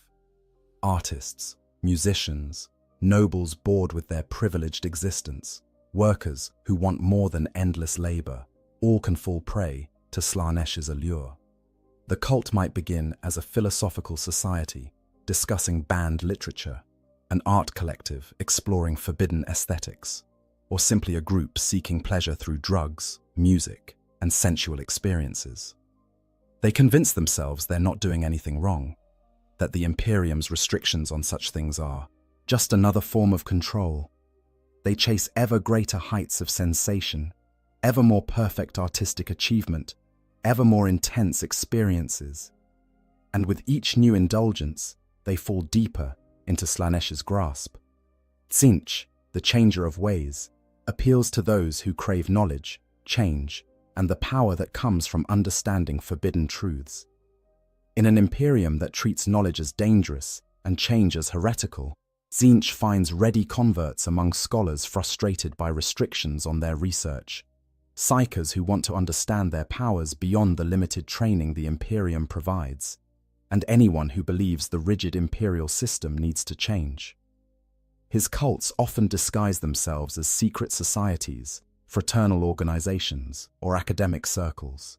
They study forbidden law, practice unsanctioned sorcery, and pursue knowledge the Imperium has deemed too dangerous for mortal minds. They believe they're enlightening themselves, transcending the limitations the Imperium imposes. They don't realize they're dancing to a god's tune until it's far too late. The early days of a cult's formation are crucial. They must remain hidden, must avoid drawing the attention of the Arbites or, worse, the Inquisition. They recruit carefully, targeting the vulnerable, the angry, the curious. They use front organizations, legitimate businesses, charitable groups, even variants of the imperial cult itself, to mask their true nature. A workers' union agitating for better conditions might have a secret inner circle that worships corn. A monastery devoted to caring for plague victims might secretly serve Nurgle. An artists' collective might be a front for Slanesh worship. A philosophical society might be studying the works of Tzeentch. The cult members wear their masks well. During the day, they're model citizens. They attend the mandatory prayer sessions. They inform on their neighbors for minor infractions to deflect suspicion. They work their shifts and pay their tithes and bow to the planetary governors' enforcers. But at night, in hidden chambers deep beneath the hive cities, in abandoned warehouses, in the private chapels of corrupt nobles, they gather to worship their dark gods. They perform rituals copied from forbidden texts. They make sacrifices, at first animal, then eventually human. They speak prayers in languages that hurt the mind to hear. They draw symbols that seem to writhe and move in the flickering candlelight.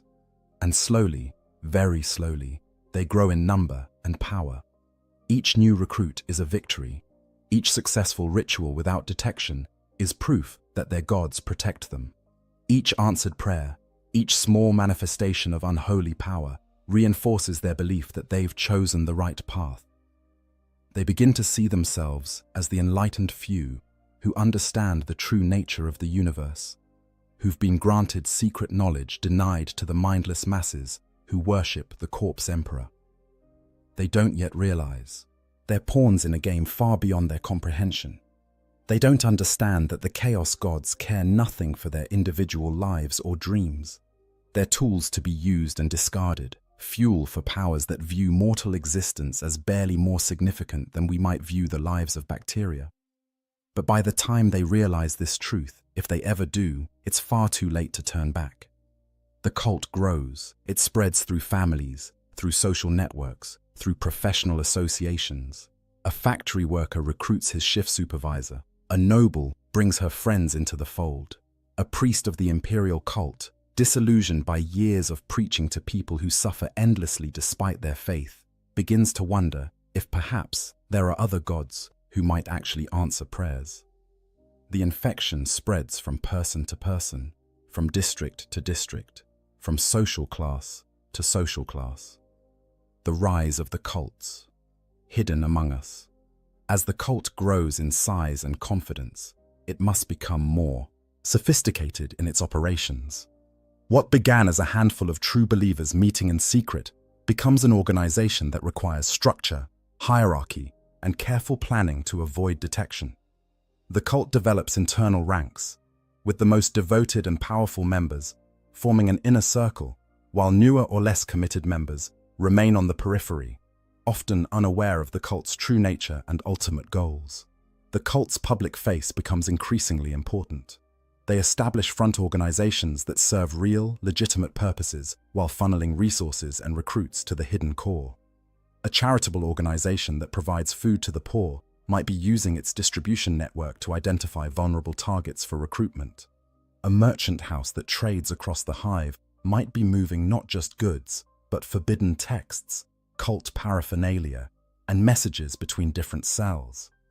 A labor union fighting for workers' rights might have a leadership that sees chaos as the ultimate revolution against an oppressive system.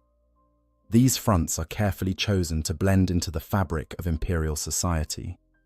In a hive world's administrative sector, the cult might disguise itself as a clerk's social club, using the trust and camaraderie of overworked bureaucrats to slowly introduce heretical ideas.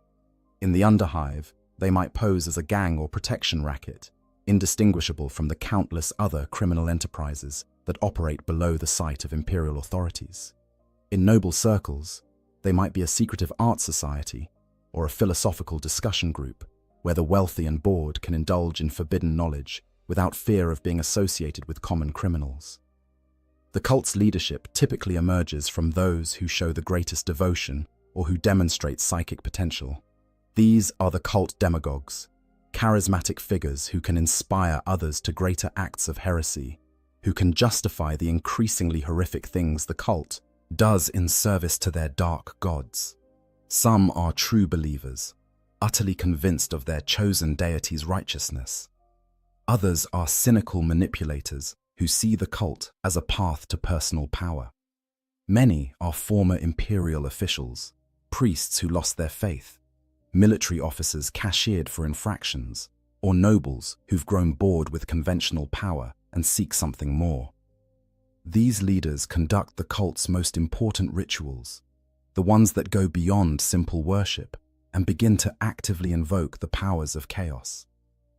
They might use forbidden psychic abilities to contact entities in the warp, entities that whisper secrets and promises into their minds. They conduct increasingly elaborate sacrifices, sometimes of animals, sometimes of unwilling victims kidnapped from the streets or taken from the ranks of the cult's enemies. They study ancient texts recovered from Xenos ruins or passed down through generations of cultists, learning rituals that were old when humanity first reached for the stars. As the cult's power grows, strange things begin to happen. Small at first, easily dismissed or ignored. A cultist who should have died from injuries survives through what seems like a miracle. Another develops the ability to influence people's thoughts, subtly at first, then more overtly. Objects in the cult's shrines seem to move on their own or whisper in languages no human should understand. The cult's leaders begin to display physical changes, marks of favor from their patrons, though they hide these carefully from outsiders. The cult also begins to infiltrate positions of real authority. A cultist who works in the administratum might alter records to hide the cult's activities or make their enemies disappear on paper. One who joins the Arbites can warn of upcoming raids or misdirect investigations. A cultist in the Planetary Defense Force can arrange for weapons to be lost in inventory, only to end up in the cult's hands. This infiltration is patient work, sometimes taking years or even decades, but it's essential for the cult's survival as it grows too large to hide entirely. Perhaps most insidiously, the cult begins to corrupt the imperial cult itself from within. They recruit priests and preachers who can twist the imperial creed's teachings to serve chaos. These corrupted clergy preach sermons that subtly introduce heretical concepts while maintaining a veneer of orthodoxy. They might emphasize the emperor's warrior aspect while secretly channeling devotion to Horn, or focus on accepting suffering as the emperor's will while actually serving Nurgle. The congregation doesn't realize they're being led astray. They think they're being model imperial citizens, attending services and offering prayers, while actually feeding power to the ruinous powers. The cult's meetings grow larger and more frequent. What started as small gatherings of a few believers becomes ceremonies involving dozens or even hundreds of participants. They meet in abandoned sectors of the hive, in caves beneath the city, in mansions where the wealthy can indulge without fear of the common law. These gatherings become increasingly elaborate, with ritualistic elements drawn from forbidden lore. They chant in languages that hurt the throat to speak and the ears to hear. They carve symbols into walls, floors, their own flesh. They offer sacrifices and conduct rites that would horrify any loyal imperial citizen. During these rituals, the barrier between the material world and the warp begins to thin. The cultists might catch glimpses of things that exist beyond reality, shadows of the demons that serve their gods. They hear voices, see visions, experience sensations that no mortal should be able to endure. Some go mad from these experiences. Others are strengthened in their conviction, seeing these horrors as proof that they have touched something real and powerful, something the Imperium's lies about the Emperor's protection can't match. The cult also begins to create its own infrastructure. They establish safe houses where members can hide from Imperial authorities. They set up networks for distributing forbidden materials, for moving people between cells, for coordinating activities across different parts of the hive or even different cities. They develop codes and secret signs so members can recognize each other and communicate without being obvious. They create their own hierarchy of ranks and titles, often mocking the imperial system's rigid structure. Some cultists begin to develop mutations, physical changes that mark them as touched by chaos. These might be small at first, easily hidden beneath clothing. An extra finger, skin that changes color, eyes that glow faintly in the dark. The cult's leadership treats these as marks of favor, signs that the gods have noticed and blessed the individual. They teach the mutants to hide their changes from outsiders while displaying them proudly within the cult's gatherings. The mutations are tangible proof that their worship isn't in vain, that real power flows from their devotion. But not everyone in the cult is a true believer. Some join out of fear, having witnessed the cult's power and deciding it's safer to go along than to resist. Others are there for more mundane reasons: the social connections, access to resources, protection from hive gangs or other threats. These lukewarm members are often kept in the dark about the cult's true nature, forming outer circles that can be sacrificed if the cult is discovered. They think they're part of a fraternal organization or political movement, not understanding the depth of heresy at the cult's core. As months turn to years, the cult becomes embedded in the world's society, like cancer in living tissue. They're in the governorship's administration, in the Arbeits, in the PDF, in the merchant guilds, in the workers' unions, everywhere. They've become a shadow government, wielding real power while maintaining the fiction that everything is under imperial control. The legitimate authorities don't realize how compromised they've become, or if some do suspect, they're too afraid to act, knowing that accusations without proof can be as dangerous as the heresy itself. The cult is patient. They know that acting too soon, revealing themselves before they're ready, will bring the Imperium's wrath down upon them. So they wait, gathering strength, recruiting more members, performing more rituals, bringing their dark god's attention more firmly upon their world. They're laying the groundwork for something terrible, something that will transform their entire world. And most of the population has no idea it's happening. Early signs and denial. When reality begins to crack. The first signs that something is deeply wrong are easy to dismiss. They're small aberrations, the kind of things people can rationalize away if they try hard enough. And try they do, because the alternative is too frightening to contemplate. It starts with minor strangeness. A street that should be familiar somehow looks different, though you can't quite say how. The shadows seem longer than they should be, falling at wrong angles. The number of rats in the underhive increases dramatically, and they seem to be watching people with an intelligence that vermin shouldn't possess. Dreams become more vivid, more disturbing, leaving people exhausted when they wake. Strange lights are seen in the sky at night, dismissed by officials as atmospheric phenomena or problems with the hive's atmospheric processes. People start going missing. At first, it's just the usual rate of disappearances that any hive city experiences. The homeless, the indigent, criminals, those who won't be missed or investigated. But gradually, the rate increases. A merchant's daughter vanishes on her way to morning prayers. A shift supervisor doesn't report for work and is never seen again. An entire gang in the underhive disappears overnight. Their territory empty, no signs of struggle or flight. The Arbeits investigate some cases, but their resources are limited, and the disappearances don't follow any pattern they can discern. Those who remain begin to notice behavioral changes in people they know. A neighbor who was always friendly becomes withdrawn and paranoid, muttering to themselves and painting strange symbols on their door. A co-worker starts speaking in odd phrases, using words that don't quite make sense in context. Children come home from school crying, saying their teacher's voice sounds wrong, sounds like multiple people speaking at once. But when parents investigate, everything seems normal. The teacher seems fine.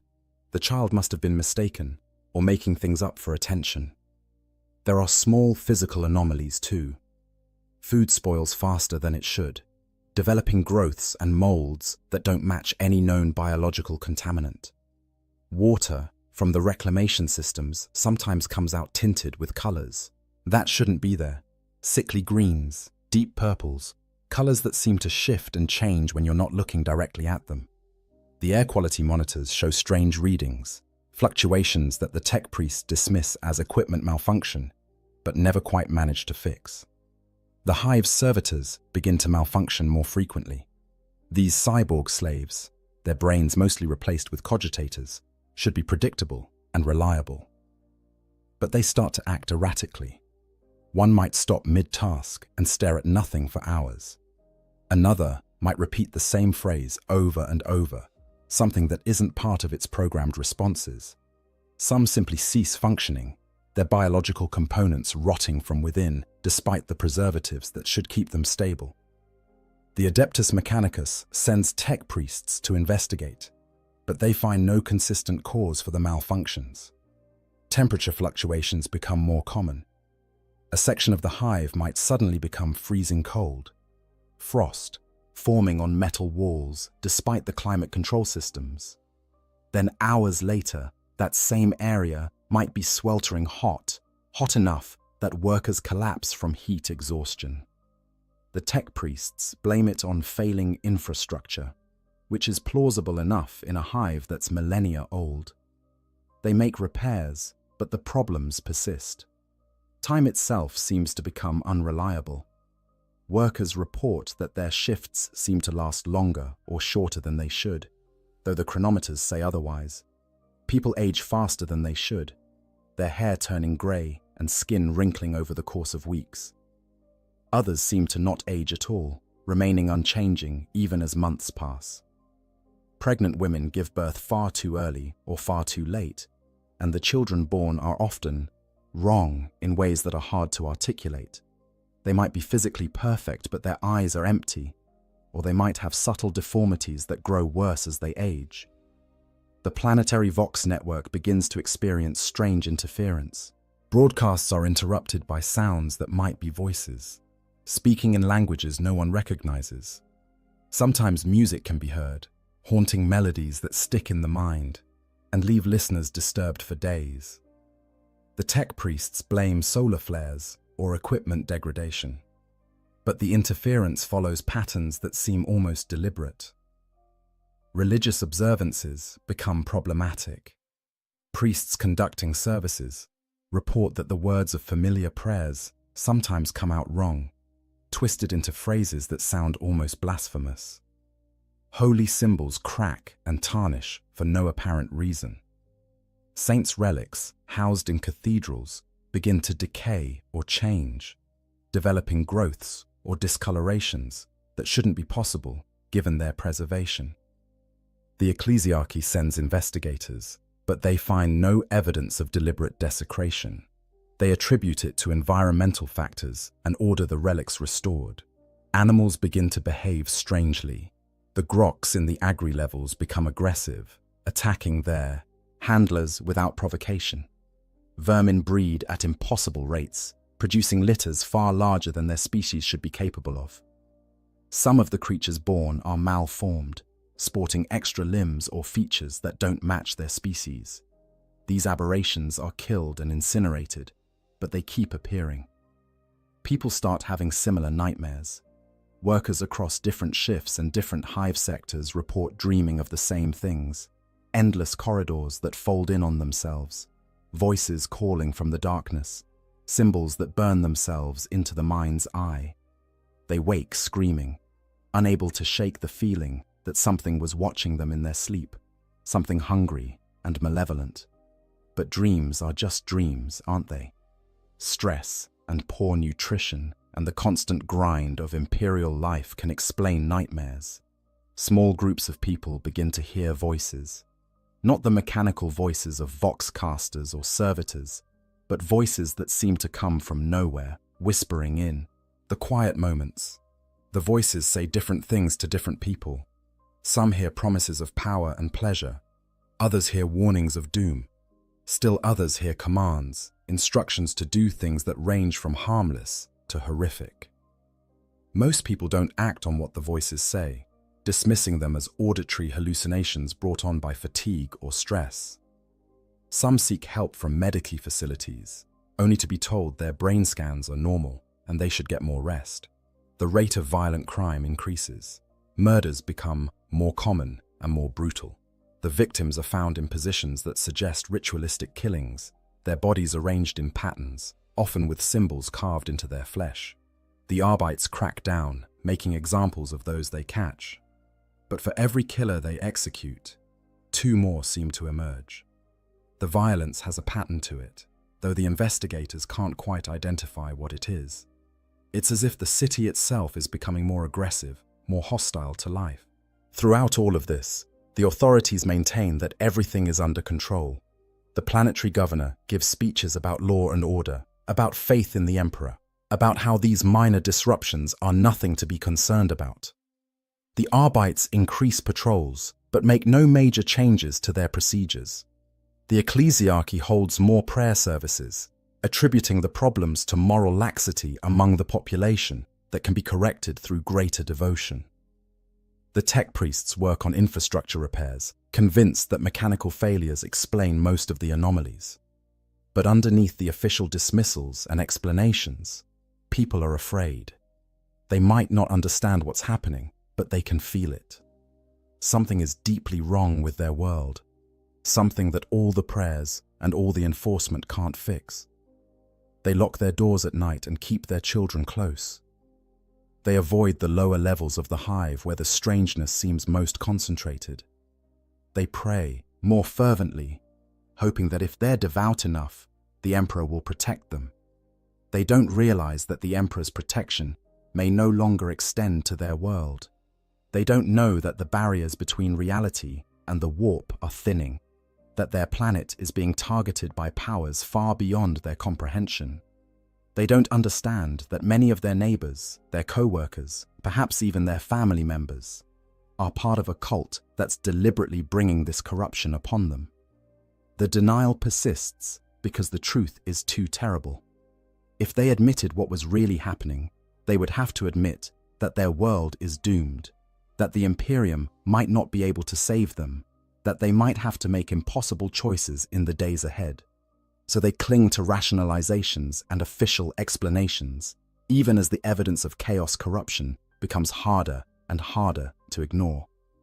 But denial can only last so long. Eventually, the signs become too obvious, too pervasive, too undeniable. And when that breaking point comes, when the population can no longer pretend everything is normal, panic will follow. That's when the real horror begins. The first mutations. Bodies betray their owners. The human body is not meant to exist in a universe where the laws of physics are merely suggestions, where the fabric of reality can be twisted by malevolent intelligences from beyond space and time. When chaos corruption spreads across a world, one of the first and most horrifying manifestations is mutation, the transformation of human flesh into something else, something wrong. For the afflicted, it often begins with small changes. Perhaps you notice your fingernails have become harder, almost like claws, and they seem to be darkening from their base. You try to trim them, but they grow back impossibly fast. Maybe your teeth feel different when you run your tongue over them, sharper than they should be, and you realize with horror that you've developed extra molars where there shouldn't be any. Your reflection in the mirror looks slightly off, your features subtly rearranged in ways you can't quite identify, but that make you look almost like a stranger. The changes accelerate.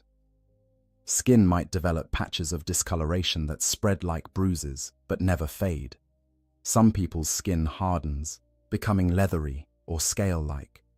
Others find their skin becoming translucent, blood vessels and muscle tissue visible beneath. Hair grows in wrong places, on the palms of hands, across the face in thick patches, down the spine. Or it falls out entirely, leaving smooth skin that feels cold and wrong to the touch. More dramatic mutations follow. Extra digits sprouting from hands or feet, limbs lengthening or shortening, bones cracking and reforming, eyes changing color, pupils becoming slitted like a reptile's, or multiplying until there are eyes where eyes should never be, mouths appearing in wrong places, on the palms of hands, the back of the neck, the torso. These mouths might whisper constantly in voices too quiet to understand, or they might scream, or they might try to bite anyone who comes close. For some, the mutations are tied to their emotions or to the particular chaos power they've been exposed to. Those touched by Horn might find their muscles bulking up grotesquely, their body becoming a weapon even as their mind becomes consumed with rage. Their skin might turn red or develop brass-colored scales. Horns might erupt from their skull, growing painfully over days or weeks. They become more aggressive, more violent, finding it harder and harder to control their anger. Nurgle's touch brings corruption of a different sort. Flesh becomes swollen and pustulent, covered in boils and lesions that never heal. The body begins to rot while still alive, skin sloughing off to reveal muscle and bone beneath, yet somehow the victim continues to function.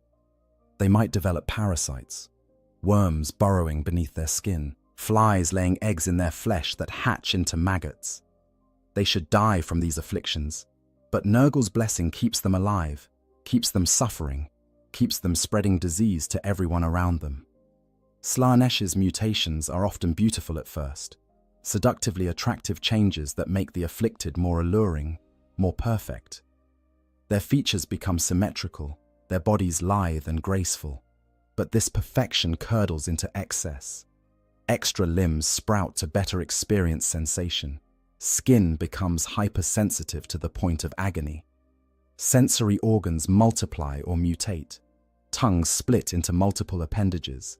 Noses develop dozens of nasal passages. Eyes gain new spectrums of vision that show horrors invisible to normal sight.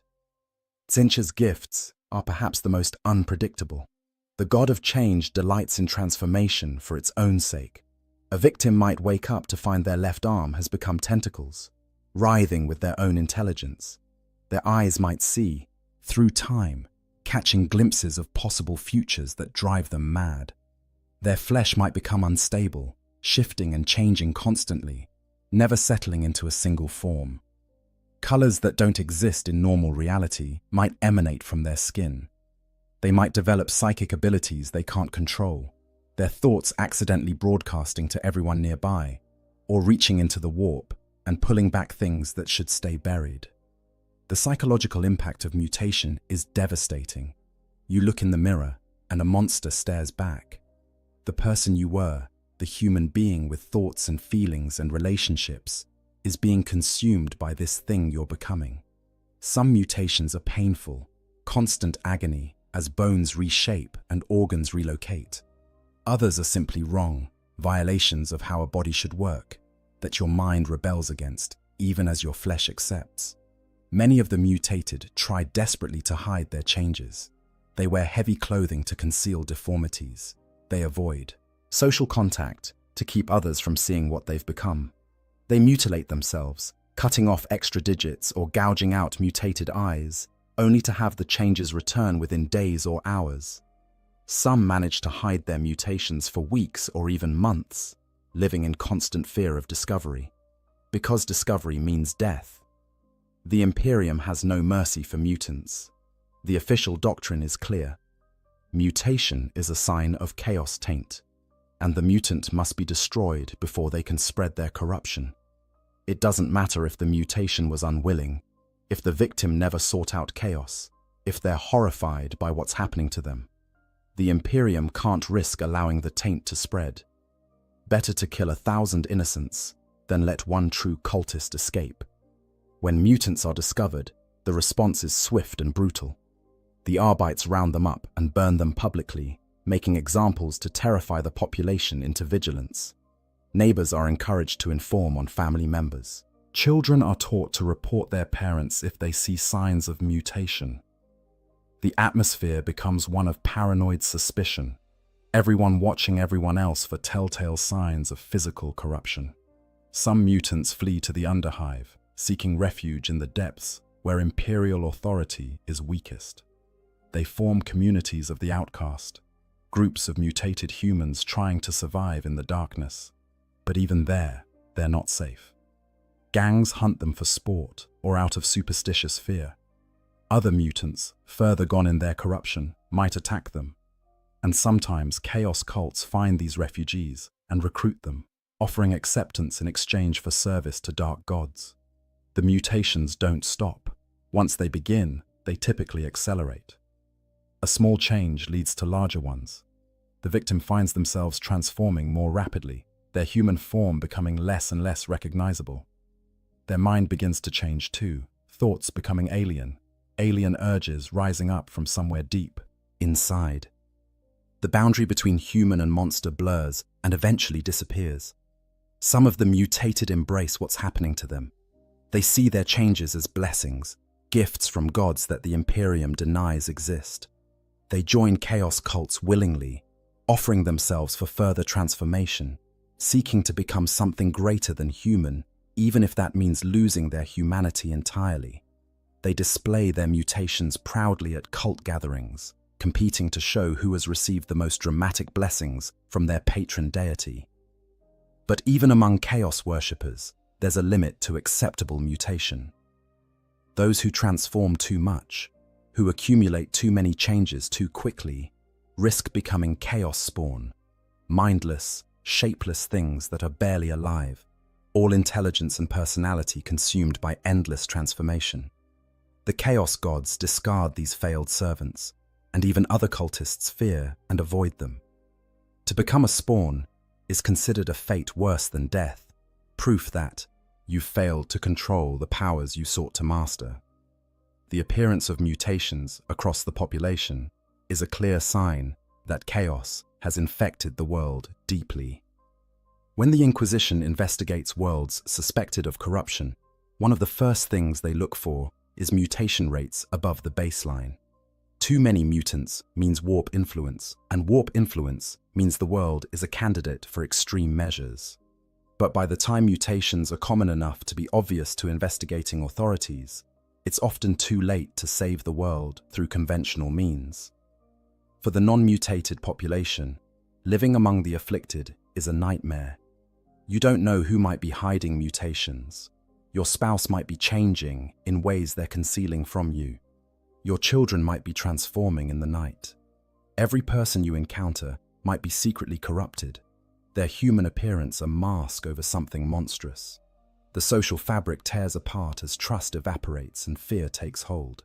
And, through it all, the mutations spread. More people wake up to find themselves changing. More families are torn apart as members reveal their afflictions or are discovered and taken away. More communities in the underhive swell with refugees who have nowhere else to go.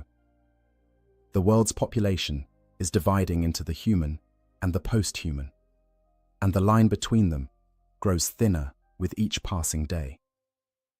The thinning veil, warp phenomena, manifests. As chaos corruption deepens its hold on a world, the barrier between reality and the warp begins to fail. This barrier, maintained in normal space by the natural laws of physics and the coherent beliefs of its inhabitants, starts to thin and crack. When this happens, the phenomena that manifest are beyond anything the human mind evolved to comprehend. Reality itself becomes unreliable, subject to forces that mock the very concept of natural law. Temperature becomes detached from any physical cause. A room might suddenly plunge to freezing, temperatures that cause frost to form on walls and make breath steam in the air, despite heating systems functioning perfectly. Moments later, that same room might become stiflingly hot, hot enough to blister skin, with no change in any environmental controls. These fluctuations don't follow patterns or make physical sense. A corridor might be comfortable, while the rooms on either side swing wildly between extremes. Workers trying to maintain the hive's systems find their instruments giving contradictory readings, saying the temperature is normal, even as people are suffering from heat stroke or hypothermia. Time begins to behave strangely. Chronometers that should be precisely synchronized show different times. People working side by side experience time at different rates. One person's hour might be another's minute or day. Workers enter rooms and emerge what feels like moments later to find hours or days have passed. Others work through what seems like an interminable shift, only to find they've been gone for mere minutes according to external time. Appointments become meaningless when no one can agree on when they occurred. The very concept of schedules breaks down as time becomes subjective and unreliable. The dead don't stay dead. Bodies in the mortuary sometimes sit up, their eyes opening even though their hearts don't beat and their lungs don't breathe. They might speak in voices that aren't their own, delivering messages that make no sense or prophesying horrors to come. Sometimes they attack the living with surprising strength before finally becoming still again. Other corpses simply vanish from sealed morgues, gone without explanation, sometimes seen walking the corridors hours or days later before disappearing again. Shadows develop substance and agency. They move independently of their sources, flowing across walls and floors in defiance of any light source. Some shadows show shapes that don't match the objects casting them. Human shadows that sprout extra limbs or monstrous features. People report their shadows whispering to them or moving to attack them, while they themselves remain still. Certain areas accumulate shadows that don't dissipate even in bright light, pools of darkness that seem to watch and wait. The laws of gravity become optional. Objects might suddenly float upward, defying gravity completely. People might find themselves walking on walls or ceilings as easily as floors. Or gravity might reverse in specific areas, everything and everyone falling upward into the ceiling before gravity rights itself moments later, dropping them back to the floor. These reversals cause injuries and deaths, but also a creeping horror as people realize they can't trust something as fundamental as which direction is down. Sounds become divorced from their sources. Footsteps echo from empty corridors. Voices speak from walls or empty air, sometimes whispering, sometimes screaming. Music plays with no identifiable source, haunting. Melodies that stick in the mind and drive listeners slowly mad. The sounds aren't always audible in the normal way. Sometimes people hear them directly in their minds, sounds that bypass the ears entirely and resonate directly in consciousness. And the things these sounds say, when they're comprehensible at all, speak of horrors and revelations that shatter sanity. Visions plague the population. People see things that aren't there. Spectral figures moving through crowds, monstrous shapes lurking in shadows, impossible geometries in familiar architecture. Some see the past, moments from history playing out before them like projected images. Others see possible futures, visions of what might happen or what the chaos gods intend to bring about. These visions are vivid and real enough that people try to interact with them, reaching for phantoms or running from threats that exist only in their perceptions. Material objects begin to behave impossibly. Doors open into rooms that don't exist, corridors that stretch for impossible distances before looping back on themselves. Rooms are larger on the inside than their exterior dimensions should allow. Staircases lead upward but somehow bring people back to where they started. The hive's geometry becomes non-Euclidean, its architecture defying the mathematics that should govern physical space. People get lost in areas they've known their entire lives, unable to find familiar landmarks that should be right in front of them. Electronics malfunction in ways that shouldn't be possible. Voxcasters pick up signals from sources that don't exist, broadcasting scenes from other worlds or other times. Data screens show information that wasn't input into any system, prophecies written in code, or images of places no human has ever seen. Servitors receive instructions from nowhere, commands that override their programming and make them perform actions their masters never ordered. Some machines seem to develop awareness, their deeds, machine spirits becoming genuinely intelligent and malevolent. Living things warp and change. Plants grow at impossible rates, vines spreading across walls in hours, developing thorns or flowers or fruits that are entirely new species. Animals mutate, developing features that don't match any known creature. Bacteria and microorganisms evolve in impossible directions. creating new diseases or simply refusing to follow biological laws. The boundary between living and non-living becomes blurred. Rocks might bleed when cut, metal might grow like a plant, organic matter might develop crystalline structures. The sky changes. On worlds with atmospheres, the sky's color shifts. Green, purple, red, colors that don't exist in normal light. The stars move in patterns they shouldn't follow. Multiple suns might appear in the sky, even though the system only has one star. At night, the darkness becomes absolute. Not the mere absence of light, but a presence, a thing that presses against windows and tries to seep through cracks. Looking at the sky for too long causes dizziness and nausea, a sense that something vast and terrible is looking back. Psychic phenomena erupt across the population. People who never showed psychic potential suddenly develop powers they can't control. They might read thoughts accidentally, broadcasting their own consciousness to everyone nearby. They might move objects with their minds, cause fires with a thought, or worse, open tiny rifts to the warp that let demons peek through for horrifying moments. These untrained psychers are incredibly dangerous, beacons that draw warp entities like blood draws sharks.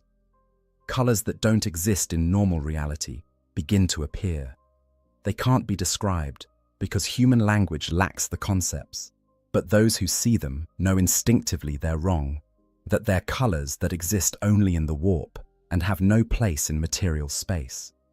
These impossible hues spread like stains across surfaces, and anything they touch begins to warp and change, taking on properties it shouldn't have. The barriers between minds thin. People begin to hear each other's thoughts, unwillingly privy to the internal monologues of everyone around them. Dreams become shared experiences, entire populations trapped in the same nightmares.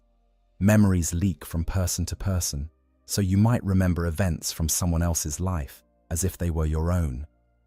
Individual identity becomes harder to maintain when consciousness itself is becoming collective and permeable.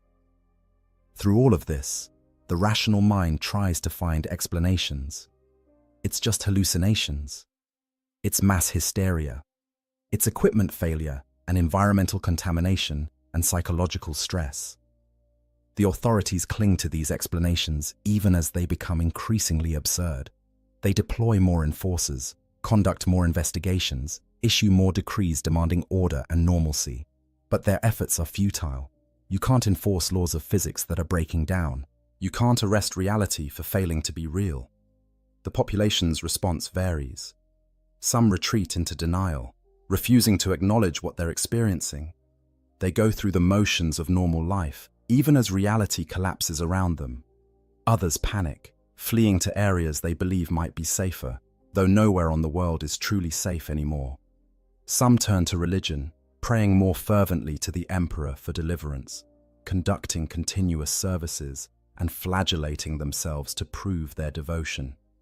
And some, seeing the Imperium's faith failing to protect them, begin to wonder if perhaps the chaos cults were right all along, if the dark gods might offer salvation where the emperor cannot. The cultists, of course, rejoice. These phenomena are proof that their gods are real and powerful, that their worship has borne fruit.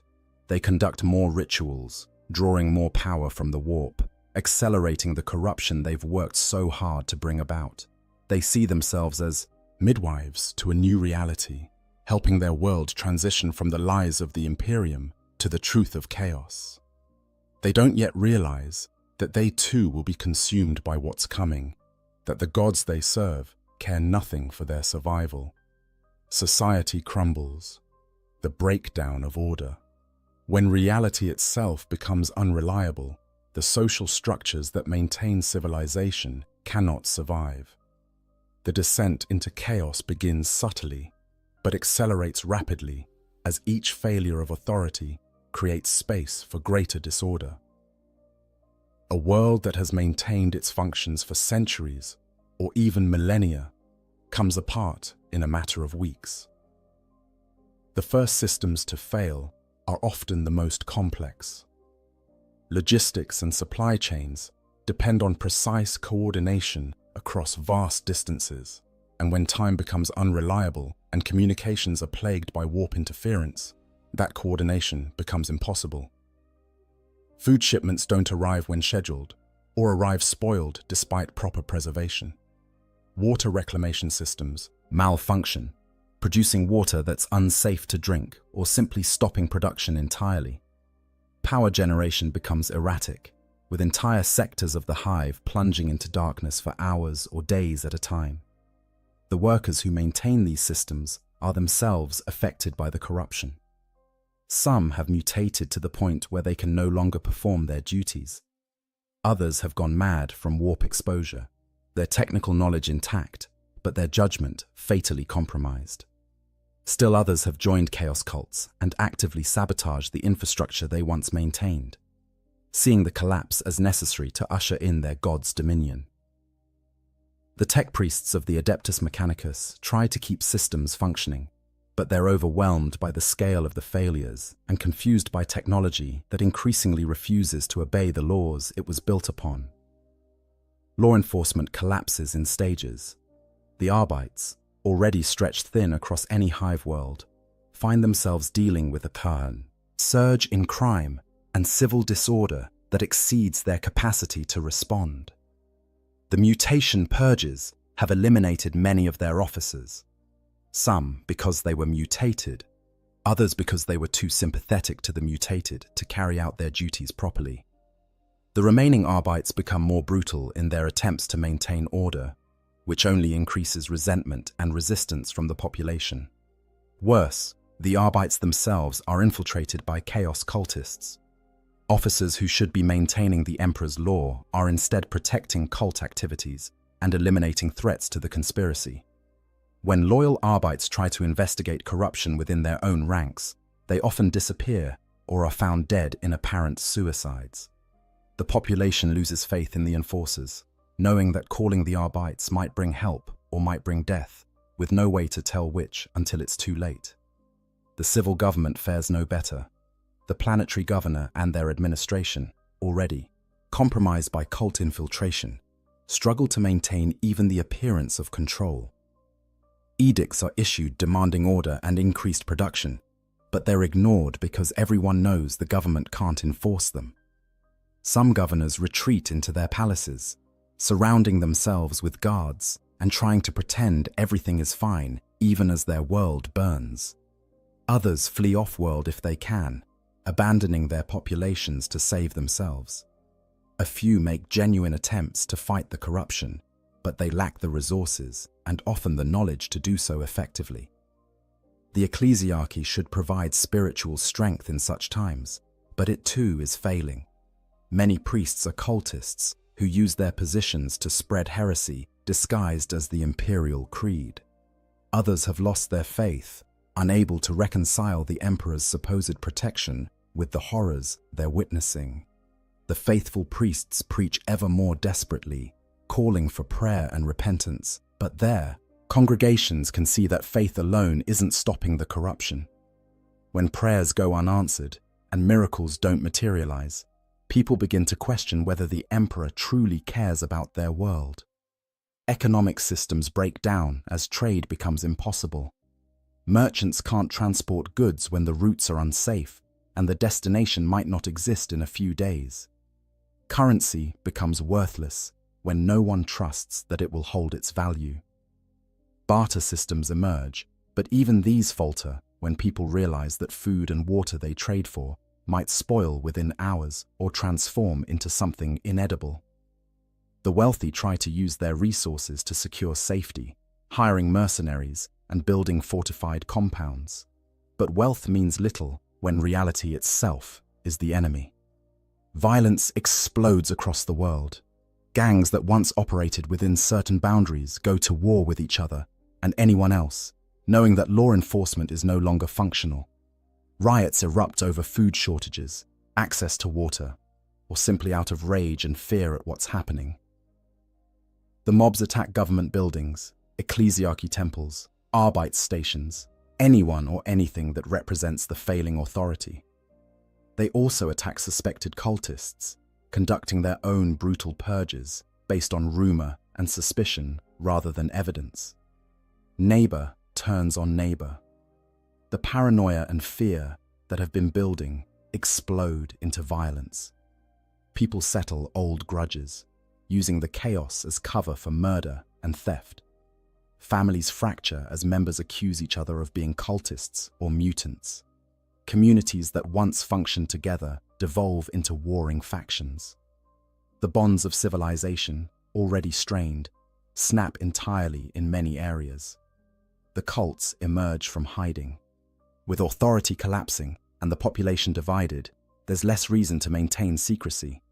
Cultists begin to operate openly, conducting rituals in public spaces, marking buildings with the symbols of their patron gods, recruiting new members from those desperate enough to seek any protection or purpose. They're still opposed by loyal imperial citizens, which leads to running battles in the streets between cultists and makeshift militias of the faithful.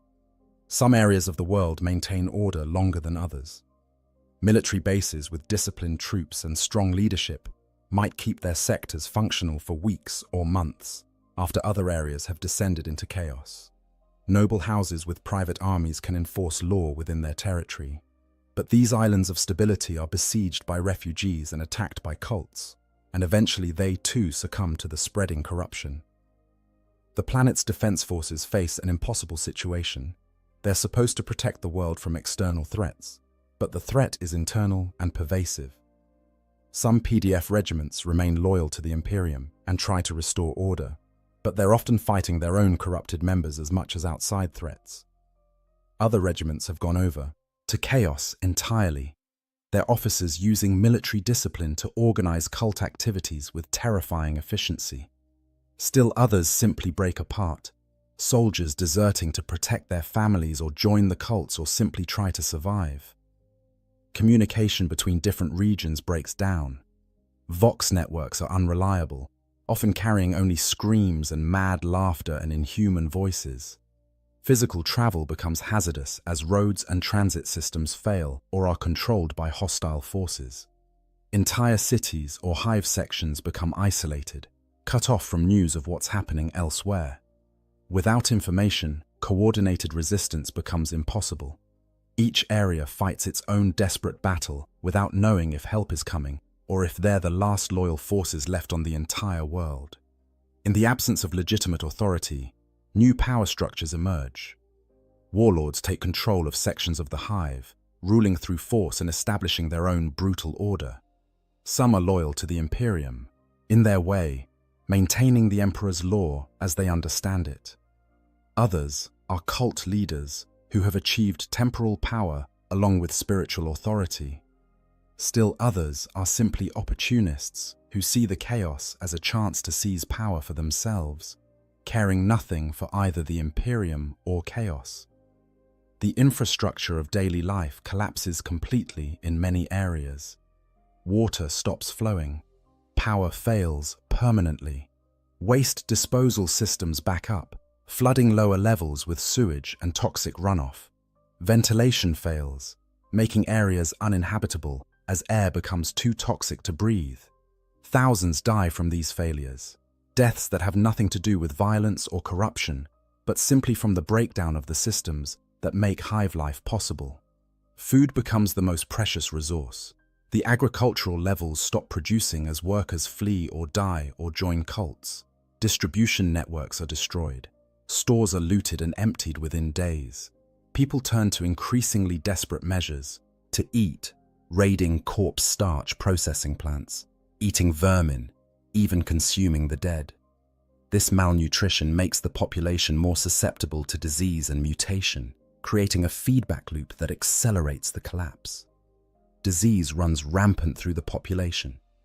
The normal plagues of hive life are bad enough, but now they're compounded by mutations that create new diseases, and by Nurgle-influenced contagions that spread with supernatural speed.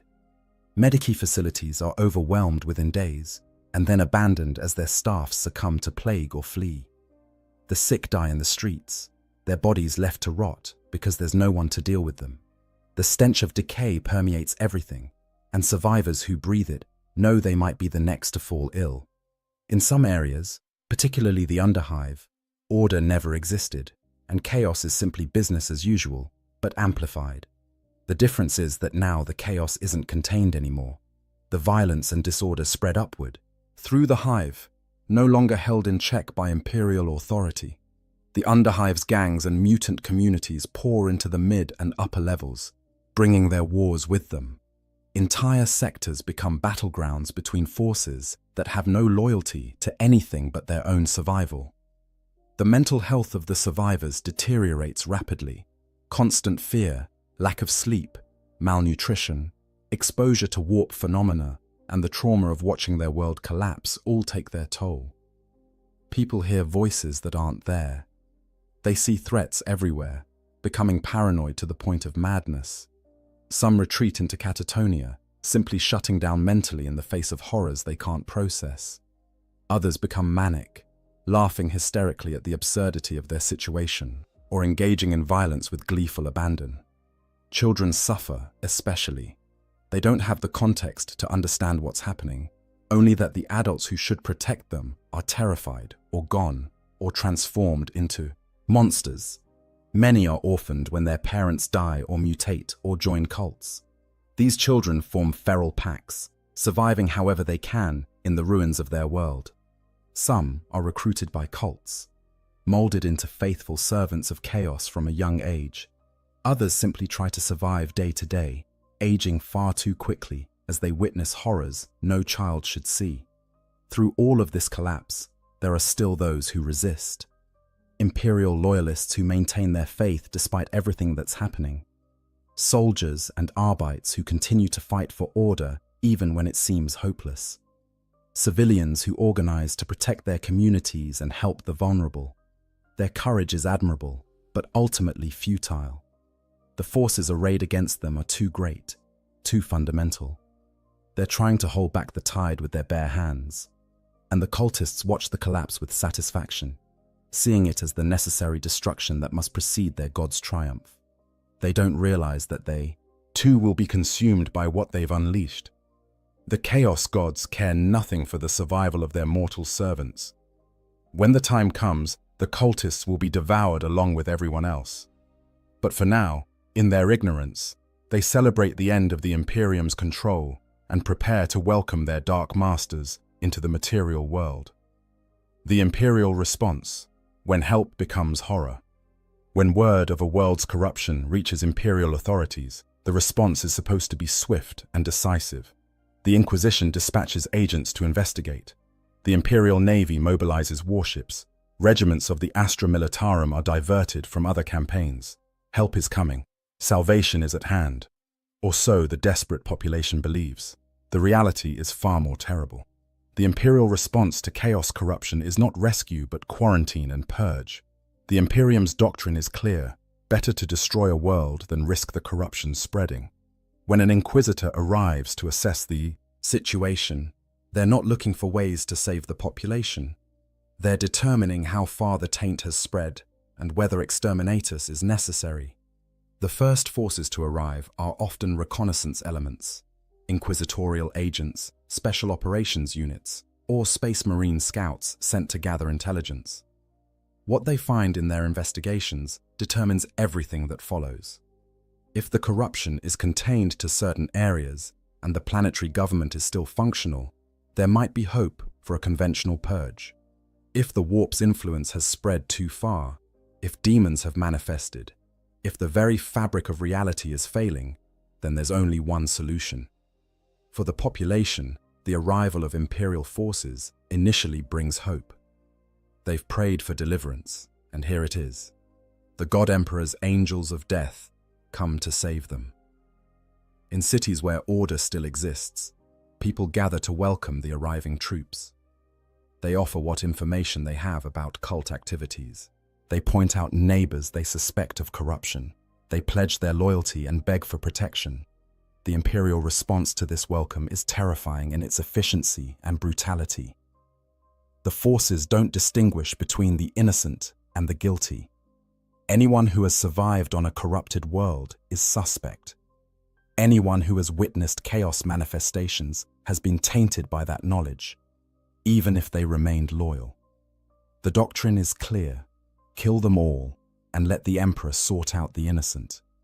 The purge begins with quarantine. No one is allowed to leave the world. Any ships attempting to flee are destroyed by the blockading fleet. Vox transmissions are jammed or monitored, preventing any communication with the outside galaxy. The world is sealed, its population trapped with the horrors they've experienced and the new horrors the Imperial forces will inflict. Then comes the sorting. The population is rounded up and processed through screening stations. Inquisitorial agents backed by armed soldiers examine each person for signs of mutation, taint, or corruption. The standards are impossibly strict. A small mutation that appeared through no fault of the victim's own: execution. Exposure to warp phenomena: execution. Membership in any organization that might have been infiltrated by cultists: execution. Knowledge of chaos symbols or entities: execution. Even those who pass the initial screening aren't safe. They might be subjected to psychic probing by inquisitorial psychers, brutal mental examinations that leave survivors traumatized and often brain damaged. They're interrogated for hours or days about what they witnessed, who they knew, what they did. The interrogations use methods that would be considered torture in any other context, but the Inquisition doesn't care about suspects' rights or comfort. They care about rooting out every last trace of corruption, and if innocents suffer in the process, that's acceptable collateral damage. The survivors of screening face an uncertain fate. The truly lucky might be deemed pure enough to be allowed to live, though their freedom is far from guaranteed. They might be pressed into service as indentured laborers on other imperial worlds, spending the rest of their lives in penal colonies or manufactorums under constant supervision. They might be mind-wiped, their memories of chaos corruption erased along with much of their personality and identity, leaving them empty shells who can be trusted because they remember nothing. Many aren't even given these options. The Inquisition follows a policy called containment through elimination, simply killing everyone who had significant exposure to chaos. This includes not just cultists, but their victims, witnesses, survivors, anyone who might carry knowledge or taint forward. Entire cities are purged, their populations herded into designated areas and executed en masse. The bodies are burned to ash to ensure no corruption remains. For those areas where overt chaos activity is occurring, the response is even more extreme. Space Marines deploy in force, conducting surgical strikes against cult strongholds. These operations aren't about capturing cultists for interrogation. They're about extermination. The Adeptus Astartes shows no mercy, killing everyone in affected areas, regardless of whether they're cultists or simply people trapped in the wrong place at the wrong time. Flamers purge entire hab blocks. Bolter rounds shred human flesh without discrimination. The Space Marines' mission is to eradicate Chaos worship root and branch, and they pursue this mission with terrifying zeal. The Inquisition employs other assets as well. The Adepta Sororitas, the militant arm of the ecclesiarchy, conducts their own purges with fanatical devotion. They see themselves as the Emperor's vengeance made manifest and show no more mercy than the Space Marines. Assassins from the Officio Assassinorum hunt down cult leaders and other high-value targets, eliminating them with precision before melting back into the shadows. Entire regiments of the Astra Militarum deploy to occupy cities and hunt cultists through the ruins. The population caught between chaos cultists and Imperial purge forces faces an impossible situation. The cultists want to sacrifice them or transform them into twisted servants of the dark gods. The Imperial forces view them as acceptable casualties in the fight against corruption. There's no safe haven, no way to prove innocence, no protection for the truly faithful. All they can do is try to survive day by day and hope that somehow they'll be deemed pure enough to spare. Some Imperial forces take a more measured approach, working to identify and protect the truly innocent while eliminating actual cultists. These commanders understand that indiscriminate slaughter only feeds the Chaos God's power and creates martyrs that strengthen cult recruitment. But these rational voices are often overruled by more radical elements who see any hesitation as weakness or potential corruption. The debate over how to conduct the purge can paralyze the imperial response or lead to different factions of imperial forces working at cross purposes. Meanwhile, the world continues to deteriorate. The combat between imperial forces and cultists creates more destruction, more death, more suffering. Battles rage through populated areas, killing civilians caught in the crossfire. Infrastructure that was barely functional is destroyed completely. Refugees flee from fighting only to be caught in new battles elsewhere. The chaos that the imperial forces were supposed to suppress instead intensifies. And then there's the ultimate sanction, exterminatus. If an inquisitor determines that the corruption is too deep, that saving the world would cost more in resources than it's worth, or that there's significant risk of the taint spreading off-world, they can order the planet's destruction. This decision is not made lightly, but when it's made, it's absolute. Exterminatus can take many forms. Cyclonic torpedoes that create firestorms engulfing entire continents. Virus bombs that kill all organic life within hours. Atmospheric incinerator torpedoes that literally set the sky on fire. Two-stage exterminatus that uses virus bombs to kill the population and then ignites their rotting bodies to scour the surface clean. The method varies, but the result is always the same. Total death for everything on the world. For the population, learning that exterminatus has been ordered is the final horror. They survived chaos corruption, they survived the purges, and now they're to be killed anyway, not because they're guilty, but because their world is deemed too tainted to save. There's no escape. The orbital blockade ensures no one gets off the planet. There's no reprieve. Once exterminatus is ordered, it will be carried out. All they can do is wait for the end, which comes as fire from the sky that consumes everything. Some try to flee underground, seeking shelter in the deepest parts of the underhive or in ancient bunkers. But exterminatus is thorough. The heat penetrates deep into the planet's crust. The atmosphere burns away, leaving nothing but airless rock. Those who thought themselves safe in shelters die of suffocation or are cooked alive as their refuges become ovens. A few might survive in exceptionally deep and well-sealed bunkers, but they emerge to find a dead world where nothing lives and nothing grows, condemned to a slow death by starvation on the barren rock their home has become. Not all worlds reach the point of exterminatus.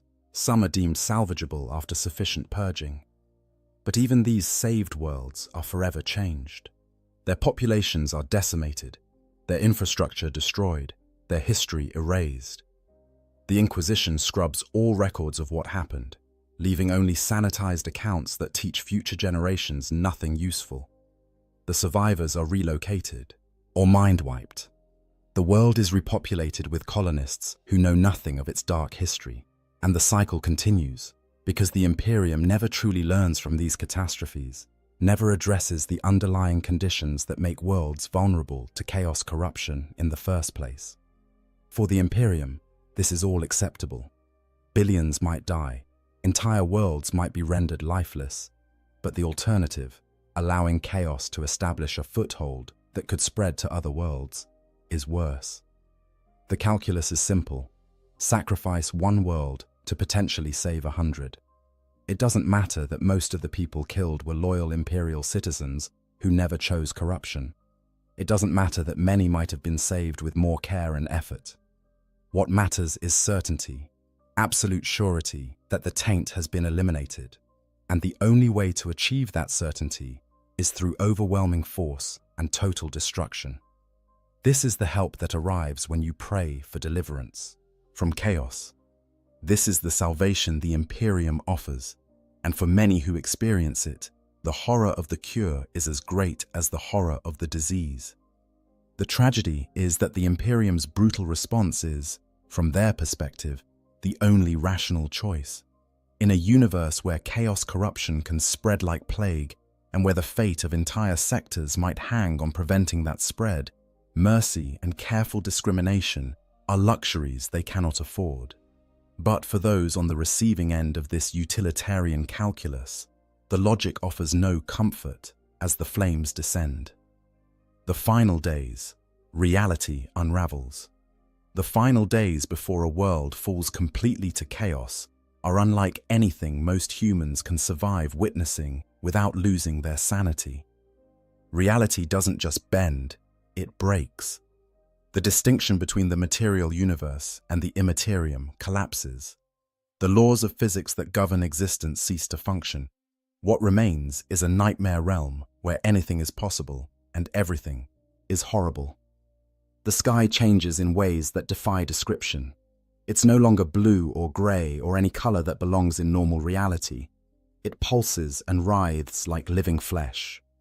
Faces appear in the clouds, vast and terrible, watching the world below with malevolent interest. The stars rearrange themselves into patterns that hurt to look at, geometries that suggest meanings the human brain wasn't designed to process. Sometimes the sky opens, revealing glimpses of the warp beyond, impossible vistas of entities and places that should not exist. The land itself becomes alive and hostile. Mountains move, rising and falling like the chest of a sleeping giant. Valleys open up like mouths, filled with teeth made of stone that grind together. Rivers run with blood or acid, or substances that have no name in any human language. The ground beneath people's feet becomes unstable, sometimes solid, sometimes liquid, sometimes simply not there at all. Buildings that have stood for millennia twist and reshape themselves, their architecture becoming non-Euclidean nightmares of impossible angles and rooms that exist in more or fewer than 3 dimensions. Mass possession events occur as the barrier between worlds fails completely. Entire populations become hosts to demonic entities all at once. One moment they're people, desperate and afraid but still human. The next, they're screaming as demons force their way into their bodies, wearing their flesh like ill-fitting suits. The possessed might retain some awareness, trapped inside their own bodies as passengers to their own destruction, forced to watch through their own eyes as demons use their hands to commit atrocities. These possessed individuals don't look fully human anymore. Their features shift and warp as the demon within struggles to maintain the mortal form. Eyes change color or multiply. Limbs move at wrong angles. Voices become overlaid with others, speaking in tongues that predate humanity or in sounds that aren't language at all, but direct transmissions of thought and emotion. They display impossible strength, tearing apart others with their bare hands, breaking through doors and walls, climbing surfaces no human should be able to scale. The possessed often gather in groups, drawn together by their demonic occupants' will. They conduct rituals in public spaces, chanting and dancing, and committing acts of violence and depravity that serve to thin the veil even further. These gatherings create zones of intense warp activity, where reality is especially unstable, where demons can manifest more easily, where anyone caught nearby risks possession or worse. Some of the possessed eventually burn out, the demon consuming their host entirely until only a twisted corpse remains. Others are transformed into something stable but monstrous, demon-human hybrids that retain a parody of life but no longer resemble the person they once were. Still, others simply vanish, pulled entirely into the warp along with their possessors, their screams echoing from nowhere as they're dragged into a realm of eternal torment. For those not yet possessed, survival becomes a matter of pure luck. There's no pattern to who gets taken and who doesn't. No way to protect yourself beyond avoiding areas of obvious warp activity. But as more and more of the world becomes saturated with corruption, avoiding such areas becomes impossible. Everywhere is dangerous. Nowhere is safe. You might go to sleep human and wake up a demon's puppet, or you might maintain your identity, but watch as everyone you know loses theirs. Temporal distortions reach their peak. The same minute might repeat endlessly, people trapped in a loop they're helplessly aware of. Or time might accelerate wildly, years passing in what feels like hours. People age decades in days, their bodies crumbling to dust even as their minds remain aware. Others are frozen in time, standing like statues while the world changes around them, then suddenly unstuck and experiencing all the missed time at once. The dead rise en masse. Every corpse that hasn't been properly cremated becomes a potential vessel for warp entities. Graveyards disgorge their contents. Mortuary facilities become scenes of nightmare as the dead shamble forth. These animated corpses aren't traditional undead. They're puppeted by minor demons or fragments of warp energy, and they behave with malign intelligence. They hunt the living, seeking to add more bodies to their ranks. Some speak with the voices of those they once were, using knowledge of their former relationships to manipulate and betray those who loved them. The survivors' senses become unreliable. They see things that aren't there and fail to see things that are. They hear voices constantly, sometimes external, sometimes seeming to come from inside their own heads. Touch becomes untrustworthy. Solid surfaces might give way like water, or empty air might feel as solid as steel. Taste and smell are overwhelmed by the stench of corruption and the taste of ashes. Some lose their senses entirely, going blind or deaf or losing all feeling, their bodies shutting down to protect their minds from further input. Madness spreads like contagion. Those who've managed to maintain their sanity up to this point finally break under the strain of impossibility made manifest. They might laugh hysterically at sights that would make sane people weep. They might retreat into fantasy, constructing elaborate delusions to replace the unbearable reality. They might simply shut down, becoming catatonic and unresponsive. Or they might be driven to violence, attacking anything and anyone in rage at what's been done to their world. Some of the mad claim to have revelations, insights into the nature of chaos, or visions of what's to come. They might actually be experiencing genuine psychic phenomena, their breaking minds briefly touching the warp and bringing back fragments of truth mixed with madness. They prophesy doom or salvation, speak in riddles and contradictions, draw symbols that seem to move and breathe. Following their guidance is as likely to lead to disaster as safety, but in a world where nothing makes sense, their nonsensical advice is no worse than anyone else's. The last bastions of resistance fight desperate battles against overwhelming odds. Small groups of survivors band together, imperial loyalists, making a final stand against the corruption. They fortify whatever positions they can, arm themselves with whatever weapons they find, and prepare to die fighting rather than surrender to chaos. Some are military personnel still trying to fulfill their duty. Others are civilians who refuse to give up. A few are even former cultists who finally understand what they've unleashed and seek redemption through resistance. These pockets of resistance can't win. They lack the numbers, the resources, and most critically, they're fighting an enemy that can't be defeated with conventional weapons. But they fight anyway, because fighting gives them purpose, because dying in battle is preferable to transformation or possession, because some part of them still believes that if they can hold out just a little longer, help might arrive. It doesn't, of course. Help isn't coming. The Imperium has already written this world off. The landscape continues to transform. Familiar landmarks disappear or change beyond recognition. New geography appears, towers of bone, forests of crystallized screams, rivers of time that flow backward. The boundaries between locations become fluid. A door might open into a different city or a different world entirely. Maps become useless as roads lead to destinations that change with each journey. The concept of distance loses meaning when places can be adjacent one moment and separated by impossible gulfs the next.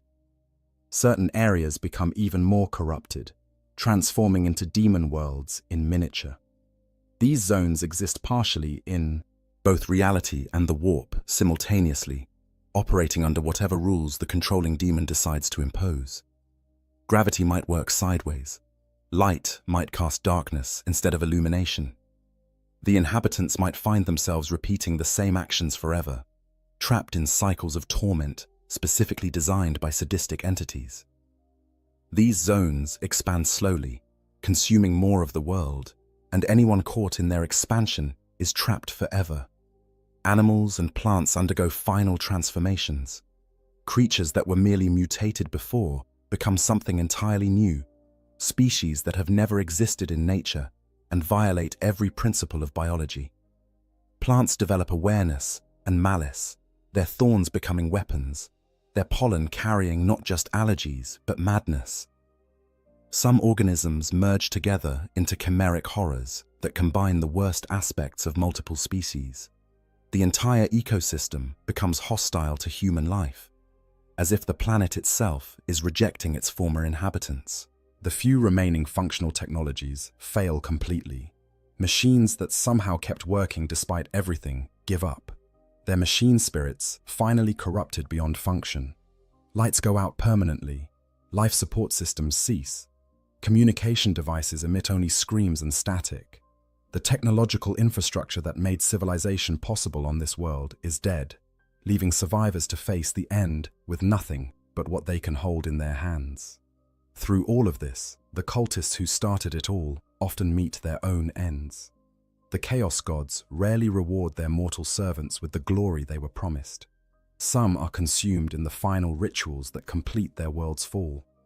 Others are sacrificed by their cult leaders to gain favor with the Dark Gods.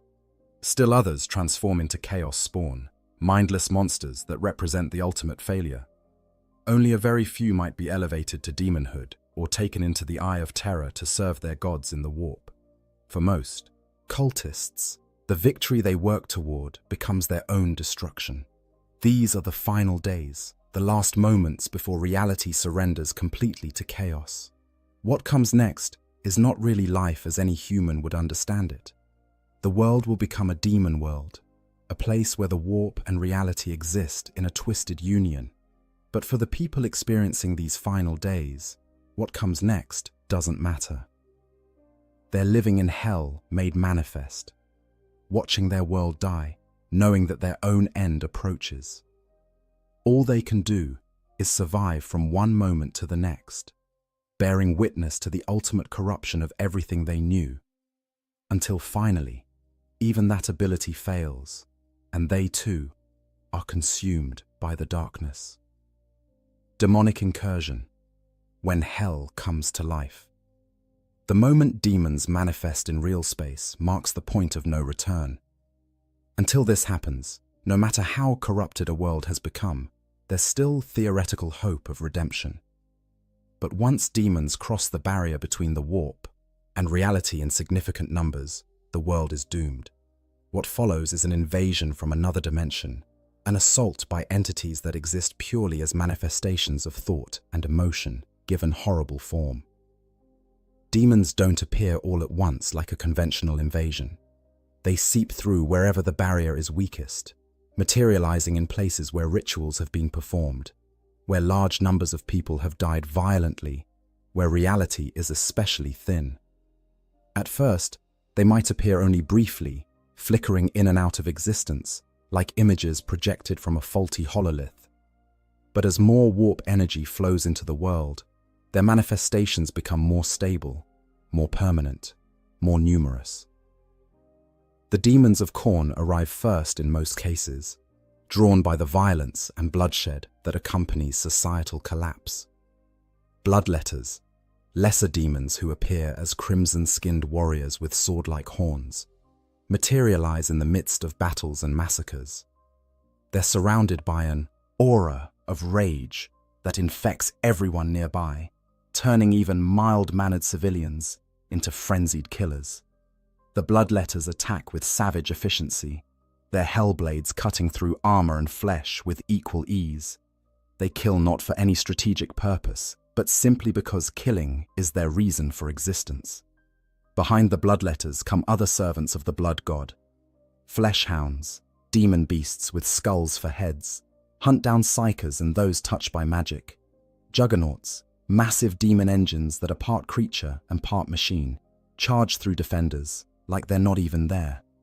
And occasionally, in places of supreme violence, a bloodthirster might manifest. A greater demon of Khorne, a towering engine of destruction that can lay waste to entire armies single-handedly. Its very presence drives mortals mad with rage, and its whip and axe kill with every strike.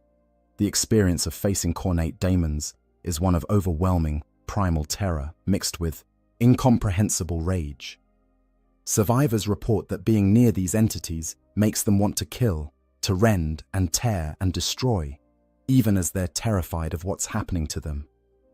The bloodletter's crimson skin glistens in impossible ways. Their horns pulse with energy. Their eyes burn with literal flames. They move with inhuman speed and grace. And when they speak, which is rare, their voices sound like grinding metal and screaming fury. Nurgle's demons follow a different pattern. They manifest in places of disease and decay, emerging from piles of corpses or pools of toxic waste.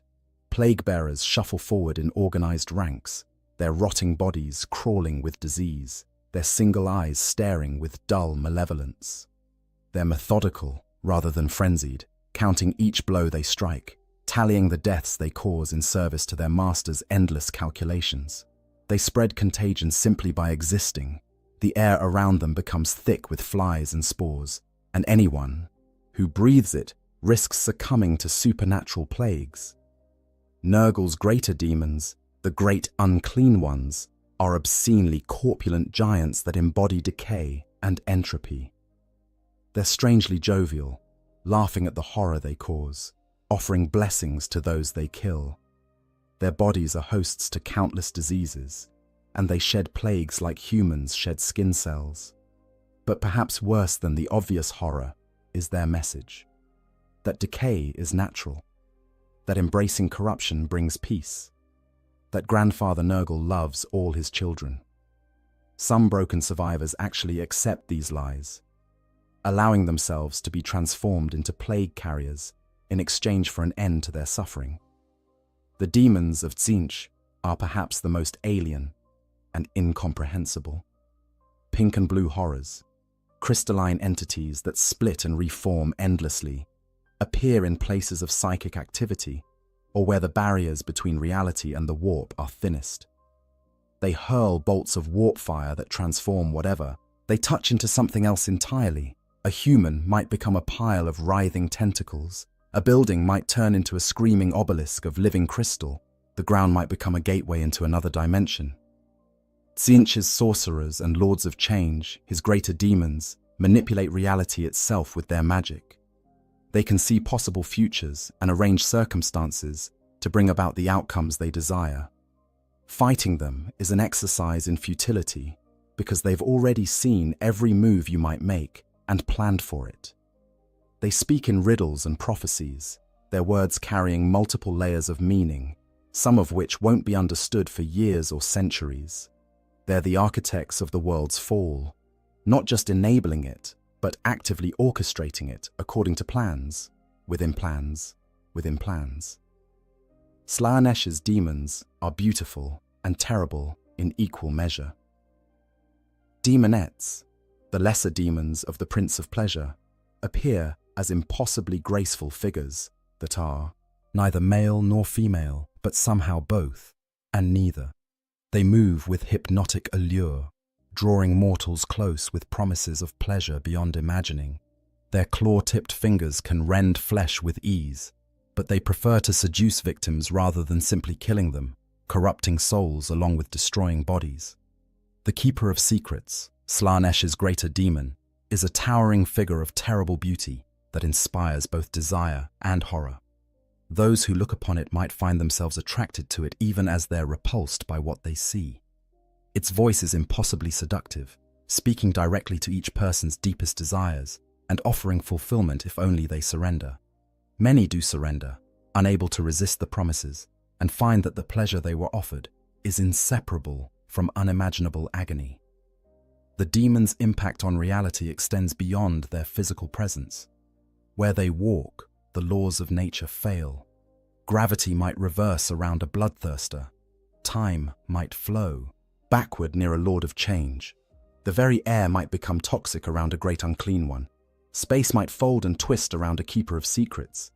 These reality-warping effects mean that conventional military tactics are largely useless against them. You can't predict where they'll be when space is unstable. You can't plan when time doesn't flow consistently. You can't aim when the target exists partially in multiple dimensions. Worse, demons are nearly impossible to permanently kill in real space. When a demon's physical form is destroyed, its essence simply returns to the warp. It might take time for it to regain enough strength to manifest again, but it's not truly dead.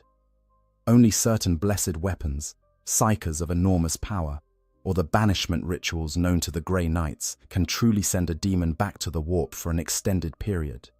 Regular weapons might disrupt a demon's form temporarily, but without these special means, every demon destroyed will eventually return. The survivors of demonic attacks describe experiences that sound impossible but are all too real.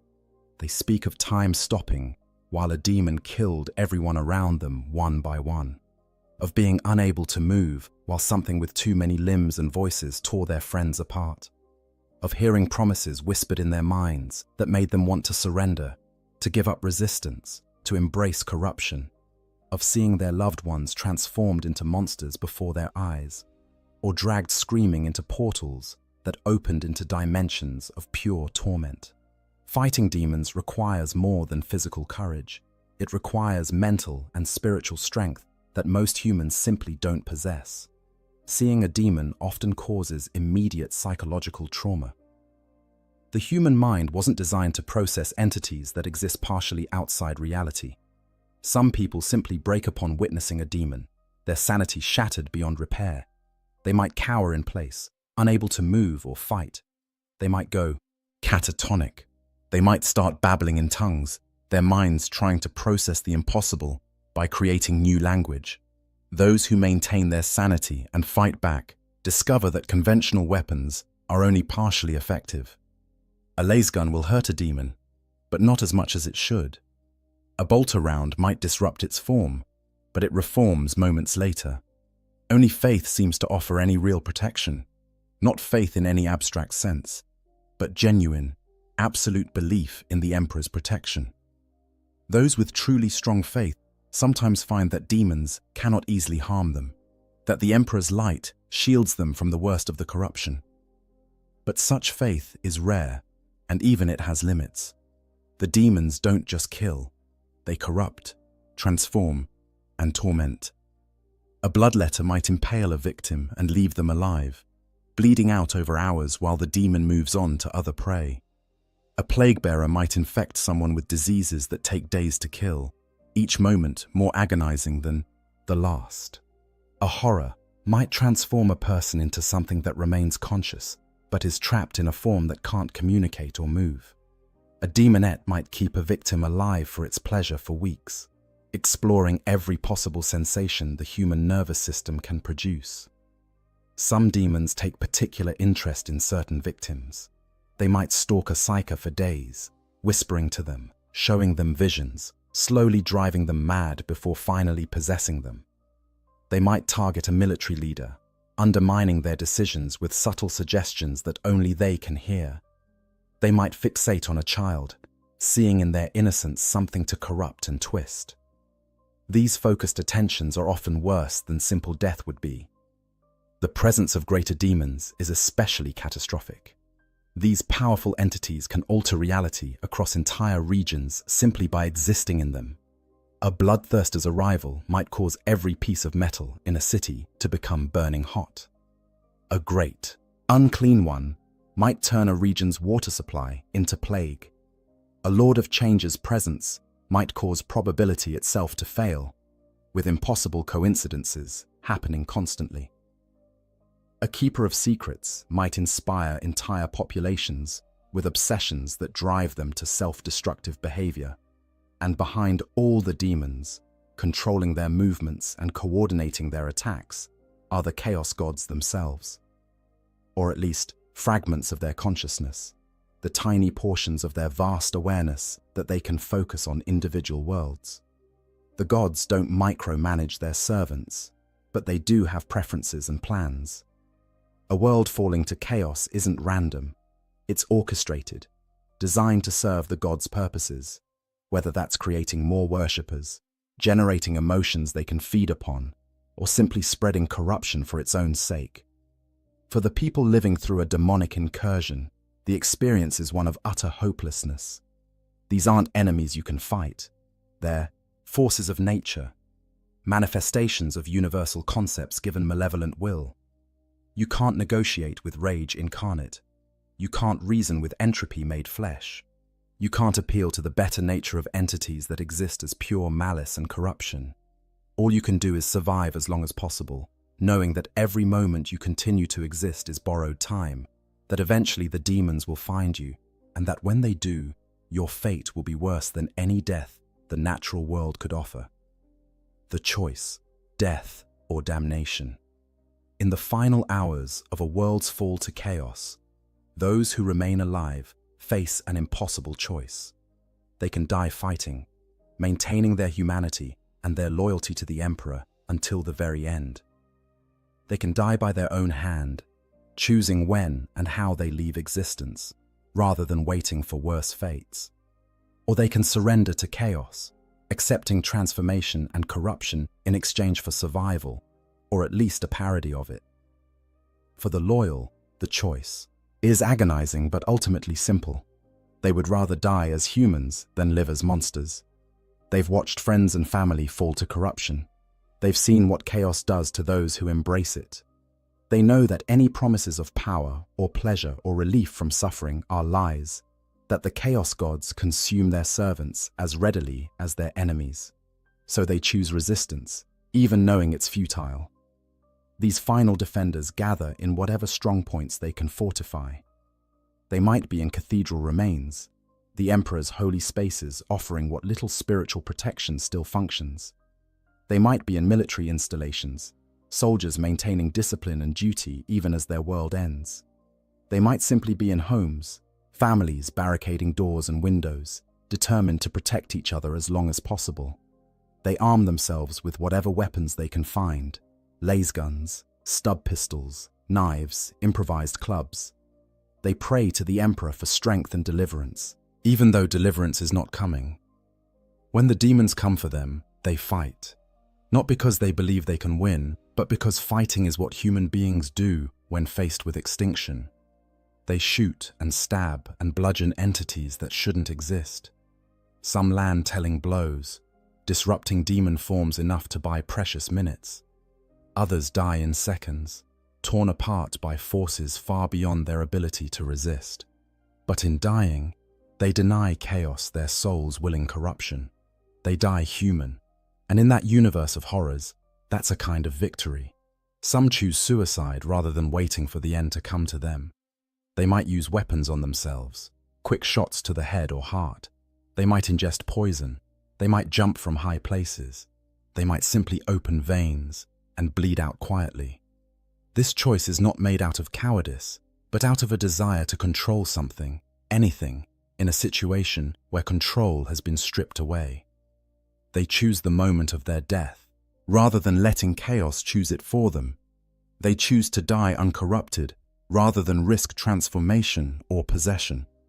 There's debate within the Imperium about whether suicide is acceptable under these circumstances.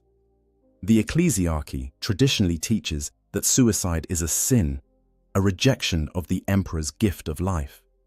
But even the most rigid theologians acknowledge that there are situations where death is preferable to the alternative.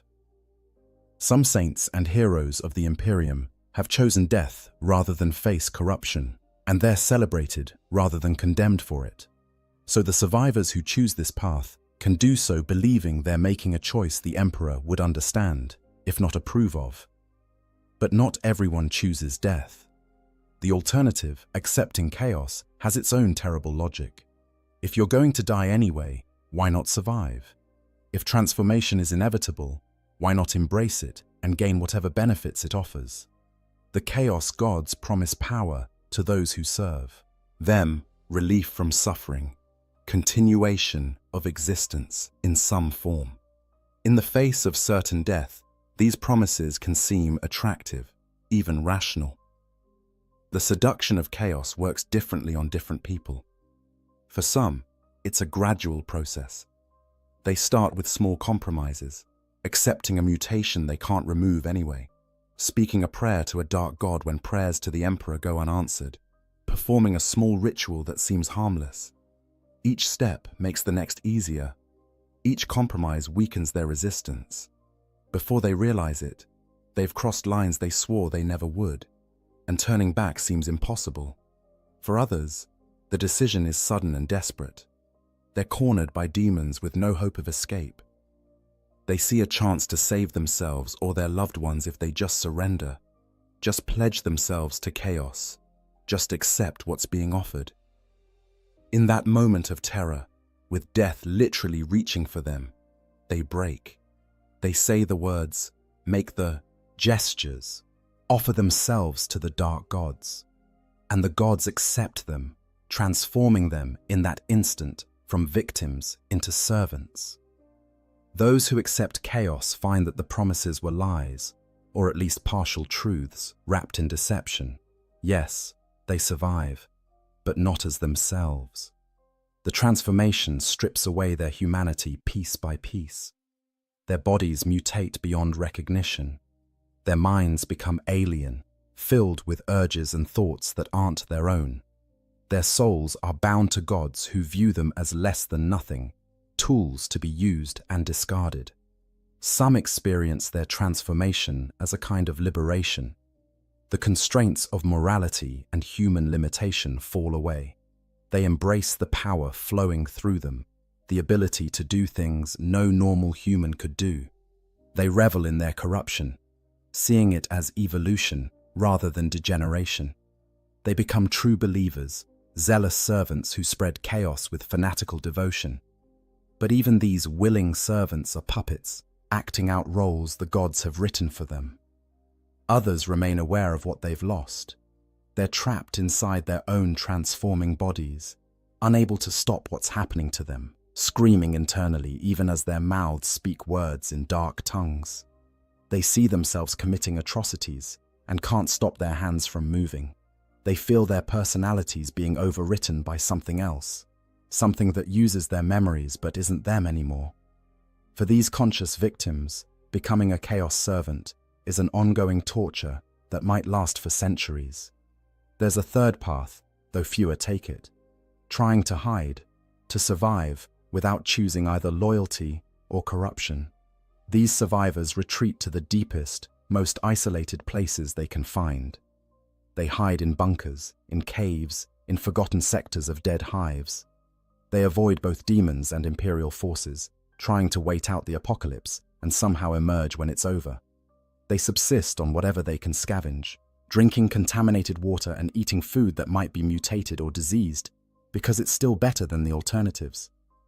Most of these attempts at neutrality fail. The world is becoming a demon world, and there are no neutral zones in such a place. The corruption seeps into even the deepest shelters. The warp's influence penetrates every crack and crevice. Those trying to hide eventually must emerge, and when they do, they find a world so transformed that survival isn't meaningful anymore. Or they're discovered by demons who can sense life even through meters of rock and steel. Or they slowly starve or succumb to disease, dying in their hidden places with no one to mark their passing. A very few might actually survive in hiding long enough to see the world stabilize into its new form as a demon world. These survivors emerge into a nightmare realm where reality operates under rules the chaos gods have written. They might become slaves to demon princes or cultists. They might be hunted for sport. They might be transformed despite their resistance. Or they might simply try to continue existing in a place hostile to human life. Their survival, a prolonged agony in service to nothing. For the children, the choice is even more cruel because they often don't understand what's happening well enough to make an informed decision. They might be too young to grasp the concept of choosing death over corruption. They might trust adults who've themselves been corrupted and follow them into damnation. They might survive through pure luck, their innocence somehow protecting them, or simply making them uninteresting to the demons and cultists hunting bigger prey. Some parents make the choice for their children. They kill their sons and daughters, rather than let them fall to chaos, then kill themselves immediately after. It's an act of terrible love, motivated by the belief that death is a mercy compared to what chaos would do to them. Whether this choice is righteous or monstrous is debated by imperial theologians, but in the moment, the parents making it believe they're saving their children's souls, even as they end their children's lives. The Imperium's doctrine on these matters is absolute. Resist until death. Never surrender to chaos under any circumstances. But the Imperium's theologians and commanders who preach this doctrine have never stood on a world falling to chaos, never watched demons tear through their homes, never had to make these impossible choices. For those actually living through it, the decision is far more complicated than doctrine allows. The human survival instinct is powerful, and when death is the only alternative to corruption, many find that they're not as willing to die as they thought they'd be. What's tragic is that neither choice offers salvation. Dying denies chaos your service, but doesn't save your soul. It simply releases it into the warp, where it's likely to be consumed by demons anyway. Accepting chaos preserves existence but destroys everything that makes you human, and trying to hide or escape just delays the inevitable choice.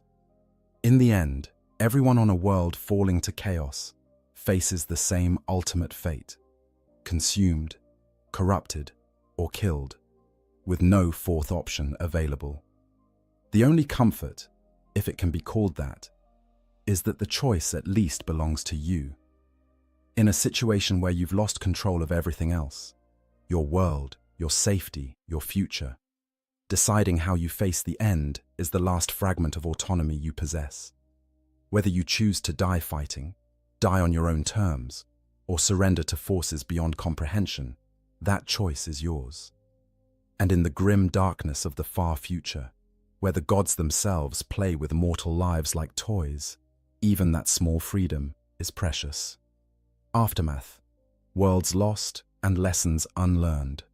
The aftermath of a world's fall to chaos takes different forms depending on how completely the corruption consumed it.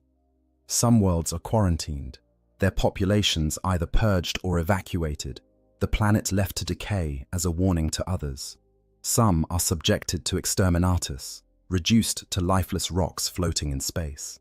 And some transform completely into demon worlds, becoming permanent anchors for warp influence in real space, staging grounds for future invasions and monuments to the Chaos God's power.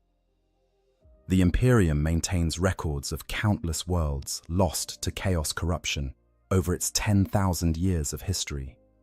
These records are heavily restricted, accessible only to inquisitors and the highest echelons of Imperial command, because knowledge of how worlds fall is itself considered dangerous.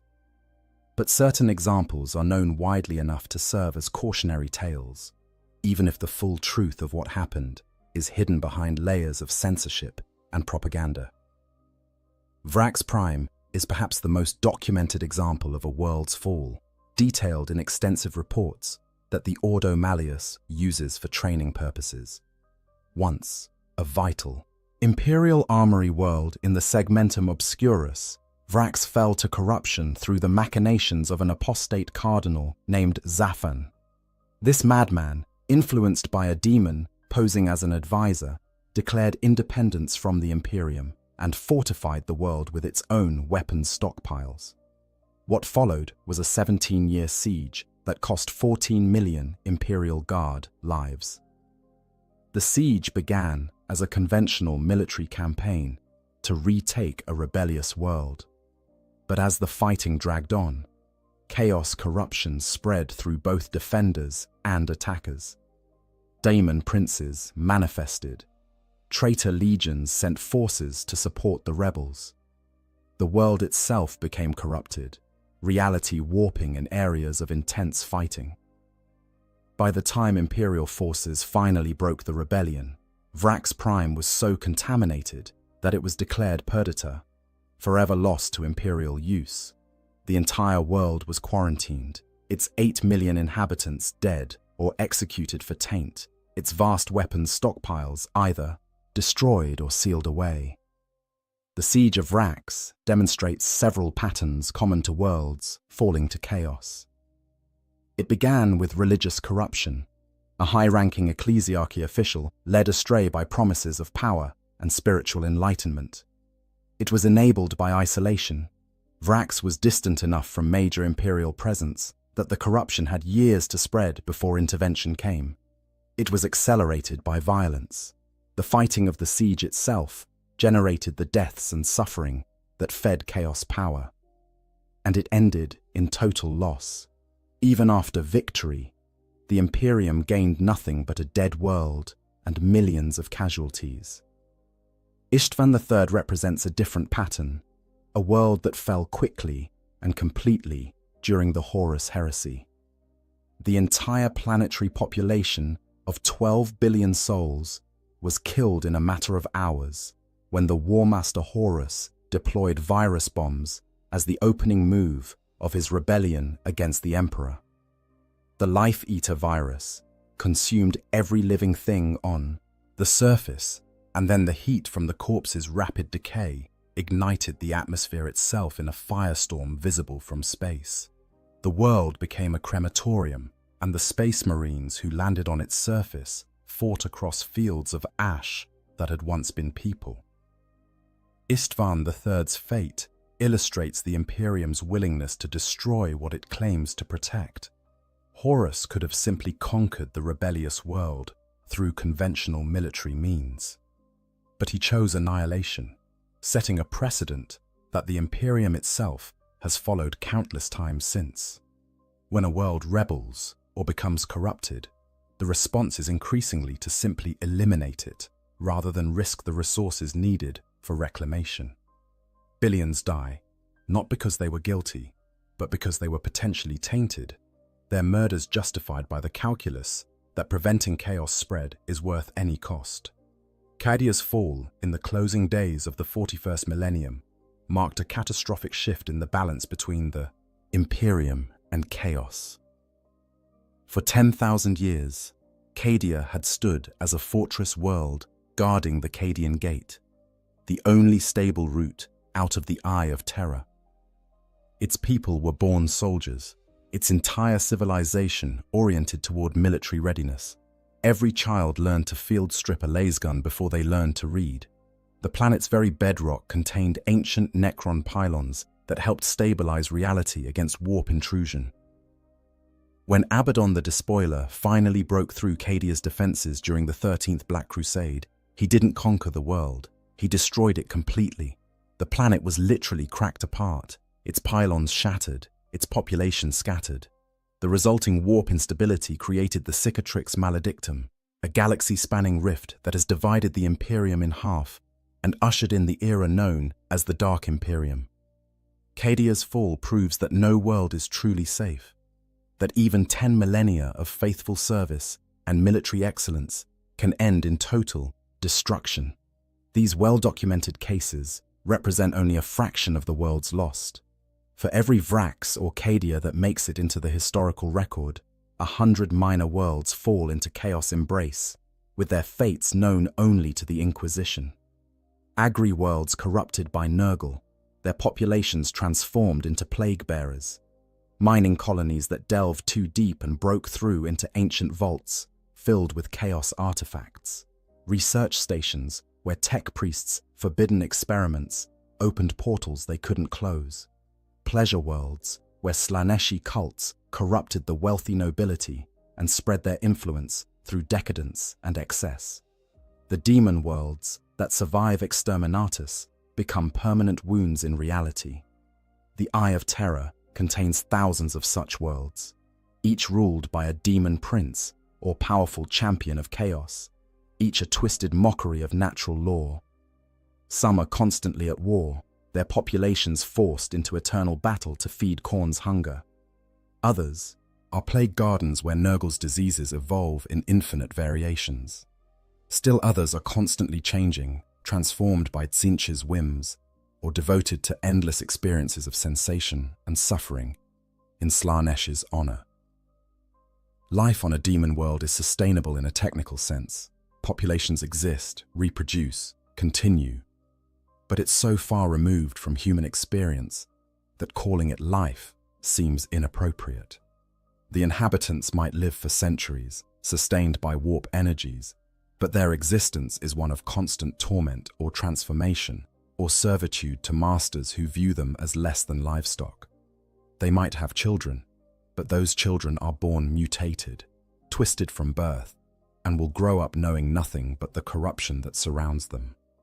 They might have some form of society, but it's organized around worship and service to dark gods, all other concerns secondary or non-existent. The question that haunts Imperial scholars who study these cases is whether anything could have been done differently. Could Vrax have been saved if the Imperium had intervened earlier? Could Istvan III's population have been spared if Horus had been discovered and stopped before his rebellion began? Could Cadia have held if different strategies had been employed? The answer in most cases is probably not. Chaos corruption is insidious and patient. By the time it's obvious enough to trigger Imperial response, it's usually too late for anything but damage control. This raises uncomfortable questions about the Imperium's entire approach to chaos. The policy of keeping the population ignorant about the ruinous powers means that people don't recognize corruption when they encounter it. The rigid social hierarchy and oppression create the discontent that cults exploit. The emphasis on faith over understanding means that people can't distinguish between genuine devotion and heretical manipulation. In trying to protect humanity from chaos, the Imperium has created conditions that make humanity more vulnerable to it. But the Imperium learns nothing from these failures, because learning would require admitting fault, would require changing strategies that have been sanctified by 10,000 years of tradition. The response to each world's fall is to purge harder, to be more vigilant, to execute more potential heretics, to crack down more severely on any deviation from orthodoxy. The system that created the conditions for the fall in the first place remains unchanged, guaranteeing that more worlds will follow the same pattern. The survivors of these fallen worlds, the tiny fraction who escape or are evacuated before the end, carry their trauma with them. They're scattered across the Imperium, relocated to other worlds, often mind-wiped to remove their memories of chaos corruption. But even mind-wiping isn't perfect. Dreams persist, nightmares return. A sense of wrongness, of having experienced something terrible, even if the details are gone, haunts them. And if they were tainted at all by chaos exposure, that taint might lay dormant for years before expressing itself, making every survivor a potential vector for future corruption.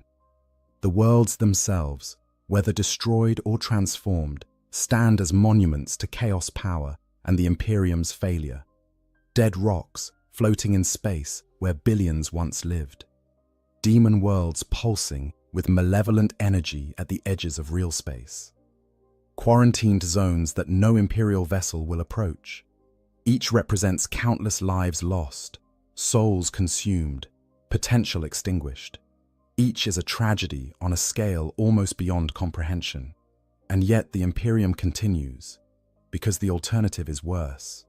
Surrender to chaos means the extinction of humanity as a species. Every world lost is mourned, but the fight continues.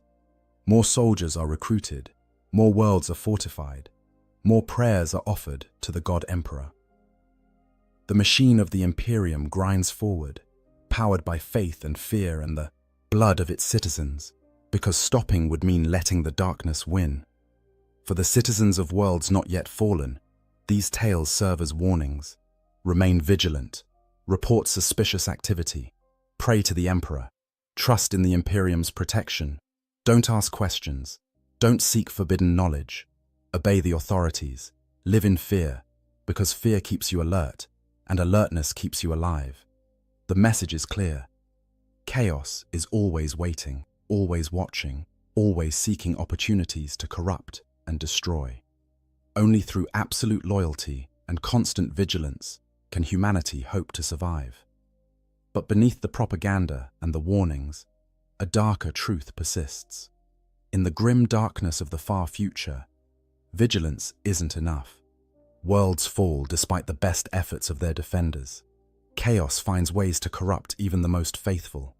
And when your world is chosen as the next target, when the cultists begin their rituals and the barriers start to thin, no amount of prayer or loyalty will save you. You'll face the same impossible choices, the same horrors, the same inevitable doom as all the billions who came before you. And the Imperium will respond the same way it always has, with fire and death, and the cold calculation that some sacrifices are acceptable if they slow chaos advance. Conclusion: living on a world falling to chaos is an experience beyond the scope of normal human suffering. It's watching everything you know dissolve into nightmare. It's seeing the laws of reality fail. It's facing choices between death and damnation with no third option available. It's witnessing the fundamental corruption of existence itself. The transformation of your home into a staging ground for forces that exist purely to spread suffering and entropy. The psychological impact of this experience cannot be overstated. You start as a normal person, perhaps working in a manufactorum or serving in the PDF, or simply trying to raise your family. You have routines, relationships, hopes for the future. Then, slowly or suddenly, depending on how the corruption manifests, all of that is stripped away. The future becomes measured in hours instead of years. Your relationships are destroyed by death or mutation or betrayal. Your routine becomes simple survival, and even that offers no certainty. You watch your neighbors become monsters. You see your children change into things that shouldn't exist. You experience phenomena that your mind can't properly process.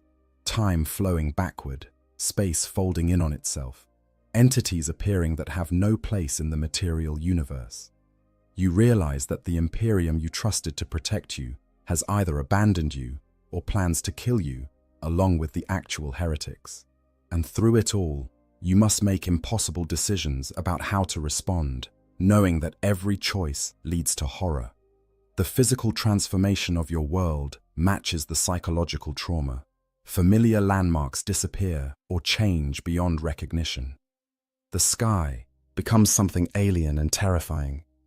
The ground beneath your feet becomes unstable. Technology fails.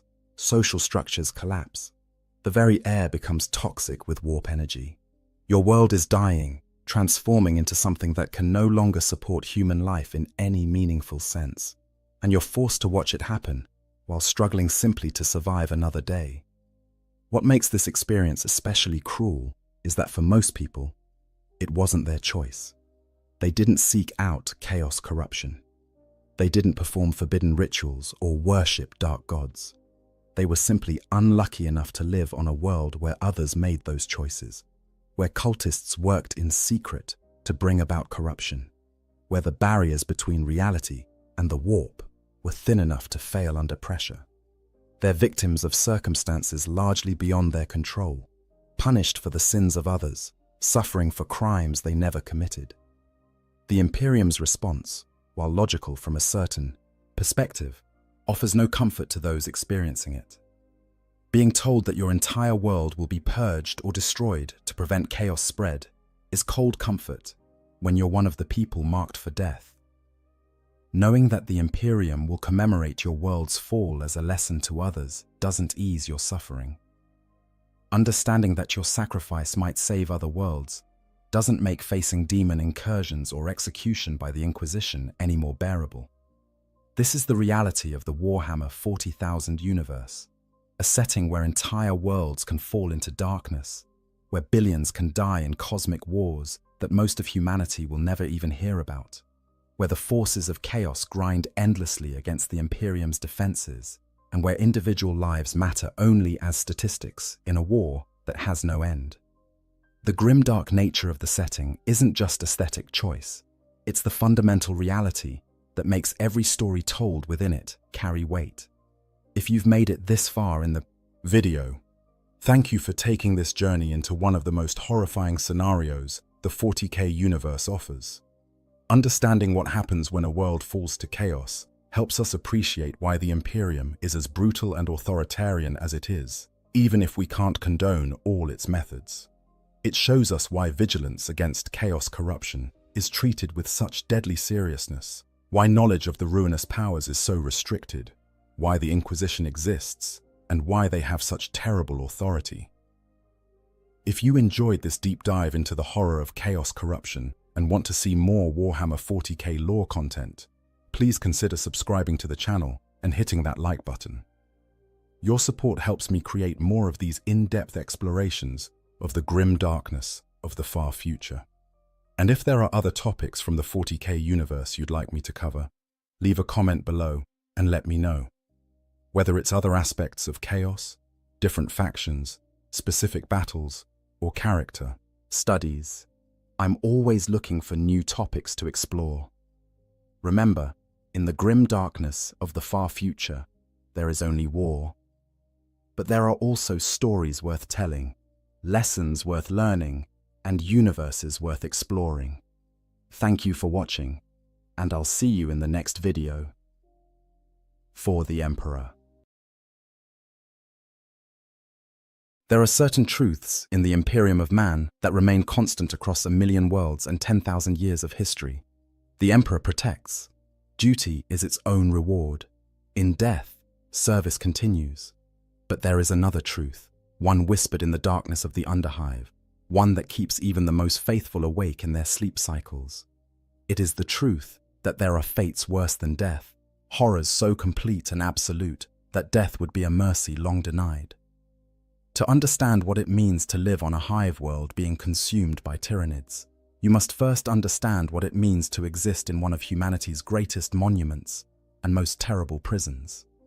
You must comprehend the scale of these towering arcologies, the billions upon billions of souls packed into structures that scrape the very clouds. You must feel the recycled air in your lungs, taste the corpse starch on your tongue, and know that everything you are exists only to feed the endless machine of imperial production. And then, when you understand what it means to barely survive in such a place, you must imagine something infinitely worse. You must imagine an enemy that sees your entire world not as a conquest, not as a prize to be taken, but as nothing more than food. Imagine an intelligence so vast and alien that it spans galaxies, directing countless billions of bioengineered horrors with a single purpose: to consume everything you are, everything you ever were, and everything you ever could be. This is the reality for those who find themselves on a hive world in the path of a tyrannid hive fleet. This is the slow descent into a nightmare from which there is no awakening, no rescue, and no escape. The tyrannids do not conquer, they do not occupy, they devour, and when they are finished, they leave behind only silence and stone.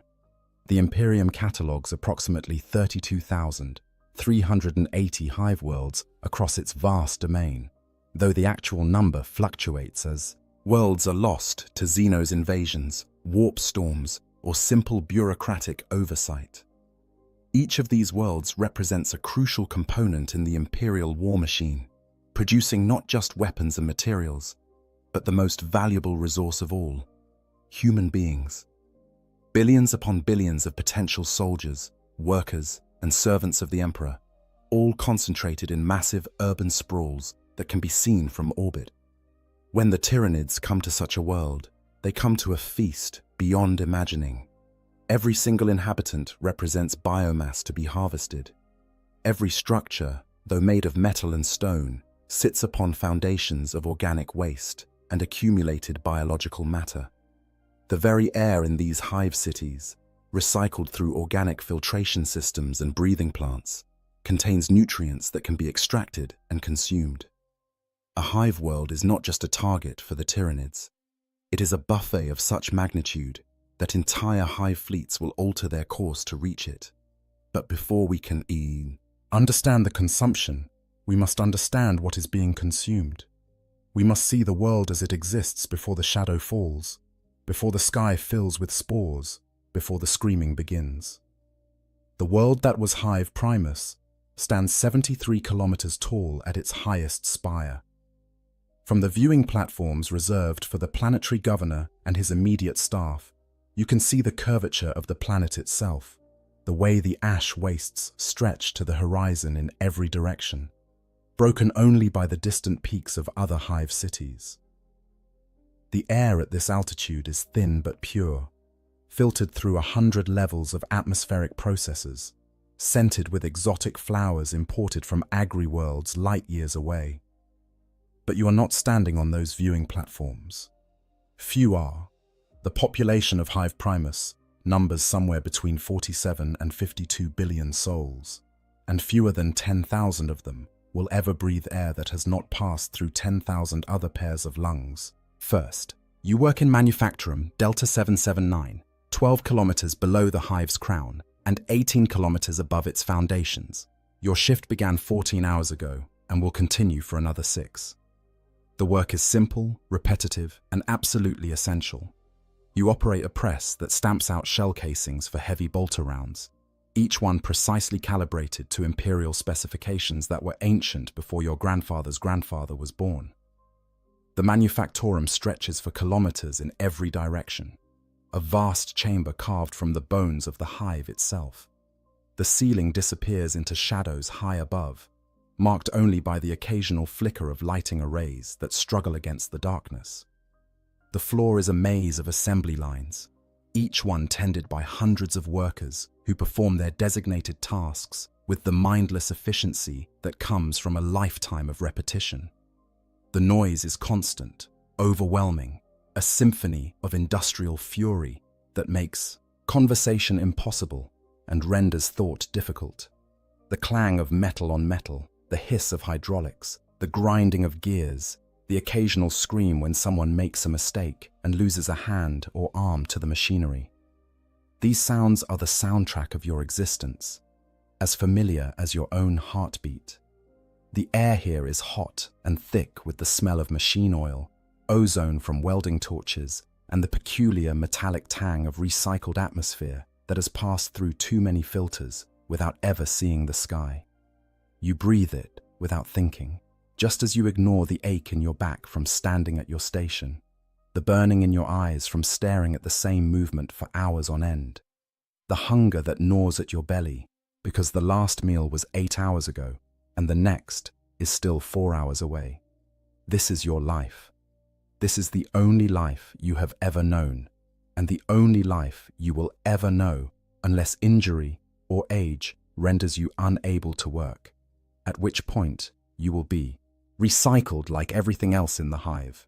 Your corpse will be rendered down into corpse starch to feed the next generation of workers, and your bones will be ground into fertilizer for the few remaining food production facilities. Nothing is wasted in a hive city. Nothing can be wasted when billions must be sustained on a world whose surface has long since been rendered uninhabitable by industry. Above you, separated by kilometers of rockcrete and plasteel, the mid-hivers live in relative comfort. They are the administrators, the overseers, the minor nobles who manage the countless systems that keep the hive functioning. They have natural light, piped in through elaborate mirror systems from the surface. They have running water that comes from purification plants rather than condensation collectors. They have food that resembles actual food rather than the grey-brown nutrient paste that sustains the workers below. But even they are nothing compared to those who dwell in the spires, the nobility, the merchant princes, the high-ranking members of the Adeptus Administratum, who coordinate the hive's contribution to the imperial tithe. These privileged few live in a world of luxury that would seem fantastical to someone like you. They have gardens, actual growing things tended by armies of servants. They have windows that look out upon the world beyond the hive. They have access to off-world goods, exotic foods, and entertainments that the masses below can scarcely imagine. And below you, separated by another 18 kilometers of hive structure, lies the underhive. Here, the rule of imperial law has long since broken down, replaced by the brutal hierarchy of gangs and mutant tribes. Here, in the ruins of older construction, in the collapsed sectors and forgotten chambers, humanity reverts to its basest instincts. Here, the weak are prey, and the strong survive only until someone stronger comes along. The population of the Underhive is unknown, and probably unknowable. The Adeptus Arbites makes periodic sweeps, culling the numbers when they grow too large, but new inhabitants simply flood in to replace the dead. Some are criminals, fleeing justice in the levels above. Others are simply the unlucky, those who fell through the cracks of imperial society and found themselves in the darkness below. A few are mutants, their genetic corruption making them unwelcome in the higher levels, forced to eke out an existence among the ruins and refuse. This vertical segregation is the natural order of a hive city.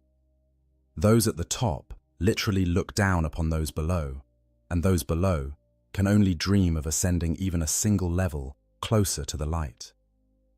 It is a system that has persisted for thousands of years, across thousands of worlds, brutal in its efficiency and absolute in its enforcement. But it is also a system built on a foundation that assumes the Imperium's protection, that takes for granted the relative stability that comes from being just one more world among millions. It assumes that life will continue as it always has, generation after generation, world without end. That assumption is about to be tested in ways that no one in the hive can possibly imagine. Your shift finally ends, and you make your way through the labyrinthine corridors that connect the manufactorum to your hab block. The journey takes 45 minutes, navigating through passages so crowded that you must sometimes turn sideways to squeeze between the press of bodies. The air grows no fresher as you travel. If anything, it becomes worse, thick with the smell of unwashed humanity and the peculiar sourness of recycled water. Your hab unit is a cube measuring 3 meters by 3 meters by 2.5 meters high. You share it with your spouse and 2 children. There is a sleeping pallet that folds down from one wall, a small cooking unit that runs on geothermal power tapped from deep within the hive, and a waste reclamation unit that processes everything into fertilizer for the hive's food production systems. There are no windows, of course. Windows are for those who can afford to have something to look at, and you are 18 kilometers above the surface and 12 kilometers below the spire. There is nothing to see but the corridor outside, which looks exactly like every other corridor in this section of the hive. This is home. This is what you fight to return to each day, what you labor to maintain. It is not much, but it is yours, purchased with your sweat and sanctified by the presence of your family. Your children were born here, and if the Emperor wills it, they will work in the same manufactorum you do, stamping out shell casings for bolters that will be fired on worlds they will never see, in wars they will never comprehend. You eat your evening meal, a portion of corpse starch mixed with protein supplement and flavored with a few precious drops of synthetic seasoning. Your spouse has managed to acquire a small addition of textured fungus protein, a rare treat that makes the meal almost palatable.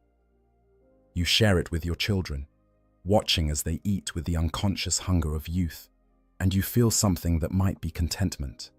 Tomorrow will be the same as today. The day after that will be the same as tomorrow. This is the rhythm of life in a hive city, unchanging and eternal. You have your work, your family, your small corner of the Emperor's Imperium. What more could anyone ask for? You do not know that this is the last normal meal you will ever eat. You do not know that within 3 solar days, the very concept of normalcy will be shattered beyond recognition. You do not know that the sky above the hive, hidden from your sight by kilometers of rockcrete and steel, is already beginning to change. The stars are going out, one by one, obscured by something vast and terrible that approaches from the void. The astropaths in their sanctums high in the spire have begun to scream, their minds overwhelmed by a psychic pressure that builds like a coming storm. The navigators who guide ships through the warp have found their vision clouded, the Astronomican's light dimmed by an interference they cannot name or comprehend. And in the underhive, in the deepest and darkest places, where even the gangers fear to tread. Things that have lurked in shadow for decades are beginning to stir, responding to a call that echoes across the light years. The Genestealer cults, patient and prepared, feel the approach of their gods and begin their final preparations. The feast is about to begin. The shadow falls. The first sign that something is wrong comes not with violence or obvious threat, but with silence. The Vox systems that connect the hive to the wider world, that carry news from across the sector and beyond, that maintain the constant flow of information necessary for a world of 50 billion souls to function, begin to fail. At first, it is subtle. A delay in receiving the daily, astropathic transmissions from the sector capital, a slight degradation in the signal quality of off-world communications, the kind of thing that might be explained by solar flares or unusual warp currents. But it continues and it worsens. Within 2 days, all astropathic communication has ceased entirely. The messages that do come through are fragmented, incoherent, spoken by astropaths whose minds are clearly fracturing under some unseen pressure. They speak of a darkness in the warp, of something vast and hungry that blots out the light of the Astronomicon. They speak of screaming silence and chittering void, of minds that are not minds and thoughts that burn like acid. And then they stop speaking at all. The planetary governor convenes an emergency session of his advisory council, representatives from the Adeptus Administratum, the Planetary Defense Force, the Adeptus Mechanicus tech priests, who maintain the hive's infrastructure, and the local ecclesiarchy gather in the great council chamber high in the spire. The air is thick with incense and tension, and for the first time in living memory, there is genuine fear in the eyes of those who rule. The chief astropath, when he is brought before the council, is barely recognizable as human. His eyes weep blood, and his hands shake with a tremor that speaks of neurological damage. When he speaks, his voice is a broken whisper that somehow carries through the chamber. "The stars are screaming," he says. "The warp is drowning in alien thoughts. Billions upon billions of minds, none of them human, all of them hungry. They are coming. Emperor, preserve us. They are coming, and there is nothing we can do to stop them." The governor demands clarification, demands specifics, demands to know what enemy approaches and when it will arrive. But the astropath can provide no useful intelligence. The psychic interference is too great, the shadow in the warp too complete. He knows only that something vast and terrible approaches, something that drowns out all other psychic signals like a scream, drowning out a whisper. And then, as the council debates and argues and struggles to understand what this means, the astropath begins to laugh. It is a horrible sound, broken and wrong, and it continues even as blood runs from his nose and ears. His laughter ends only when his heart stops, the strain of whatever he has experienced proving too much for his enhanced physiology to withstand. In the sanctums where the other astropaths dwell, protected by wards and psychic shields, similar scenes are playing out. Of the 17 astropaths assigned to the hive, 12 die within the first 3 days of the Shadow's arrival. The 5 who survive do so only by severing their connection to the warp entirely, rendering themselves useless for their intended purpose, but preserving their sanity and their lives. For the common people of the hive, these events are unknown. You go to work, you come home, you sleep and wake and work again. But there are small changes that begin to accumulate, details that individually mean nothing but collectively paint a picture of something wrong. The daily announcements that play through the hive's public Vox systems, usually filled with imperial propaganda and productivity quotas, become shorter and less frequent. The overseers in the manufactorums seem nervous, distracted, and more than usually harsh with those who fail to meet their quotas. There are whispers of supply shipments that have failed to arrive, of warehouses that are beginning to run low on essential materials. And then there are the dreams. You wake in the middle of your sleep cycle, your heart pounding, your mind filled with images that dissolve like smoke when you try to grasp them. You dreamed of hunger, vast and all-consuming, of teeth and claws and endless appetite.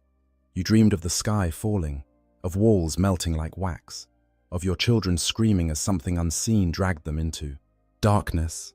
You tell yourself it was just a nightmare, stress from increased quotas perhaps, or bad protein supplement in your last meal. But when you speak to your spouse, you learn that they too had troubled dreams. And when you arrive at work, you overhear others speaking of similar experiences. The dreams are spreading through the hive like a disease, touching everyone, regardless of their station or position.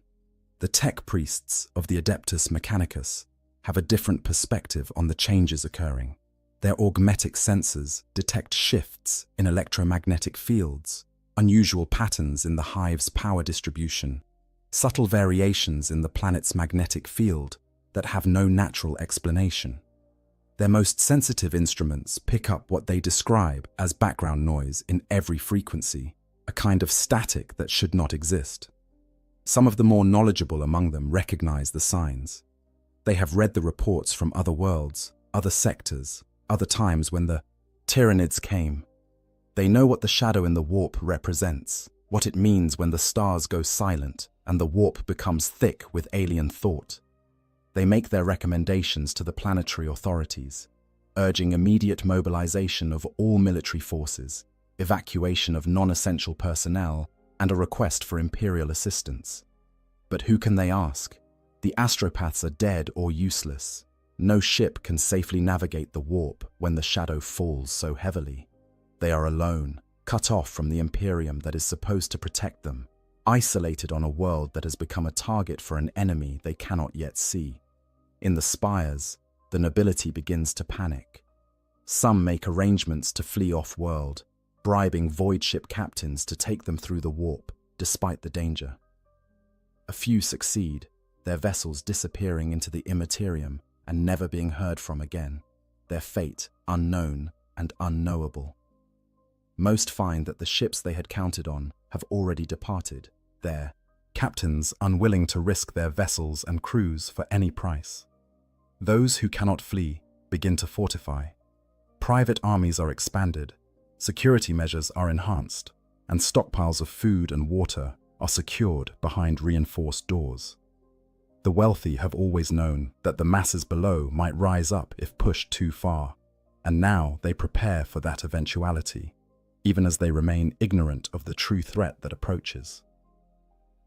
In the underhive, the gangs feel it too, though they lack the education to understand what they sense. The mutants and the outcasts, those whose altered genetics make them more sensitive to psychic phenomena, huddle in their dens and speak of doom approaching. Some flee deeper into the ruins, seeking shelter in levels so old that they remember when the planet still had a sky that could be seen. Others prepare to fight, not knowing what they will fight or when it will come, only that something is coming and that hiding will not save them. And in the deepest, most forgotten places of the underhive, in chambers sealed for centuries and forgotten by all but a few, the Genestealer cults gather. They have waited for this moment for generations, ever since the first pure-strain Genestealer found its way into the hive aboard a merchant vessel and began its patient work of infection and reproduction. The cult has grown slowly, carefully, seeding itself throughout the hive's population.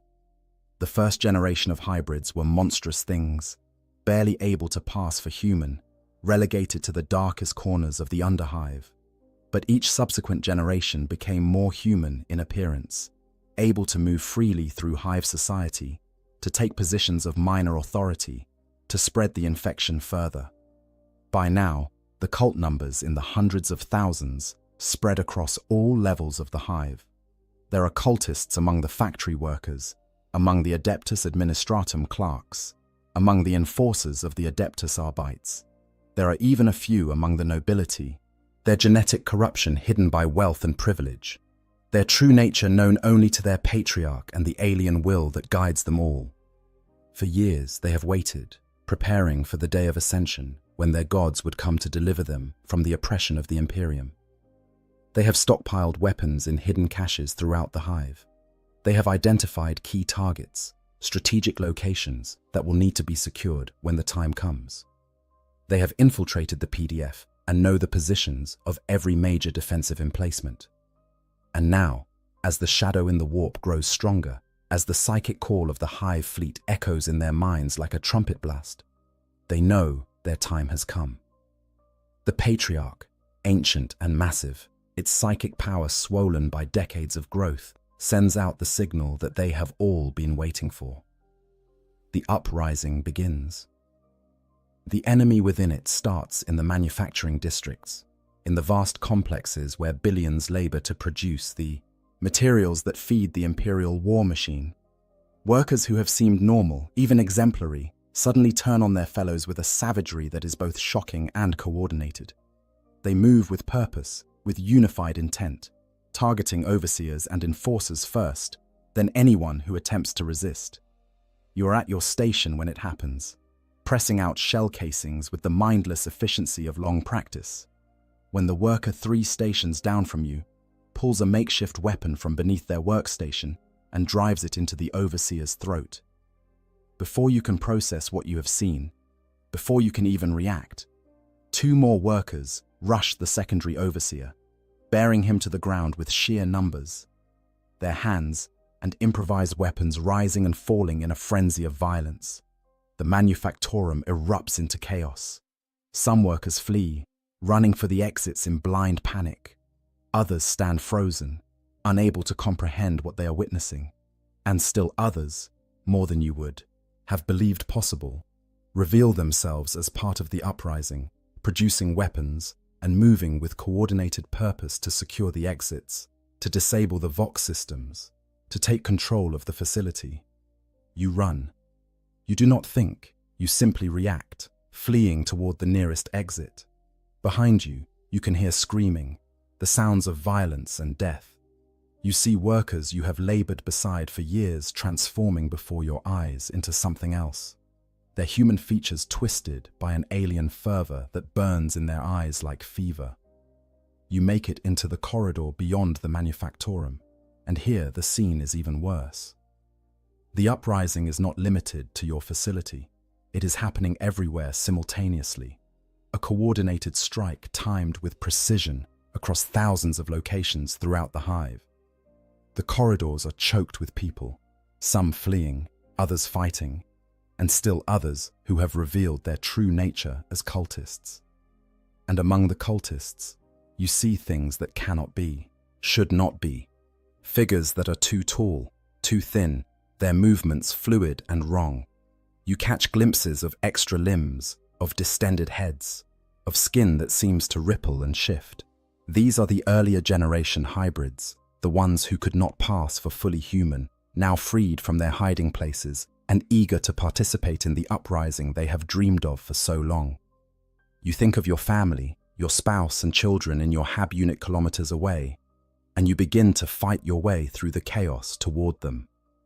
The journey that usually takes 45 minutes stretches into hours as you navigate through corridors that have become war zones. Enforcers of the Adeptus Arbites, those who have not already been killed or revealed as cultists themselves, fight desperate holding actions at key choke points, trying to maintain some semblance of order. You see an enforcer cut down by gunfire, his armor unable to withstand the concentrated fire of a dozen cultists armed with stolen lace guns. You see civilians torn apart by hybrid monstrosities that move with terrifying speed and strength. You see things that will haunt your dreams for the rest of your life, however long that may be.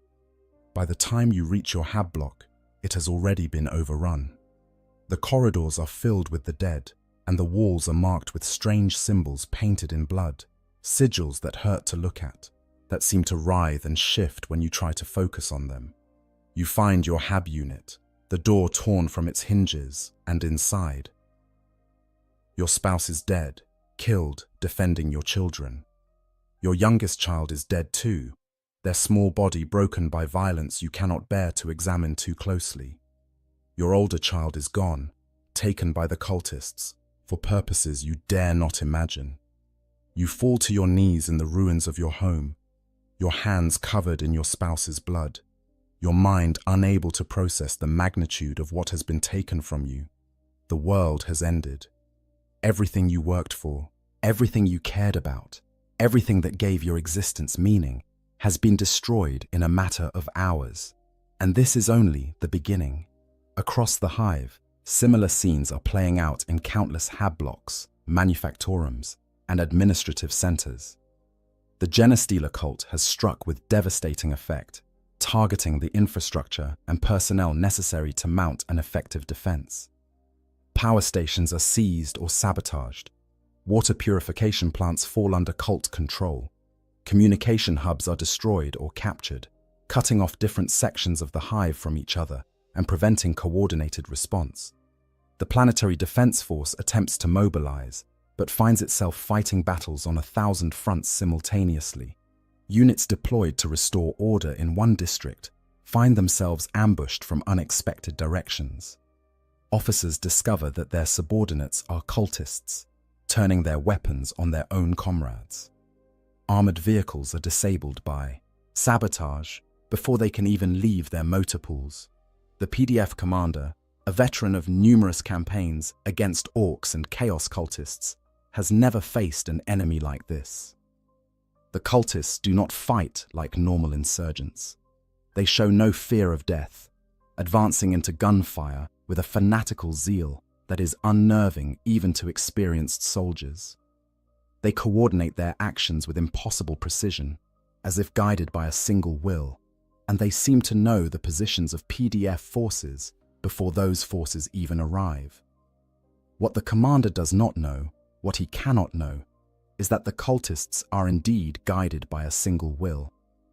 The brood mind, the psychic gestalt that connects all members of the cult through their patriarch, allows them to function as a single organism with billions of hands.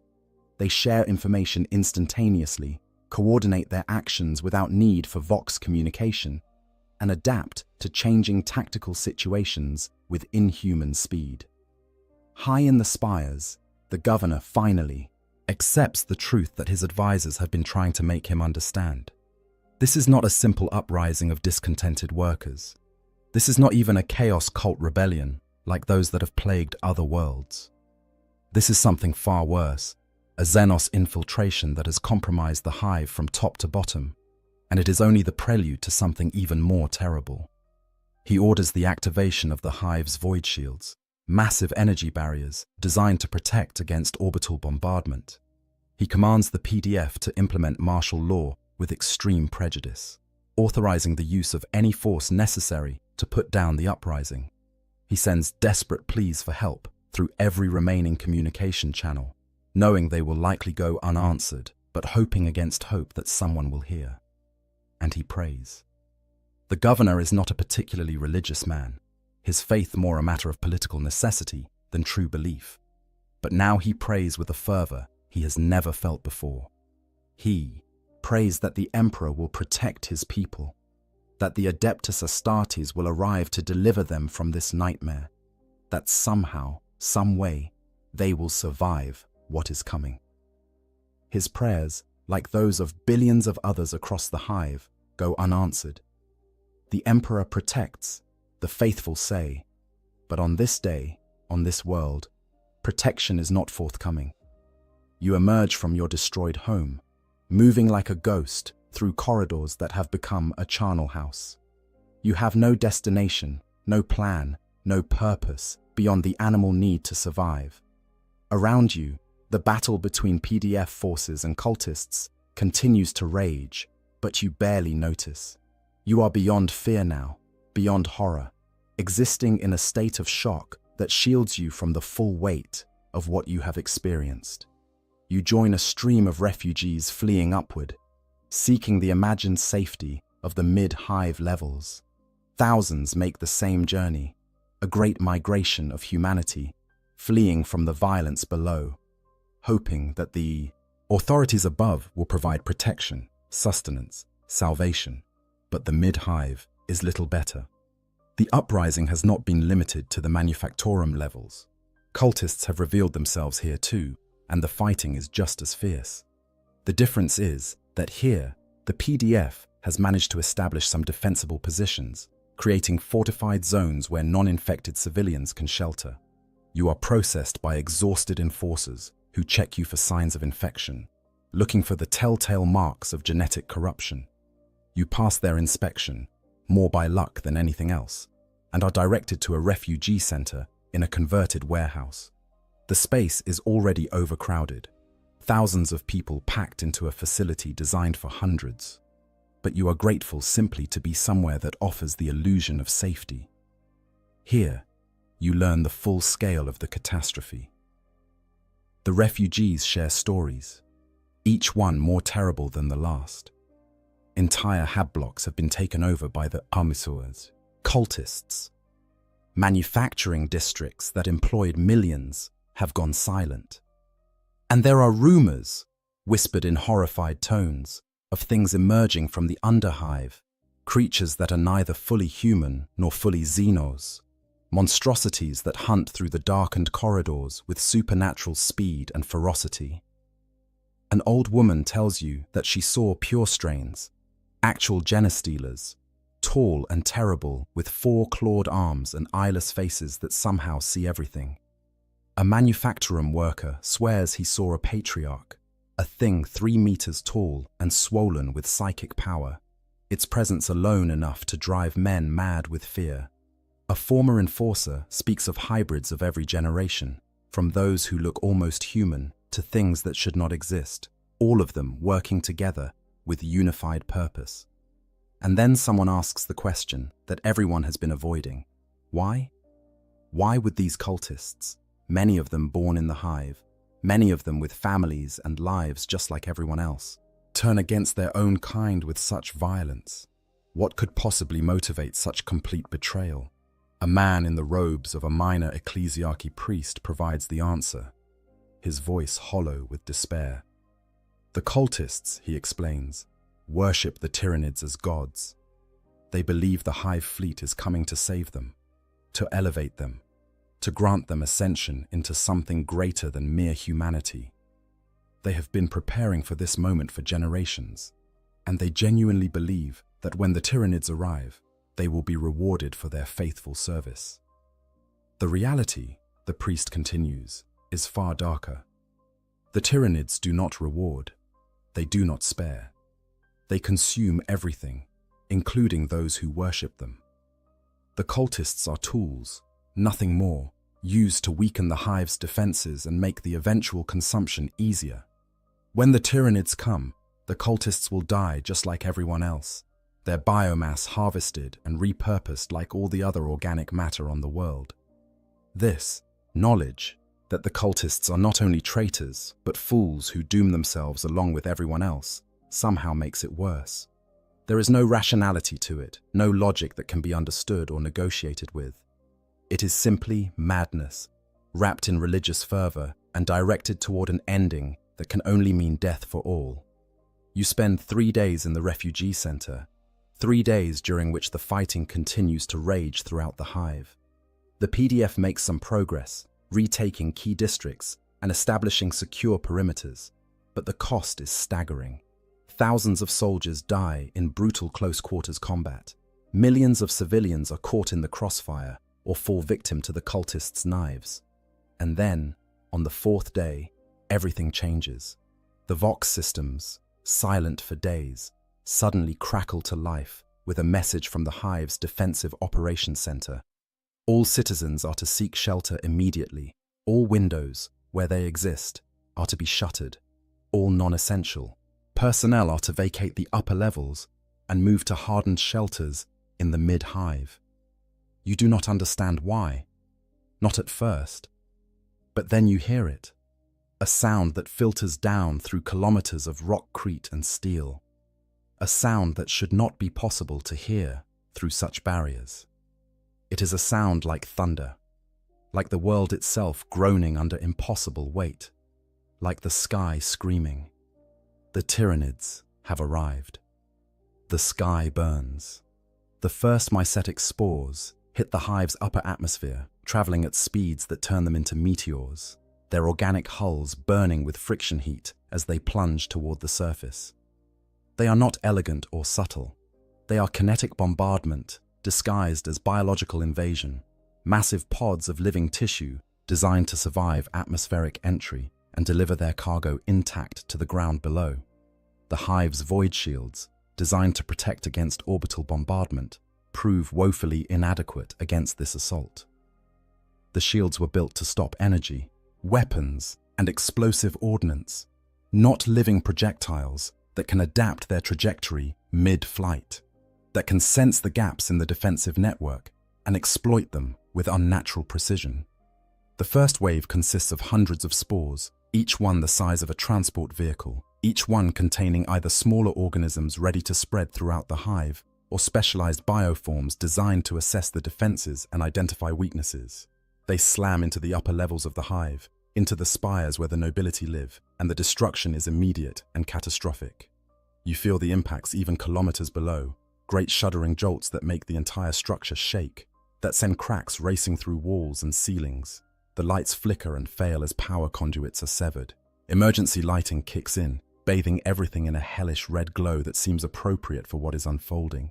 The second wave is larger, thousands of spores falling like rain across the hive and the surrounding ash wastes. These ones carry the vanguard organisms, the tyrannid creatures designed to spread terror and begin the work of destabilizing the planet's biosphere. Lictors, tall and terrible, with chameleonic skin and killing claws. Gargoyles, winged horrors that fill the sky with their screeching cries. Hormagaunts, scuttling nightmare creatures that move with insectile speed and attack with mindless ferocity.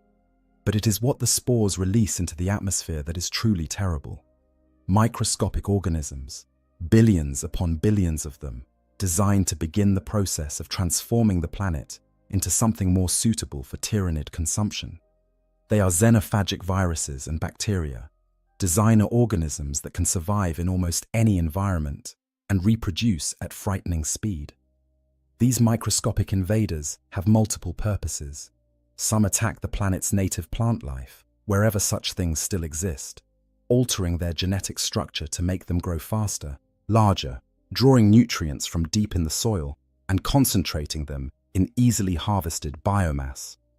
Others begin to change the atmospheric composition, breaking down complex molecules and releasing compounds that will eventually make the air unbreathable for humans, but perfect for tyrannid organisms. Still others are designed to attack animal life directly, including humans. They enter through the lungs with every breath, multiply in the bloodstream, and begin to break down cellular walls. The effects are not immediate, but within days, those exposed will begin to experience hemorrhaging, organ failure, and a slow, agonizing death as their bodies are literally dissolved from within. The hive's defensive batteries, massive laser cannons, and missile arrays, positioned on the upper levels, open fire at the descending spores with everything they have. The sky becomes a light show of lasfire and exploding ordnance, and many spores are destroyed before they can reach the surface. But there are too many. For every spore that is shot down, 5 more make it through, and each one that survives releases its cargo into the hive. In the refugee center where you have taken shelter, panic spreads as the structure shudders from repeated impacts. The ceiling cracks, and you can see daylight through the breach, actual sunlight that you have not seen since childhood, filtered through a sky that has turned the sickly purple-green of tyrannid corruption. An enforcer tries to maintain order, shouting that everyone must remain calm, that the PDF has the situation under control, that reinforcements are coming. But his voice is lost in the screaming, and when part of the ceiling collapses, crushing dozens of refugees beneath tons of falling debris, what little order remained breaks down completely. You flee with the crowd, a stampede of terrified humanity pouring into the corridors beyond. You have no destination, no plan. You simply run because running feels like the only thing you can do. Around you, others do the same, and the corridors become choked with people pushing and shoving and trampling those who fall. You emerge into a larger chamber, some kind of cargo transfer station, and here you see your first tyrannid. It is a hormigaunt, standing 3 meters tall on reverse-jointed legs, its body a nightmare fusion of insect and reptile, and something else entirely alien. Its head is eyeless, but somehow it sees you, turning in your direction with predatory focus. Its scything claws, each one longer than your forearm, gleam with some kind of organic secretion that steams in the air. The hormigaunt screams, a sound that is not quite animal and not quite anything else, and charges. It covers the distance between you in heartbeats, moving with a speed that seems impossible for something its size.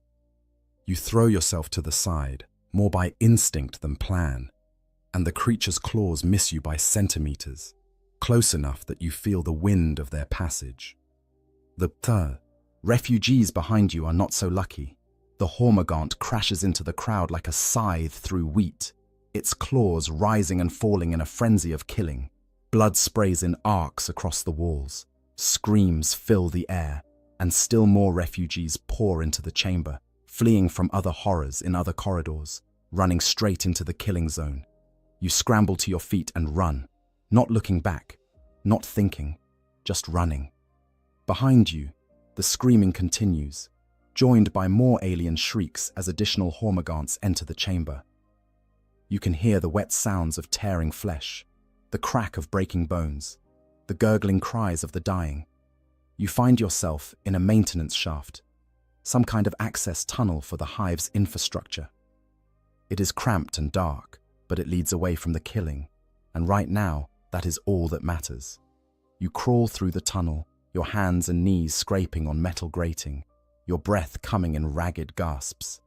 The tunnel opens into a service bay, and here you find other survivors, perhaps 20 people huddled in the darkness, trying to stay quiet, trying to stay hidden. They have barricaded the entrances with whatever they could find, creating crude fortifications from cargo containers and industrial equipment. An older man, his uniform marking him as some kind of mid-level administrator, takes charge with the kind of authority that comes from a lifetime of managing others. He organizes watch rotations, inventories the meager supplies they have, and tries to establish some kind of plan for survival. But even as he works, you can see the fear in his eyes, the knowledge that this sanctuary is temporary at best. You spend the rest of that day in the service bay, listening to the sounds of battle echoing through the hive's infrastructure. There are explosions, distant but powerful enough to make the walls shake. There is gunfire, the distinctive crack of laser guns, and the heavier roar of bolters. There are screams, human and alien both, a constant background noise that never quite stops. As night falls, not that you can see the difference in the darkness of the service bay, the sounds change. The gunfire becomes less frequent, the explosions more sporadic. But the alien sounds grow louder, closer. You can hear things moving through the corridors beyond your barricades, things that scratch at the walls and test the barriers with inhuman patience. The old administrator tries to keep everyone calm, but his authority is fragile, held together only by the shared need for organization in the face of chaos. When one of the survivors, a young woman barely out of adolescence, begins to sob uncontrollably, he tries to comfort her, but his platitudes ring hollow. What comfort can be offered when the world is ending? You try to sleep, but it is impossible. Every sound makes you jump. Every shadow seems to move with malevolent purpose. You find yourself thinking about your family, about your spouse and children. Dead, now, and perhaps lucky for it. At least their suffering is over. You are still here, still trapped in this nightmare, and you have no idea how long you can endure it. The second day brings a new horror. The atmospheric contamination has begun to take effect. Those who breathed the spore-laden air during the initial bombardment start to show symptoms. It begins with coughing, a wet, hacking sound that brings up blood. Then comes the fever, burning through bodies already weakened by stress and lack of food.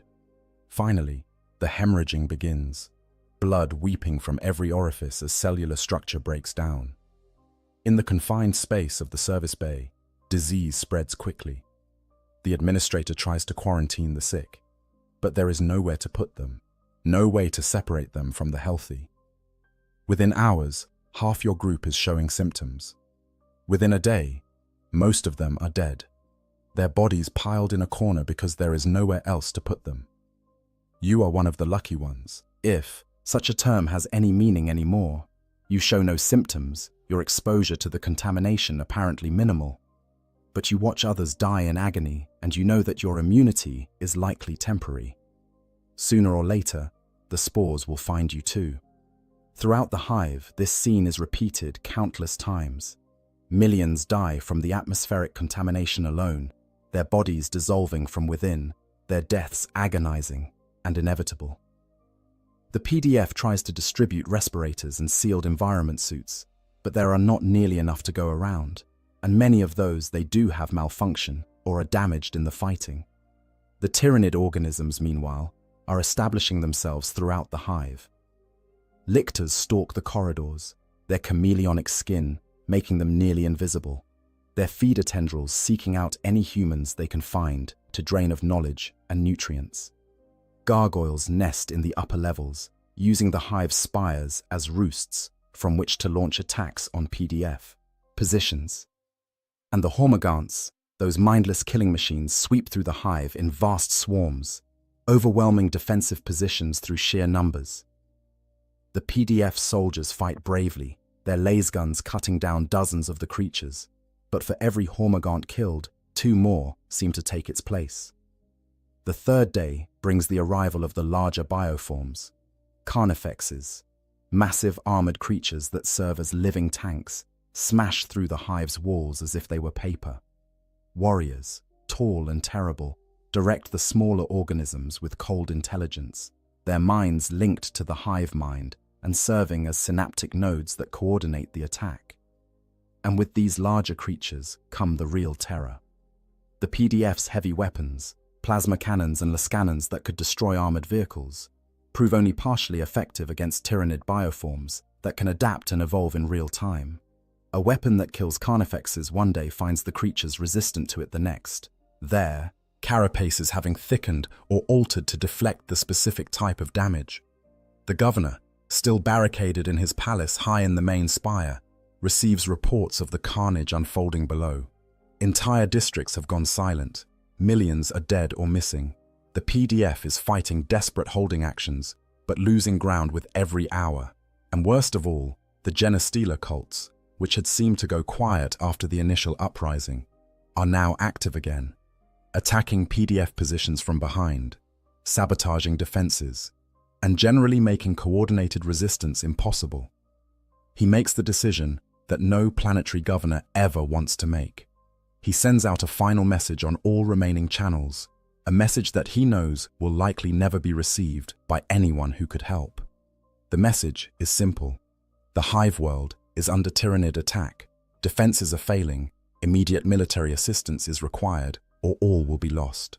The message repeats on an endless loop, broadcast into the void on the fight. Slim hope that some passing vessel might receive it, that some Imperial Navy patrol might be close enough to intervene. But in his heart, the governor knows the truth. They are alone. The shadow in the warp blocks all astropathic communication. Even if a rescue force was dispatched immediately, it would take weeks to arrive, and they do not have weeks. They probably do not even have days.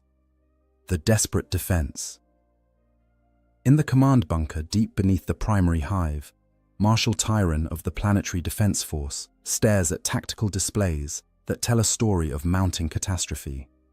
The hololithic projections show the hive in cross-section, and nearly a third of it is highlighted in red, indicating areas that have fallen to the tyrannid advance or are no longer in contact with command.